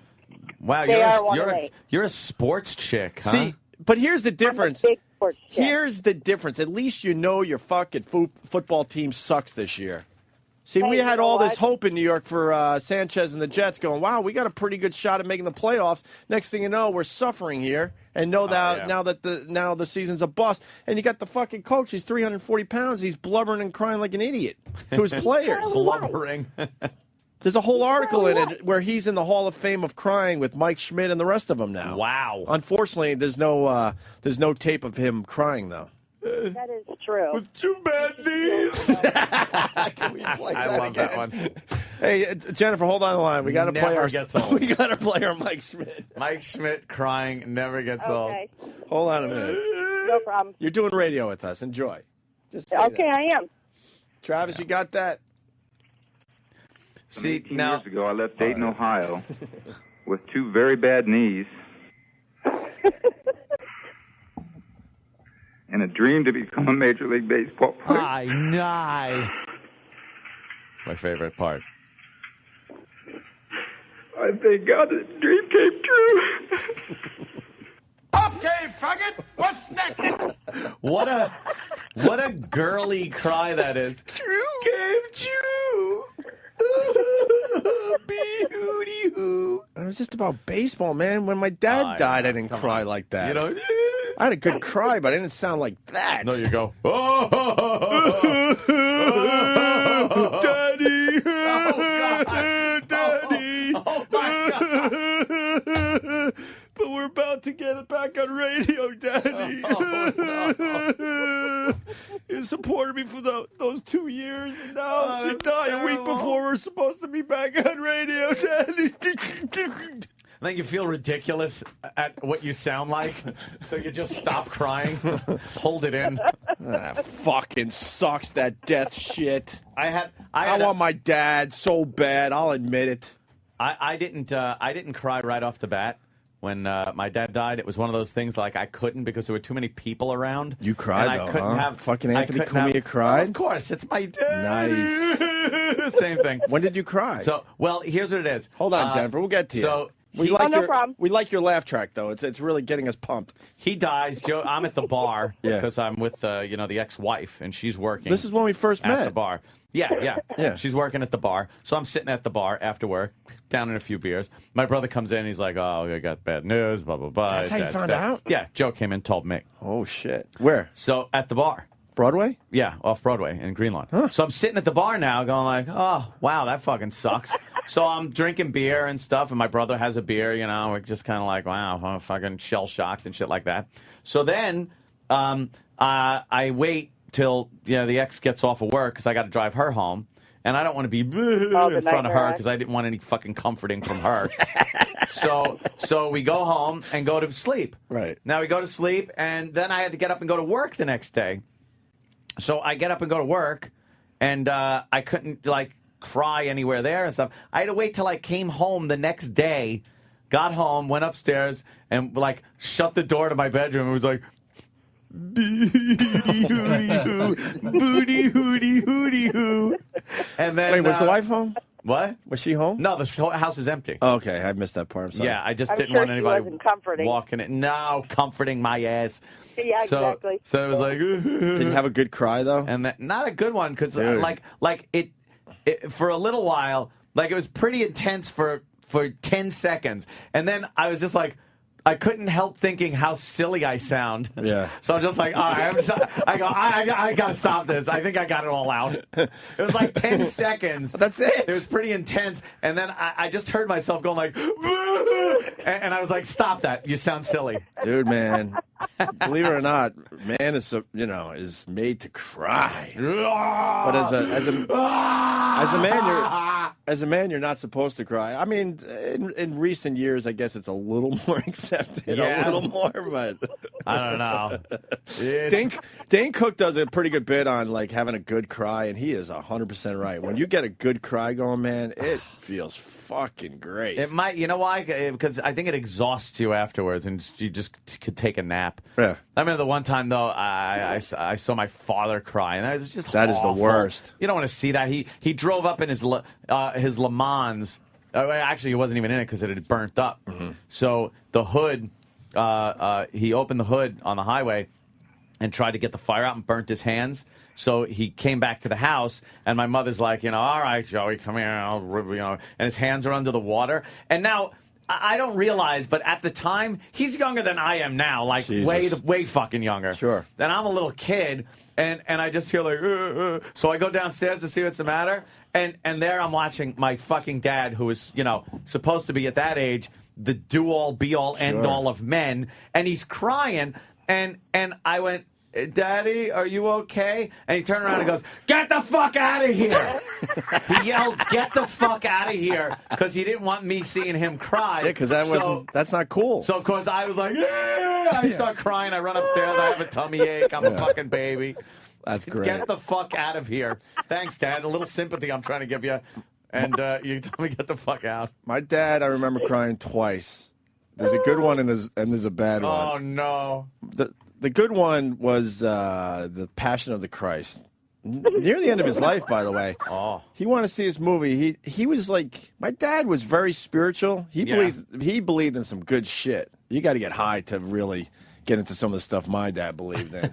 He believed in some shit. There was some wacky stuff. Oh, in he believed in that some good itinerary. stuff. Angels and aliens and all sorts of stuff. He hated organized religion, but he was a religious guy. Yeah. He believed in near-death experience, all that Spiritual. shit. Very spiritual.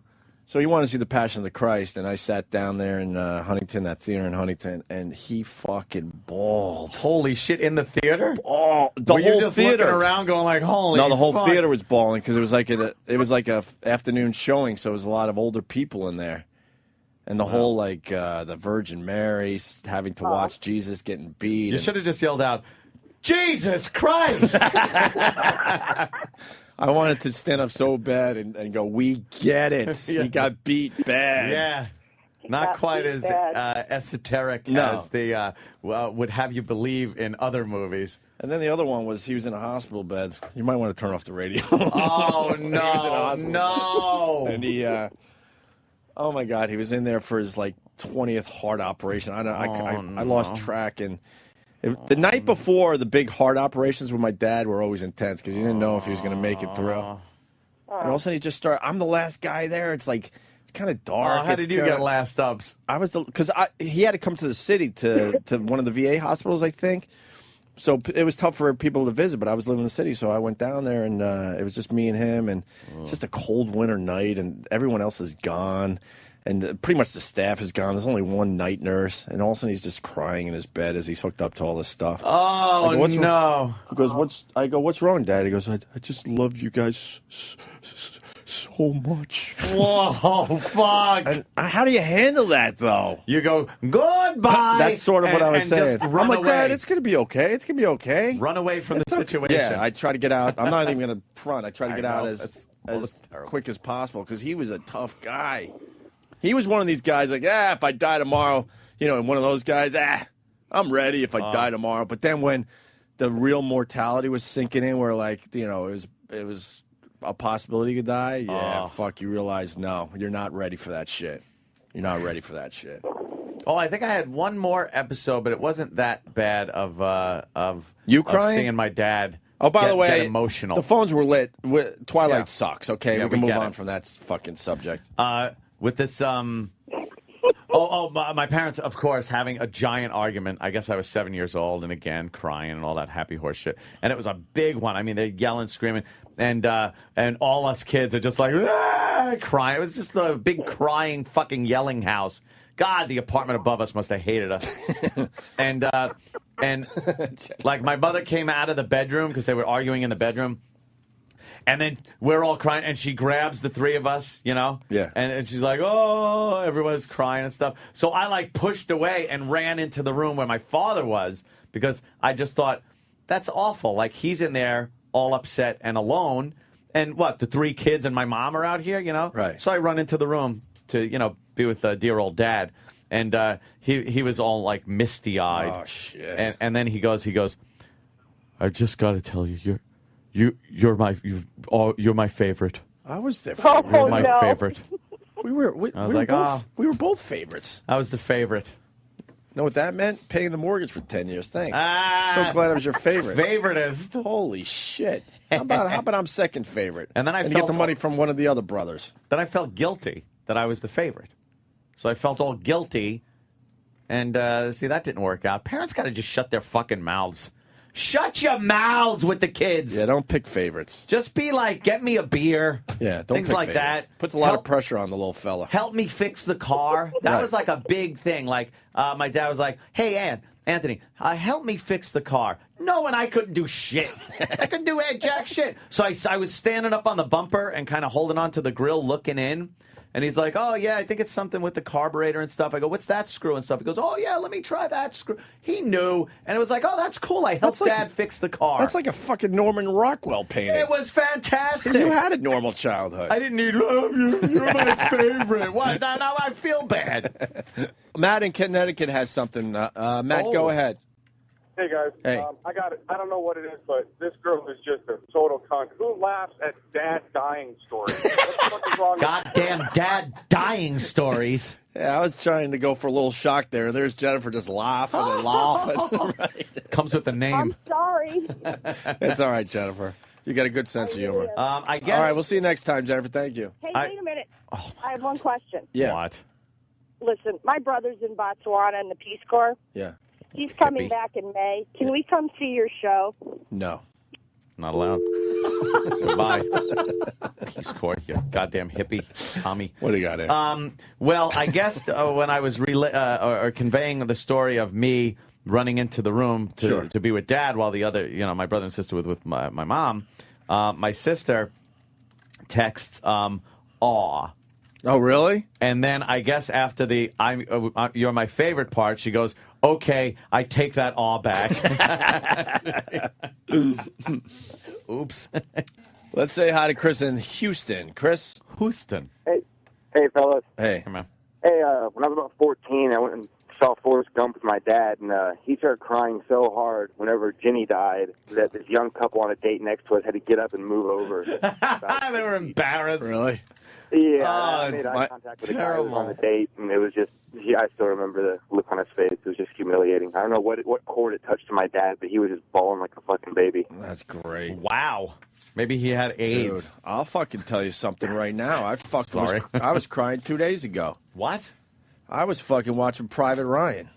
Oh. Holy I can't fucking not cry. Dude, the end of that movie is brutal. When the old man Tom who Hanks turns out to be Private Ryan. Well, what got me going, I understand all that, but what got me going was Tom Hanks basically saying, what's the famous line? Earn it or something like that? Oh, yeah. Paul, as Tom Hanks is dying that. because he did everything to save this kid's life, even though it was kind of stupid because you saved one soldier and 28 guys die or whatever it was. Exactly. But whatever. But he said, make it a good life. Make it a good life, make it worth it or something like that. I'm like, fuck, here come the tears. And then the old soldier, now he's old. He's standing in front of the grave of, Right. of Tom Hanks' character, and he's like, he asks his wife, you know, was I a good man? Oh, and it's like, oh my God, you can't fucking do this. And then the Stop grandkids it. are there, and his kids. And it's like, oh my, how do you not cry? Horrible. I tell you, all of that, the old soldier shit. Like Band of Brothers, at the end of Band of Brothers, where they show the real guys, the real soldiers that were there. And they're not talking about young their anymore. experiences, and they're crying over lost buddies from fucking 50 years ago. What about that? We were watching it yesterday, the World War II in World HD. War II in HD. You know, they tell the stories, but then there's a few of these guys that are still alive, and they go to them, and they're talking about how this one guy, I remember, he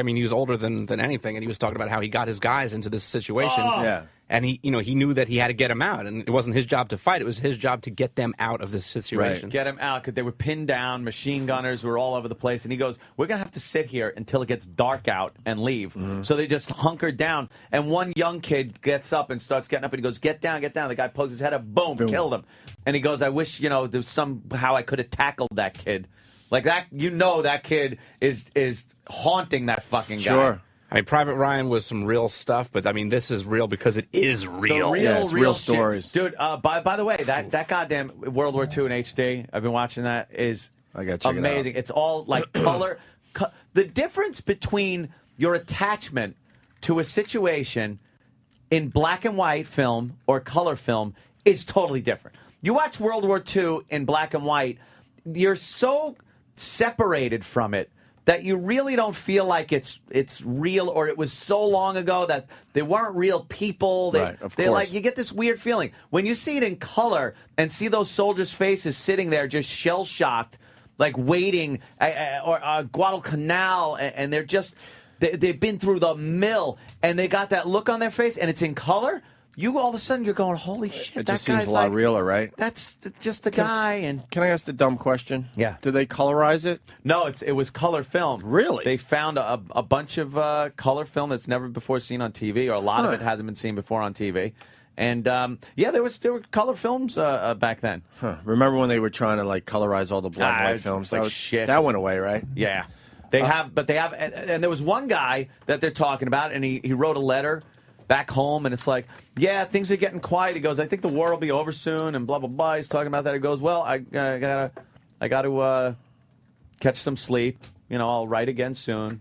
And it's like, his parents got that letter at the same time they got a telegram saying that he was dead. It's like, oh, and then it didn't even say the circumstance. So many people were dying that they couldn't even say, well, he charged up a hill and was shot as he saved this guy. It was just, he died. No ifs, ands, or buts, or why, or how, or nothing. You just got to deal with not even knowing where, how, who. He just either, was in a car accident driving in a Jeep, or he saved 20 guys and was gunned down. God bless our military and their families. I just don't know how you deal with amazing. that. It's, by the way, someone said the knife scene in Private Ryan, that didn't make me cry. No, that The was fucking just creepy. Frightening. That didn't make me cry. The Tom Hanks death scene, No. and then like Ant was saying at the grave as an old Yeah, guy, yeah. it's just brutal. I mean, there's other times in that movie you're like, oh, fuck. And the end of Band of Brothers where he gives the speech See, I didn't about see Band of Brothers. I gotta watch you this gotta shit. see that whole fucking thing where the actual one of the actual guys, obviously old, is talking about how he goes, my grandson asked me if I was a hero in the war, and I said no, but I served in the company of them. Wow. And he was all emotional. Dude, you and just gave me choked chills. Up. Dude, it's You just gave me fucking chills crazy. with that. You think, well, I wasn't wearing long sleeves. You see mine. Yeah. It's crazy. Look at Anthony. I get all fucking emotional with that shit. Look at Anthony opening up with his emotions. Get Liddy on the phone. We have a breakthrough today. There's been a breakthrough. And they had the advertising, I think it was on before Curb or after Curb for Pacific. Yeah. Oh, fuck, that Yeah. looks good. Pacific's coming That's on. Hanks and what, Spielberg? Yeah, it's the same Band of Brothers Miniseries? people. Same people that did Coming Band out of in Brothers March? doing the Pacific Theater. And the head guy in there, one of the main characters is the little kid from Jurassic Park, the little boy. Oh, really? All growed up. Yeah. I hate when they grow up. Where's Uncle Paul? I cry like a bitch at the end of The Bucket List. I didn't see The Bucket List. Bucket List. I would watch it. I got a story about my Depressing dad comforting my mom at at a funeral. You know, I'll tell you something about my parents. You know, when the older relatives start dying off, you go to those wakes. My parents were the cool ones in the back of the room making jokes and having fun. Yeah. You got to. And they had a nice group around them that kind of lightened the mode. They weren't the over-the-top relative bringing everyone down to a level that you don't want to be at. Yeah, when my grandfather died, my mother's father, that was a while ago. And my mother, obviously younger at the time, she goes to the funeral. I'm at the funeral. And when the priest says, you know, the ashes to ashes shit, and you throw the fucking rose in there, my mother just goes like starts like crying a little bit. And I am Mr. Uncomfortable in that situation. So I felt like I had to do something. So I just kind of put my hand on her shoulder. And very standoffish, awkward. Anthony doesn't know what to do. Right. And then recently, her mother just passed away recently, and it's just like, all right, when we getting the fuck out of here to go eat? Yeah, we'll go back to the house, we'll grab something to fucking eat, and whatever. Oh, look at this, when this asshole died. As we're walking past, tombstones, totally different. As they get older, they just something happens. It's nice to know that your death means the whole family gets together at an inexpensive restaurant and get some kind of deal on a nice lunch for everybody. Yeah, we did it over my aunt and uncle's house. Just hero sandwiches, some macaroni. Yeah, and your shit life like is worth a 6-foot hero in someone's backyard. Yeah, that's it. That's comforting. Yeah, whatever. That's it. You're in the ground. I'm hungry. And by Monday, they're back at work. Jesus, life is really fucked up. Arrivederci. Hey, now enjoy. This is the worst of Opie and Anthony. Sirius XM. SiriusXM announces something very special. Comedy Central Radio. 6 weeks ago, I spotted a hipster. They're the human version of bed bugs. If you see one, there's probably 40 more under your bed judging your music. Comedy Central Radio. Hours and hours of stand-up comedy from Comedy Central's massive library. I have no problem with illegal immigration in this country, except for the fact that they don't serve on jury duty. It should be the other way around. They should serve exclusively on jury duty. Comedy Central Radio on SiriusXM 95. This is Bob Diener, president of GetARoom.com, and I've got two amazing deals to tell you about. The first is at the upscale Sophia Hotel in downtown San Diego, a top destination being booked now on GetARoom.com. This upscale hotel is located right near the Gaslamp District, close to shopping, entertainment, and tons of great restaurants. 25% off the rates, and if you stay 4 nights, it goes to 30% off the rates. The second deal I'm going to tell you about is in the French Quarter in New Orleans at the charming Chateau Dupree Hotel.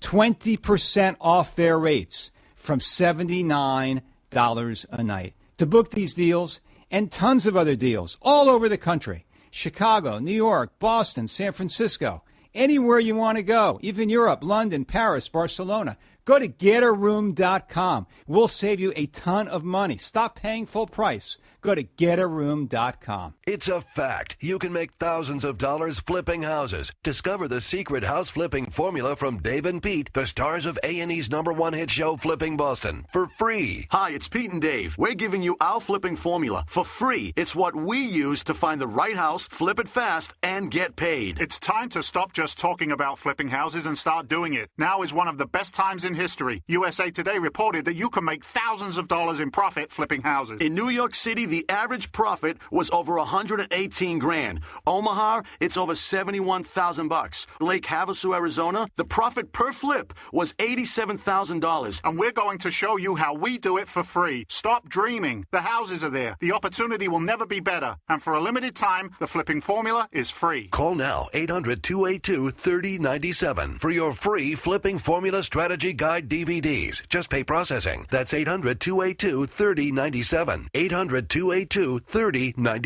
Diabetes, high blood pressure, anxiety meds, everyone's on them. If you're a 50-year-old male, maybe a bit porky, and have type 2 diabetes, $500,000 of term insurance should only cost about $100 a month. Call Term Provider. Speak with Big Lou at 800-816-8031. Big Lou will find a term life policy for you, even if you have type 2 diabetes, are overweight, or have high blood pressure. Term Provider has helped thousands of people like you who think they can't afford term life insurance. If you want affordable term life for you, call Big Lou at 800-816-8031. Lou is one of you and will make sure the scales are tipped in your favor. Call Term Provider at 800-816-8031. Big Lou will answer your call and work to fit you into a term life policy that you can afford. Call Term Provider, speak with Big Lou, and save on term life. Call 800-816-8031.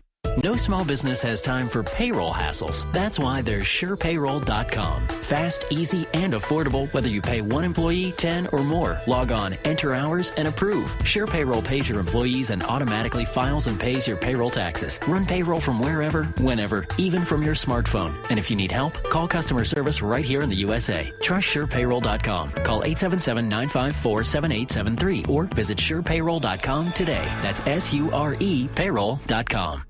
You're listening to the worst of the Opie and Anthony Show, right here on Sirius XM. Naked crazy guy on the 6 train. I tweeted it.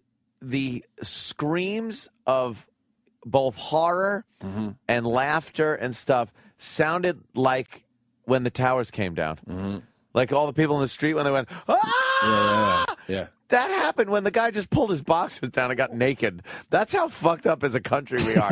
Like everyone, Would you be screaming guy or laughing guy? I'd be laughing my balls off guy. So the guy reminded me of Tippy Tom a little bit. Right. Because he was just crazy and naked. Someone said Eastside Dave has fallen Eastside on Dave, hard another times. one. Who's putting out some ridiculously funny videos, by the way. Who would be screaming guy? Not screaming girl. No offense to the women out there, but I think they would scream before a male in this situation. I think guys are screaming like, "Oh shit! Oh my god!" Like out of shock, but not out of like terror. No. Some girls are screaming out of terror. Why? They thought they might get a penis helmet on their forehead or something? Yeah, well, the guy did run up to some woman and knock that shit out of her hands when she's trying to walk up the stairs. I don't understand what the cop was doing. He really let that shit get a little out of hand. I think he was waiting for backup. Yeah. Can we watch this shit? Yeah. The sounds are great. When he just starts yelling nigger and Jew, this guy was all over the place. Naked, racist guy. It's a viral video, but you have to turn your head completely to the left. Sideways. Some people have fixed it. Can we tilt the monitor? They corrected it. Yeah. Some people corrected the video. Well, that's smart. So there's like Live Leak, I think, has So this it, is what, the corrected. 6 train? Yeah. 6 train, subway. Yeah, Live trains. Leak has it in the corrected Oh, format. really? Yeah. Okay. Somebody took it and tilted it the right way. Crazy subway maniac. Love that guy. Let's see. It's got to be like somewhere very, You'd very think they would close. just keep it up on their front you would page. Think, like, What's wrong with these people? What's bigger than that What's right more now? important than that? Give it its own spot. Naked subway. That's all you got to put. Where is he? Come on. I just watched Come on. Yeah, maybe it was a copyright thing, though. Maybe. You think? Maybe I don't know. A copyright thing. Because it would have been right there. And what happens to everybody else's video that you see? Because they're all videoing this. So what happens to everyone else's? Where is it? I don't know. They haven't uploaded it? Some people are just, they film shit and then go, hey, they just show their friends. There were at least 20 people I saw in there with their phones out. There should be 20 angles of this thing. Yeah. It's a biggie. All right, we can go sideways. It's fine. Yeah. I just want to... So he's slowly taking his clothes off.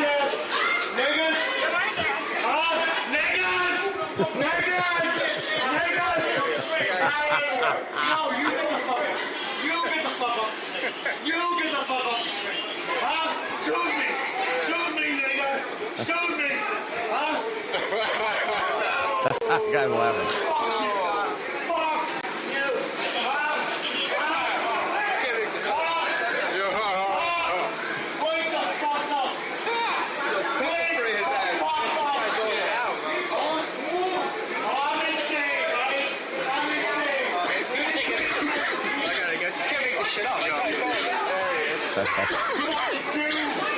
He's in his boxers.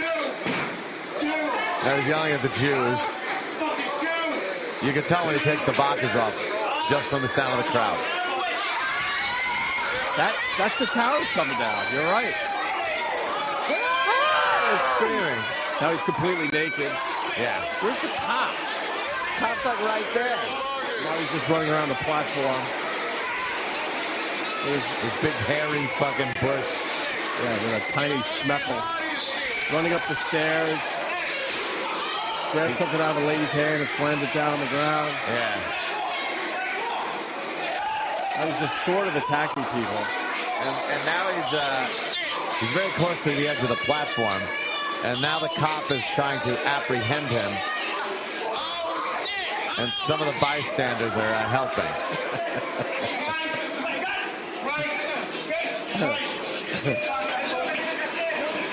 He's wily. Oh, yeah. Very hard to subdue a naked man. He's fighting some citizens getting involved, helping the officer subdue. And look at all the phones are out.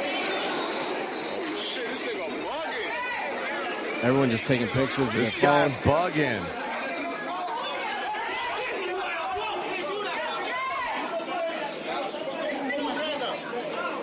Oh, yeah? What happened? Yeah, they kind of got him cuffed, and but the cop really stood.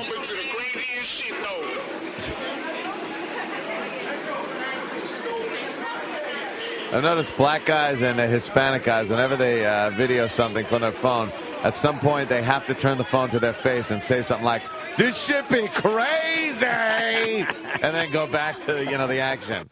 They like getting their own credit. It's kind of entertaining. Man, this happened at the Chuck E. Cheese, and then back to action. No, it's the best part. I'm gonna put this shit on the YouTube, right? And then back to the action. It's there, right on their face. He be bugging. He be bugging. Is that that nigga be cray cray? Wham! Right back. He be bugging. Is that old school? He be bugging his old school. I don't yeah. think they do that. I don't know if that guy was bugging. What I want to know. So he's yelling the N-word like crazy. Yeah, and that's a cop was a black guy.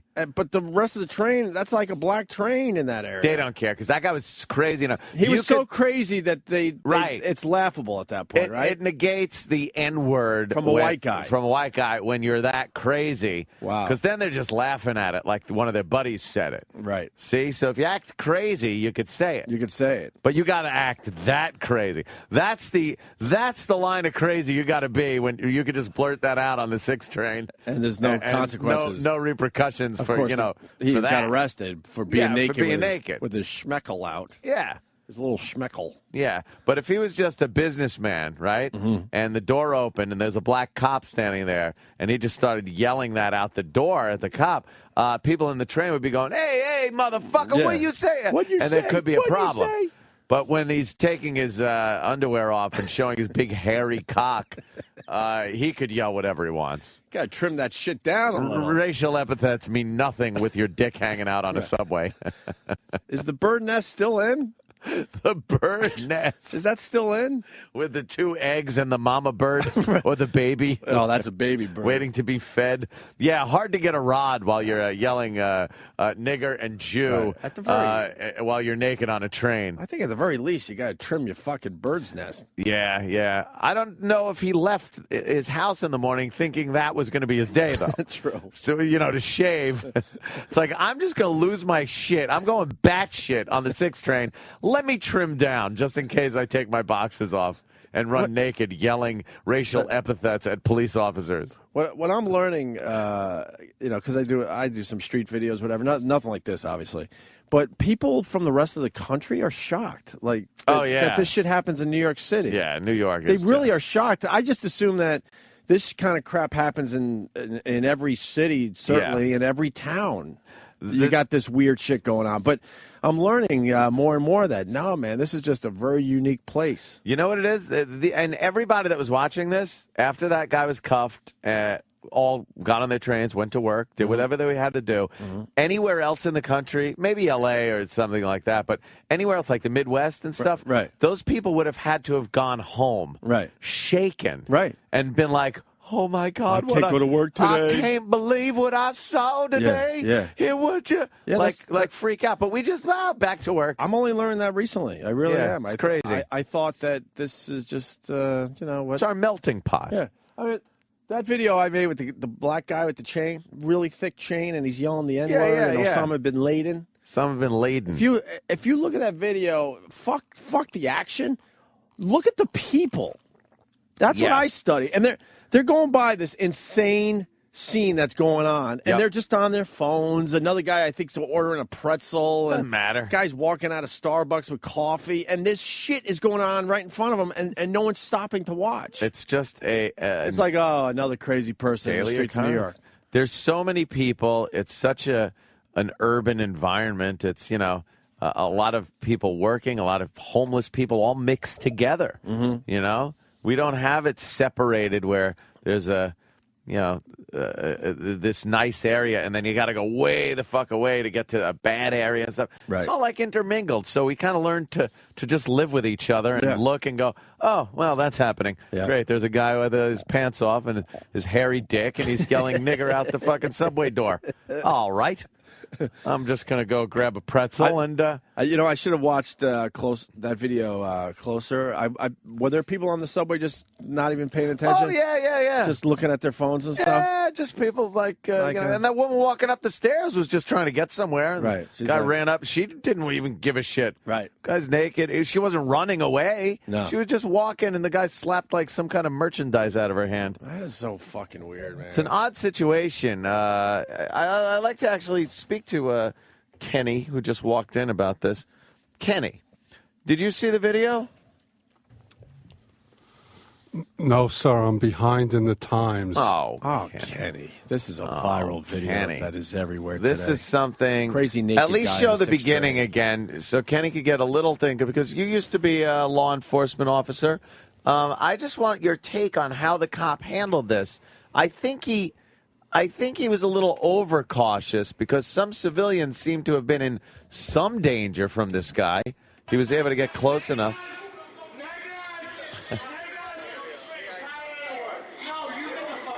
He's yelling the N word.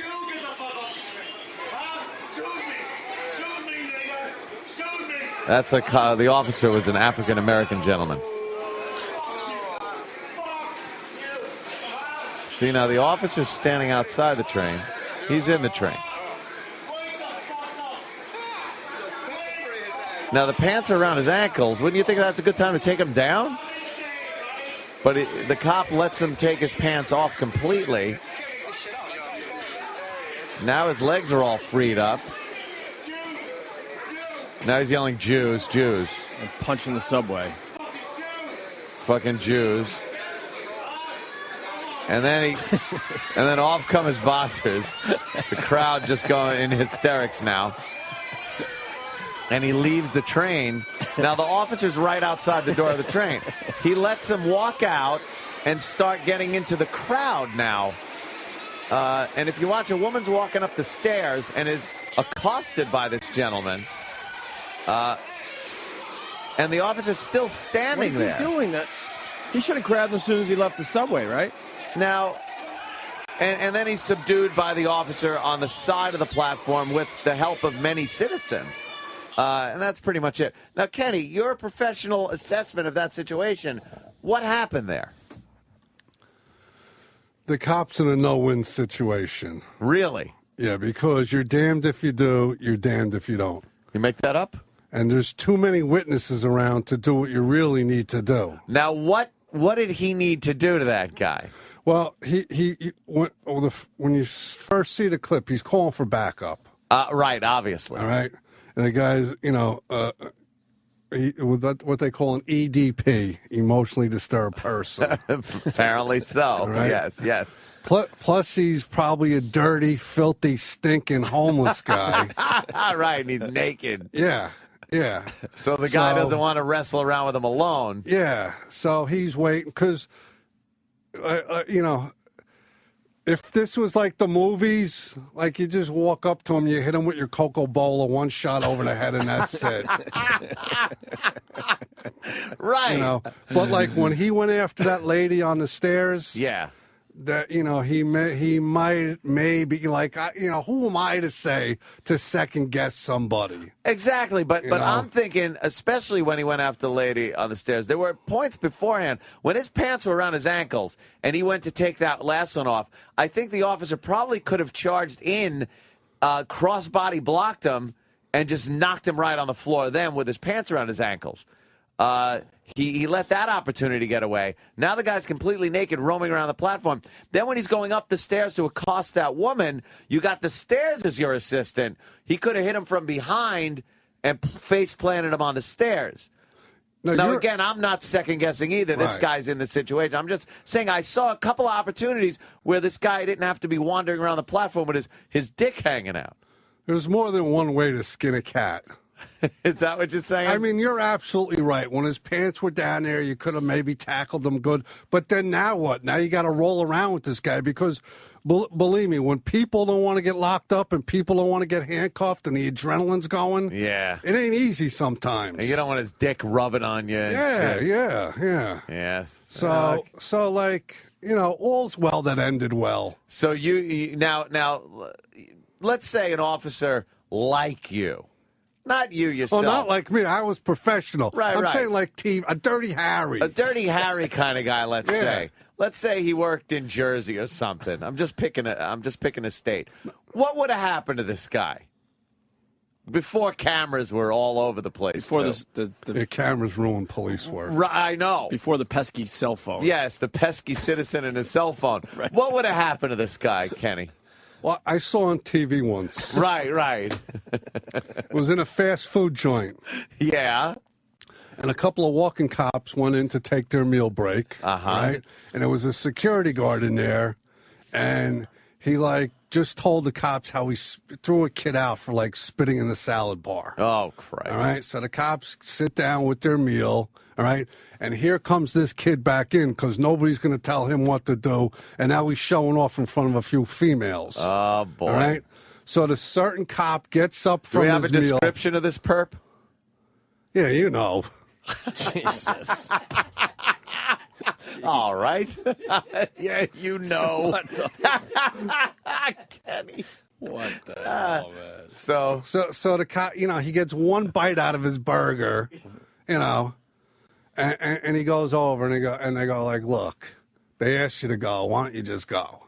Sounds and reasonable. Like, nobody's telling me what to do. So the cop's trying to do the right thing and be nice. And look, the cop goes, look, I asked you nicely to leave. You don't want to leave. Now I'm telling you, you got to go. Oh, boy. I'm quoting this movie cop. Right. The cop from the movie. So the guy's like, nobody's telling me what to do. He's showing off in front of the females. So the cop grabs him out of the chair, throws him on the table, and when the cop reaches back for his handcuff, the guy spins around off the table and punches him in the face. Oh, shit. So the next thing you know, this cop and this perp are rolling around all over the floor of this fast food joint. Is this a Bruckheimer movie? Yeah, it was some kind of action Sounds like a Bruckheimer action movie, yeah. Now, this cop, he knows there's a lot of witnesses around because there's other people in the fast food joint who aren't the same minority as him. Yes. And now he's wondering, there's 3 other cops. What are they doing when this cop's rolling all over the floor with this guy? Crazy.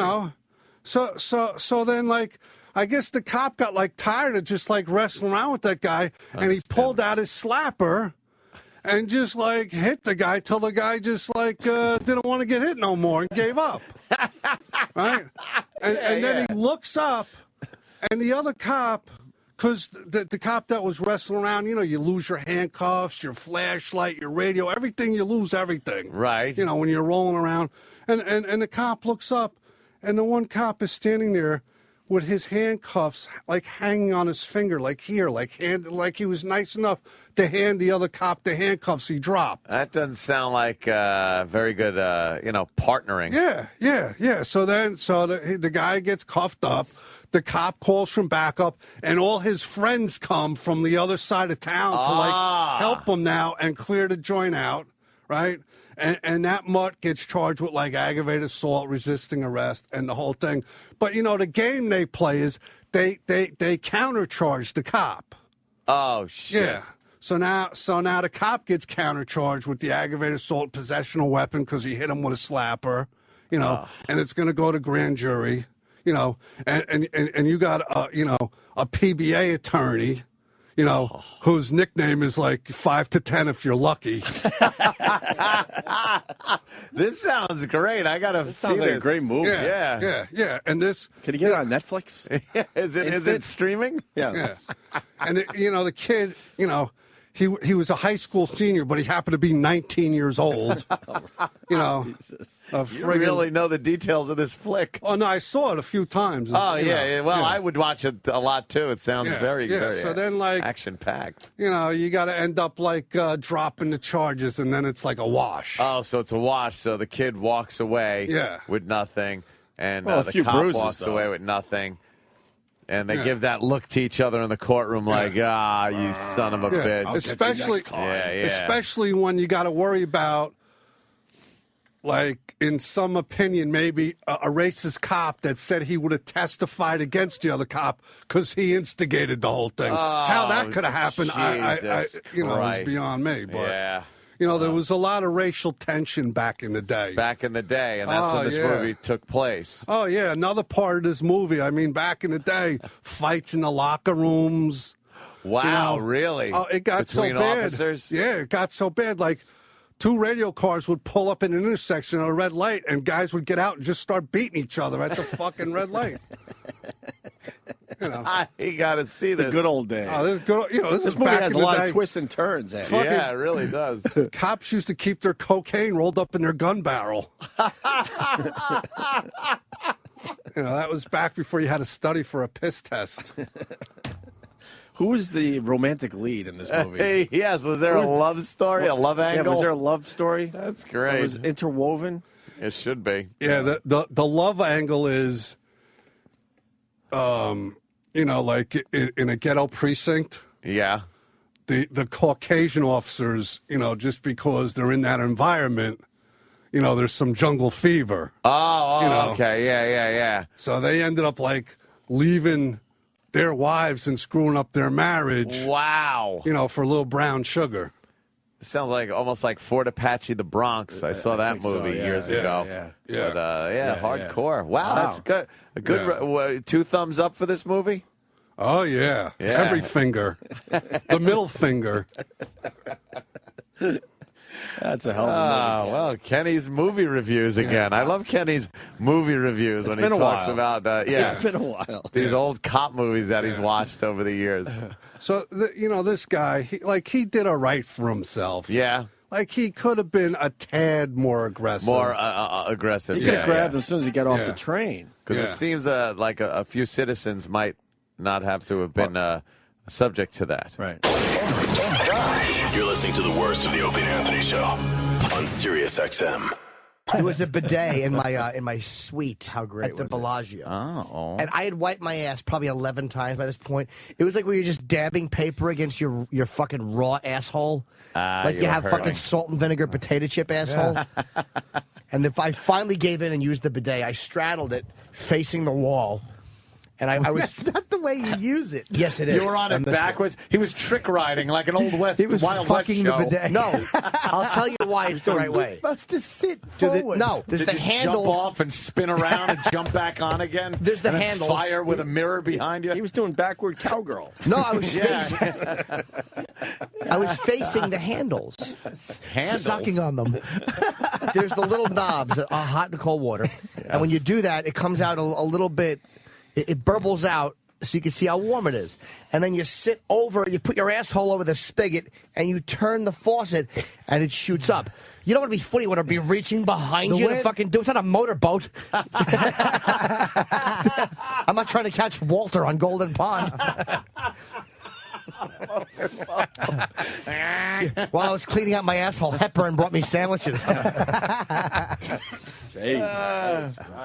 And it was fucking amazing. My asshole was no longer sore. That's great, right? Oh, You I'm going to buy that toilet. What temperature water did you use? Scalding! Boiling water? The one I have in my house, the temperature of the seat can be controlled. The water temperature you can have be that controlled. amazing toilet. Push the button. It has a girl and a guy. The girl has 2, one for the cooch. Yeah. You can use on yourself too. I if remember you that want. joke though with the guy that got his balls ripped off, and he said he pushed the button and it was the automatic tampon remover. Remember that from like 1960? I do.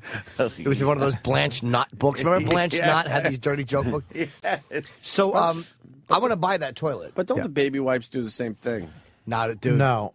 Believe me, I'm the baby Never wipes done a kid. bidet. You know that last poop that doesn't make it out, and you're like, the bidet will get that out. It goes in there. I was moving back and Like- forth. Get it out. It will go in there, and you just have to learn to open your asshole. It will seek and destroy. It'll dissect that. It will right go out in of there and just like fucking that mining where they just take the whole mountain down. When they water mine with the big powerful hoses on, you're fucking excavating. It's like a liquid finger.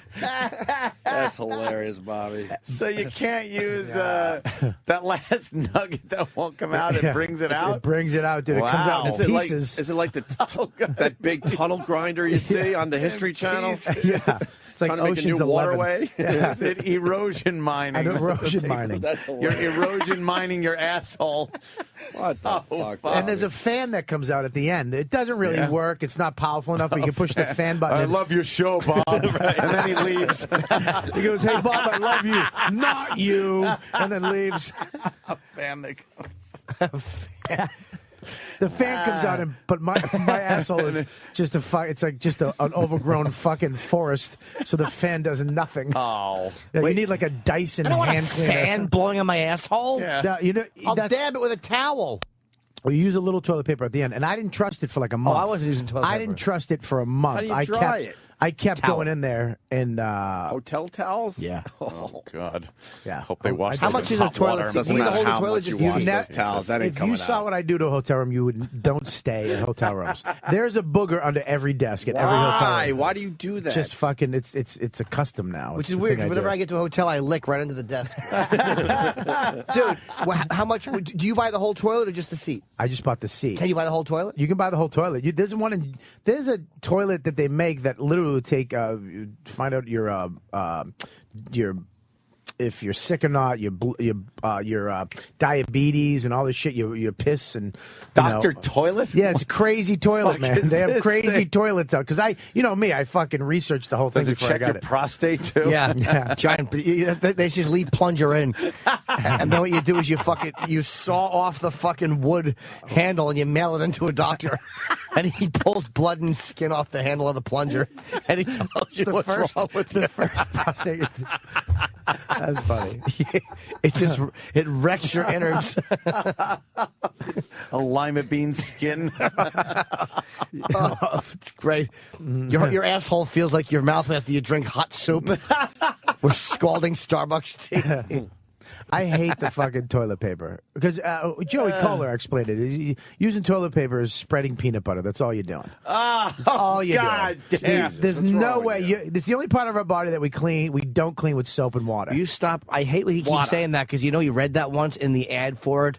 Dude, you use water for everything, but why not that product? I know that you It read really that. is in the video for. I know it is. If It's amazing. Now, if there's any kind of catastrophe going on, I will jump in the fucking shower pronto and Really? just soap up. What, like Soap September up. 11th? What are you talking I about? just- Catastrophe. catastrophe. Where something happens, you just jump in the Where shower. if you've been through half a roll of toilet paper and you're still fucking pulling out roofing tar. If he's coughing and cum is still shooting out of his ass, it's a gay joke. That's rough when you sneeze and like droplets come out of your nose and cum droplets out of your ass. They call that splitting down the middle. And a blood tear comes out.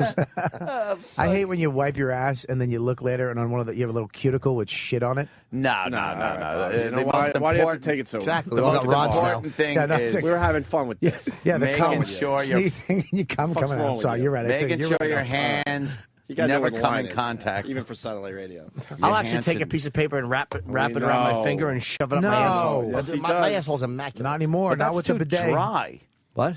Like, isn't the toilet paper too dry to shove in there? No, but I don't. I just take the right amount. 1 foot up propped up on the seat. He's got it all figured out. Oh, you got a whole fucking choreography. I do. Yeah. His asshole It's like looks like Cirque an du Soleil. His asshole looks like an eye socket where the guy lost his eye, but it's just a hole. That's it for the worst of Opie and Anthony.